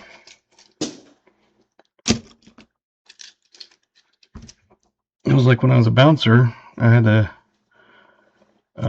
there was a gay guy, and he wasn't like the flamboyant gay, he was just like a regular looking dude with a beard and big belly, you know, kind of like me, and not big belly, because his was like big hangover belly. I'm more of a kind of a barrel.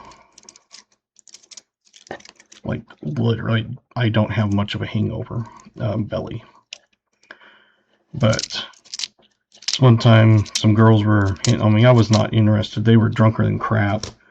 And they, I mean, they weren't even hot. And I don't care if you're hot or not, but, you know, they were just irritating. So he was like, can I ask you a question? I'm like, yeah. He goes, are you gay? I said, no, I'm straight. He goes, oh. I said, why, are you? And he goes, yeah. I said, okay, that's cool. He's like, you don't have a problem? I'm like, no. You have a problem with me being straight? He goes, no. I was like, then why would I have a problem with you? You're, you know, you don't cause problems. I'm fine with you.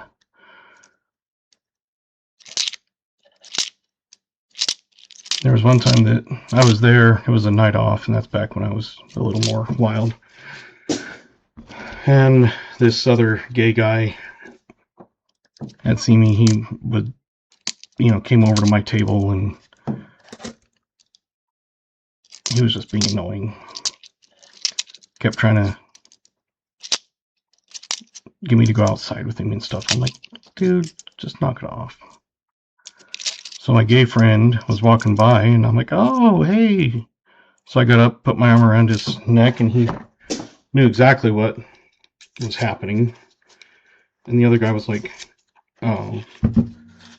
Left me alone after that. I was like, thanks. He goes, yeah, no problem. And he would hook me up with some of his friends, like some of his model friends. That's the one thing, when you work at a club, you get to know all kinds of people. So I was friends with models, strippers. It was just a regular club. It's not like a strip club or anything. It was just regular. But it was like, I'm just hanging out. Not taking them home, but I'll hang out. Sometimes they would be totally blasted drunk. And it's like, no, you are not driving. Oh, I can. I'm like, dude, you can't even stand. So I'm like, hang out here, you know, give him some water. And I said, getting off. We have a small amount of stuff we have to do, and I'm like, I'm just going to take you home because you are not driving.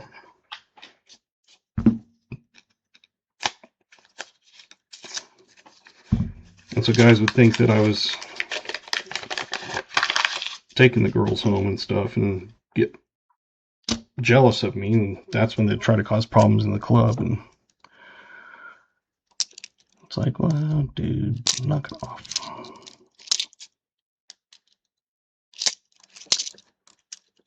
But I couldn't do that again. After bouncing that just, no more. That's when I got the security at the hospital gig. That was like a vacation compared to what I was doing. We still had to deal with all the drunks and all the idiots and suicidals and everything, any traumas that came in. But it was more just to keep the staff safe.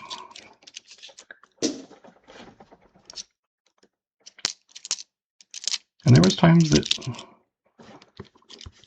guys would end up in handcuffs. And we would call PD and they would come and take them away.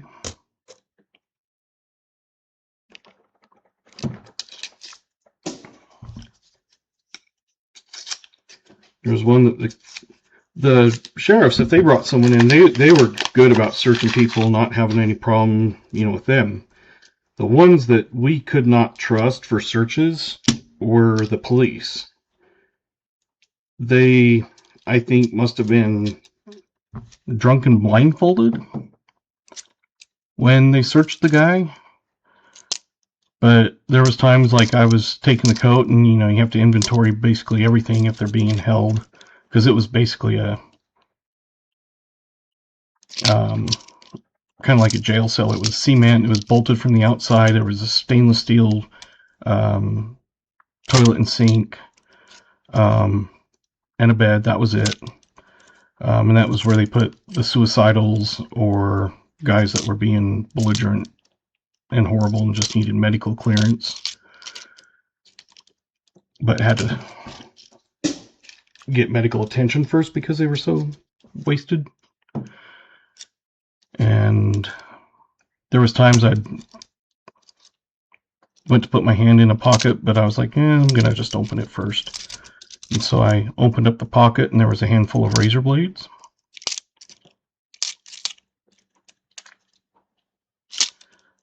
One time we go in and we were standing at the door and my sergeant was in front of me and the nurse was going to give him a shot, and somehow this guy had a knife hidden, and so he pulled it out and tried to stab the nurse. And my sergeant, of course, saw what was happening, so he immediately grabbed the guy's wrist, bent it backwards. The guy knocked it over, or got it knocked out, and then kind of kicked it backwards, over to me, and I kicked it out of the room. I just basically kicked his kick, and we threw him in handcuffs, and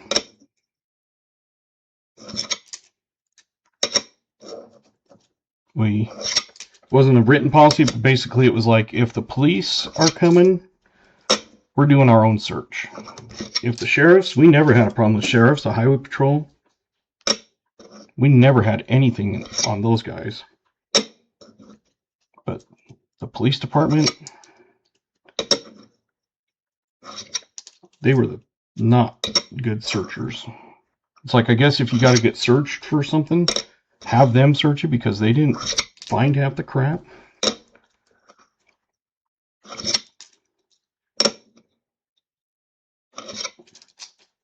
We found drugs on a guy that was brought in by police. And of course, because we had to handle the drugs, we of course had to get drug tested. but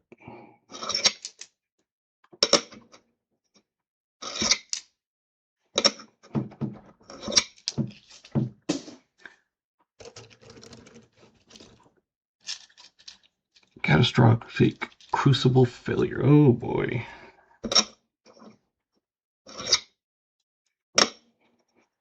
That does not sound fun. And I don't think they're very cheap either.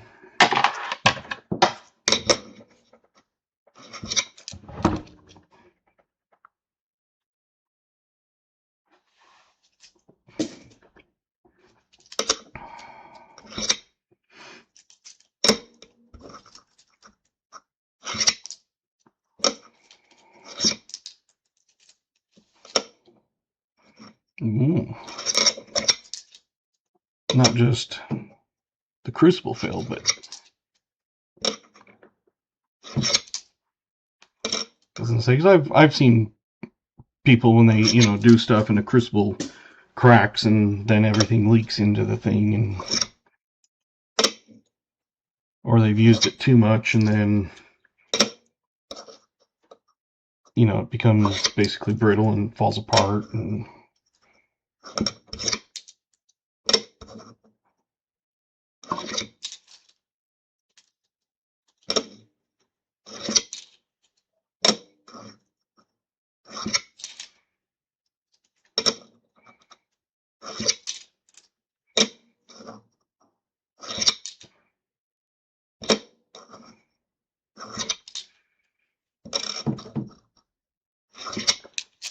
I've always liked watching like metal pouring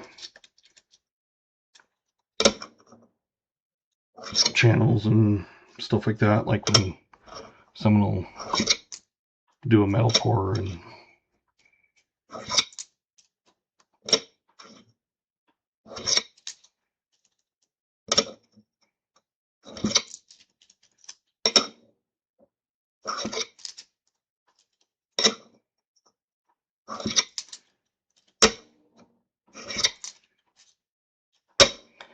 that's one thing I haven't found in a long time is a die chip, but I did find that B-Waller.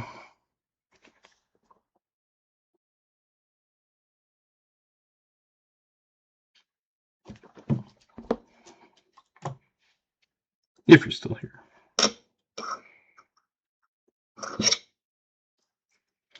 And I couldn't even see it from the edge. It was one of those that, because it's dirty, it didn't look silvery.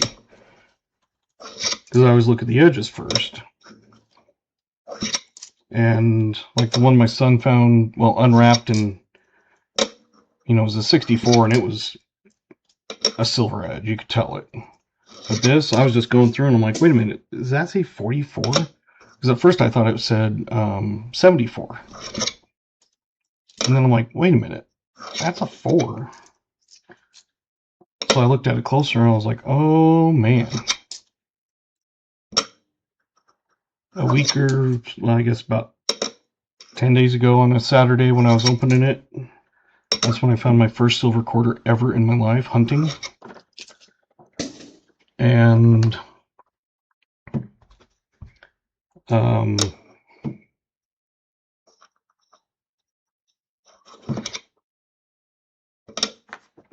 I couldn't believe it. And this was from the same day that I picked them up, same bank.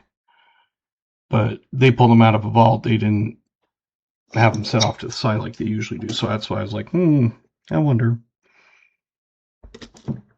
But it must have been a sister box. These are the 83s. I'm looking for the Spitting Eagle. I'd love to find one. I have one, but I've never found one. It's kind of like the speared bison. It has like a big streak going from its mouth, which makes it look like it's spitting.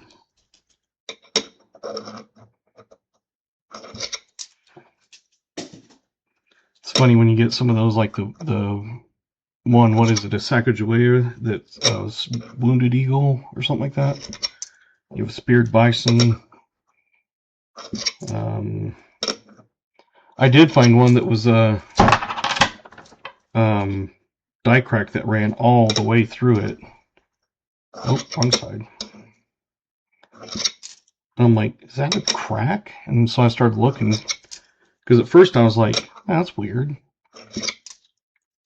But it was definitely a crack. It wasn't like a scratch, because I've had scratches before where it's like, is that a crack? And you put them under the scope or something, you're like, no.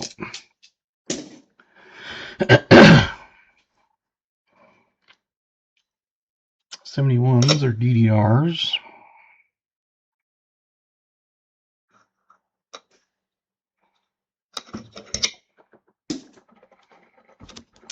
68s Denver are DDRs. It's like I know the years and stuff to keep out, but I can't remember like 68 what one it is and that sort of thing.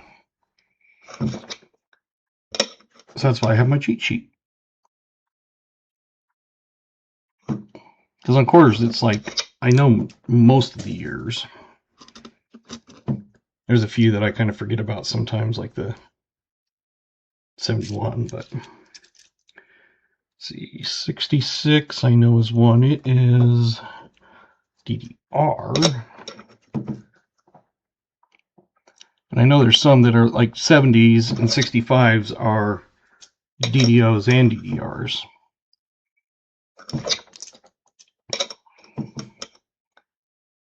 But like on the 68 or 69, like some of them it's either. Like the 71, it's Philly or Denver. But on the like 68, it's Denver that's you're looking for. So that's where I use my cheat sheet. There's nothing wrong with the cheat sheet. Just make sure that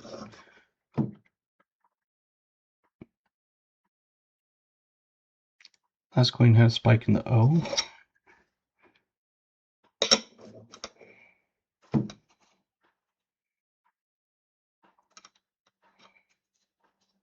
Three ago. Oh.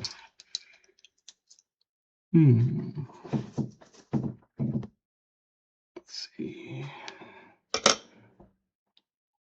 Nope, not that one.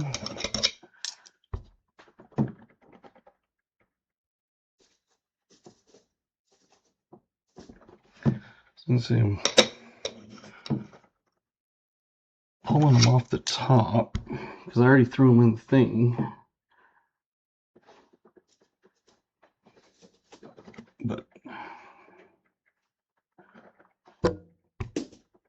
let's see. This one. Nope.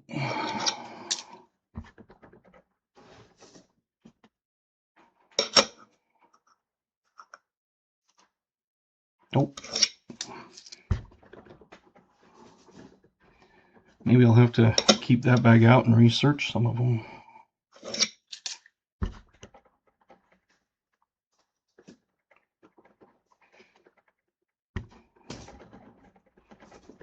Because it has to be the top.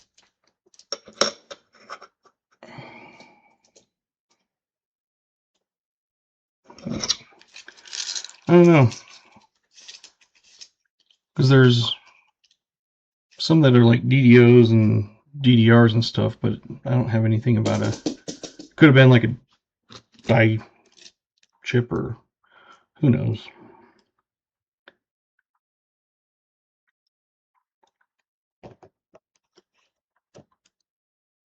That one. Yeah, that was a scratch. At least that's what it looked like to me. It went from the O all the way through the America. 1970 Denver.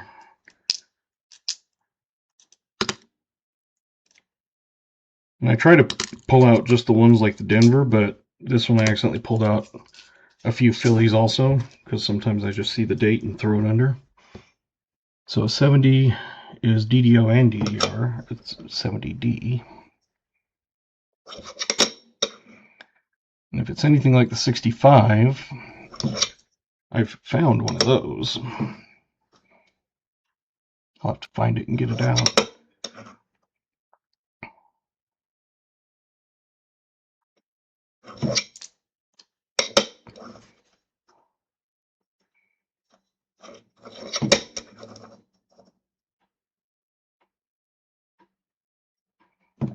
See, like that, if you look, quickly at the bottom of states, at first you think, oh, is that something? But then it's like, no, that's just a big ring of death from when they roll them.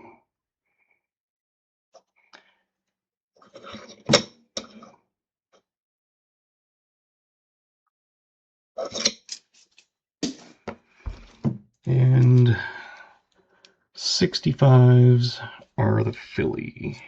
And I don't know if I've even ever found a Denver. I don't think they have them.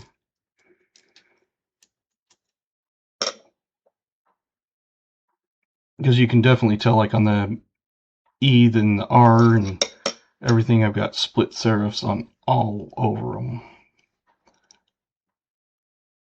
But not this.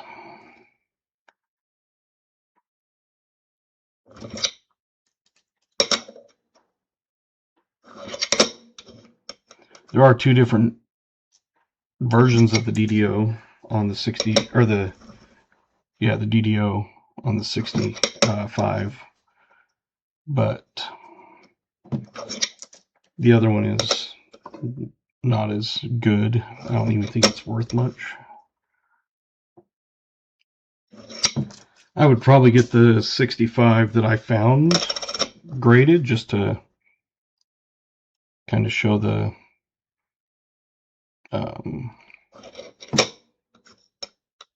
that it's genuine type thing.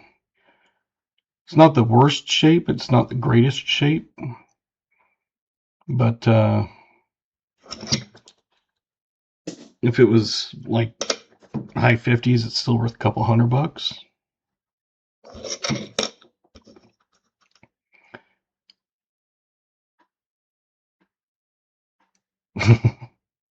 See, like that S, that is a scratch. I've had, you search coins like on eBay or something, people say, oh, this is an error, and it's like, no, it's not. Or you have a mechanical doubling and they call it a double die, and it's like, number one, the doubling part is not what you're saying it is, because where it should be doubled, it's not.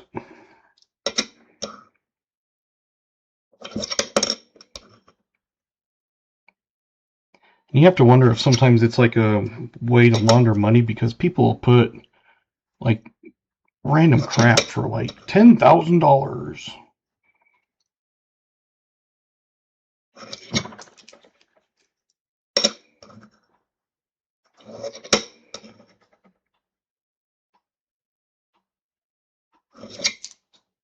I don't know why anybody would buy a quarter for $10,000 if it wasn't done.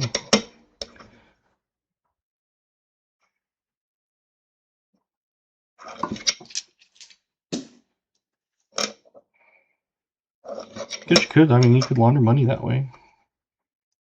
Sell coins, you put a special character or something so that they know exactly which ones, or they keep you as a favorite, and you post something and then they would buy it from you. They send you $10,000 and you'd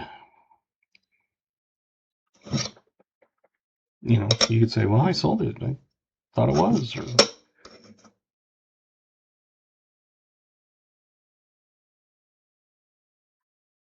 see, it's like on that U, the bottom, it's like people call that a double die, and it's like, that is not a doubled. The F, that's not a doubled. It's like, come on. Well, that's it.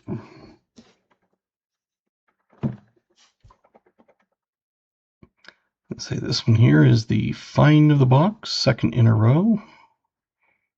That's freaking cool.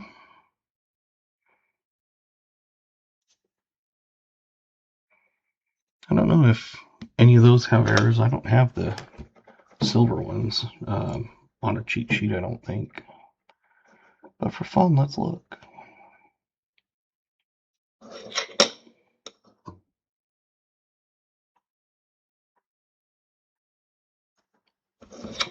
Yeah, not anything.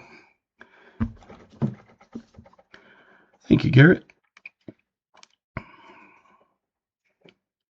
And so I always do the end of stream at the end of the nickel box, because that's what some people have come in for, is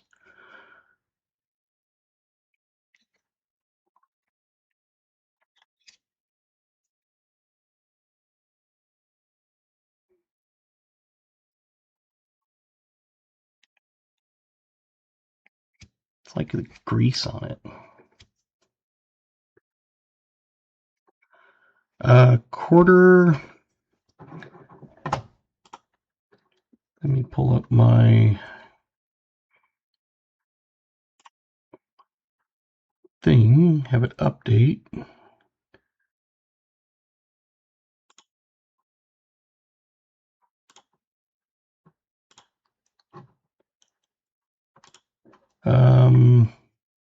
A quarter is 1927, because I show silver updated and shows silver at $108 exact. So a war nickel is $6.08, a dime is $7.81, a quarter is 1927, 40% half is $15.97, 90% half is $39.07, and an Eisenhower, 40% Eisenhower is $34, and a Morgan or peace dollar is $92.82.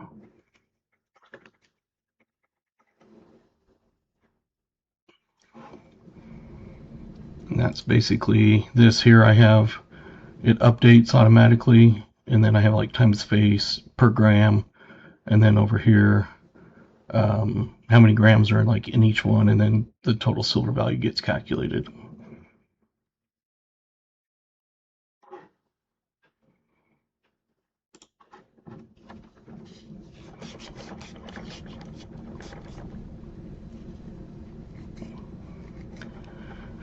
And my melt values have gone way up. Retail is not,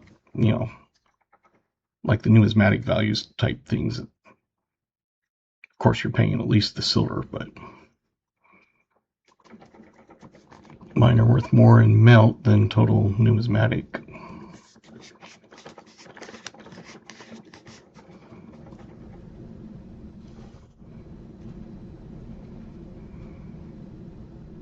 Yeah, I don't know what it was. It was like there was this, it's like a grease that was all over it. It's not like I'm going to say, oh no, it's been cleaned now. No, I'm just wiping off the grease, because it's not sticky, but it feels kind of like old cooking grease or something. Which then, after you wipe away the grease, you can see right up here that it's got like a, not a ring of death, but it's got like a something in it. Let's put it here and see if we can see it better. See, right there. I couldn't see that under all that grease. Big swirl on his eagle's crotch. Oh, it's a San Francisco.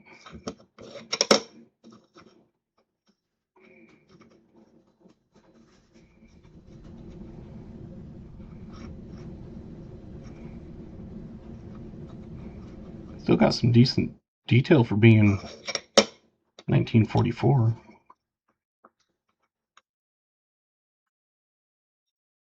Like I said, it's obviously been damaged with swirls and stuff like that, but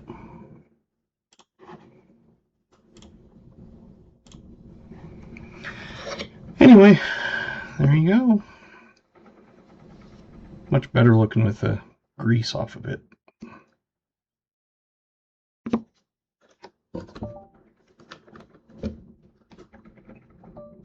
one of those things I have to unplug my microscope to turn it off after it's been hooked to the computer.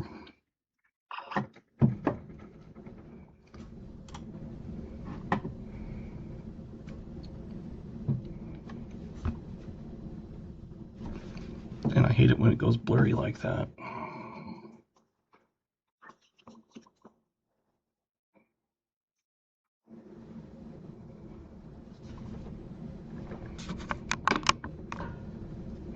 Yeah, there you go. For the few that stuck around and watched the quarter hunt, you now helped me find my second silver quarter ever. 2 boxes in a row.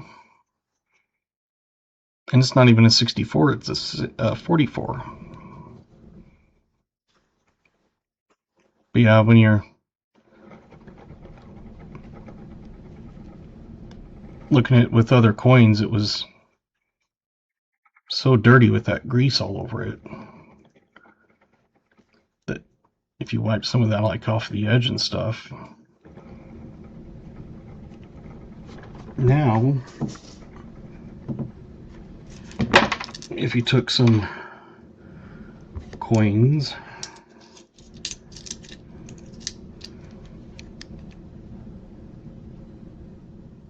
it's hard to kind of tell on camera, but I can definitely see that it's silver. Whereas before, with all that grease, you couldn't.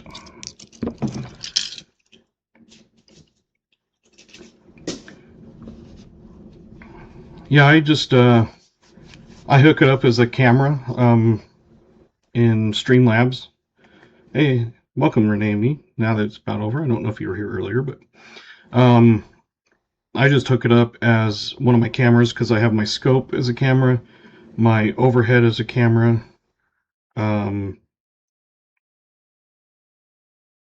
and then if I'm not using like streaming or anything, I can hook it up to the computer as a video source or something and have basically it appear on my entire screen, and works out pretty well. So there you go. Thank you guys for coming, sticking around with the extra, and it is time to take my pills and hopefully go sleep a little bit. I'll hear from Jimmy and AG. Thank you, Garrett. You guys are awesome, and we will see you Thursday. And Thursday's hunt is let's see, where's today? Thursday's is BH.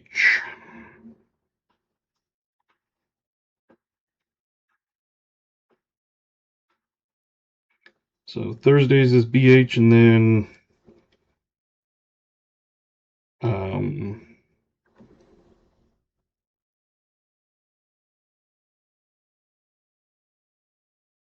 what is Thursday? 29th, okay.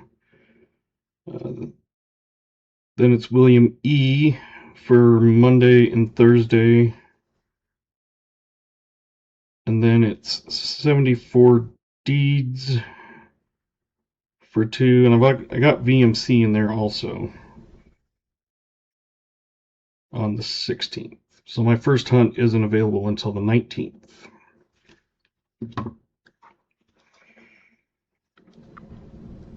Thank you, Amy. See ya. And don't know if it shows how many hours and stuff, but it'll probably give me enough to bump me over that 3,000. I'm betting. Guess we'll find out. I wish it didn't take so long to update, but yeah, well, whatever.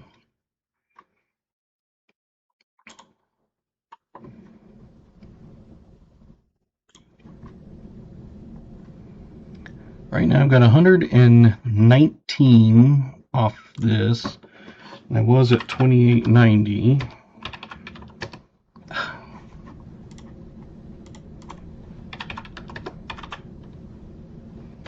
we're going to call it 120 because I'm sure a few people will watch a little bit. That'll put me 10 over. So not bad.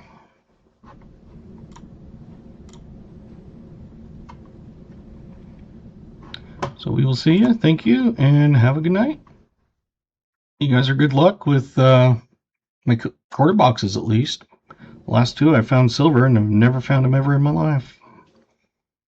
Not that I've searched thousands of boxes, but, you know. So there you go. Thanks. And stay safe. Warm if you're back east where it's snowing crazy. Hopefully you are safe and warm. And it's not happening out here.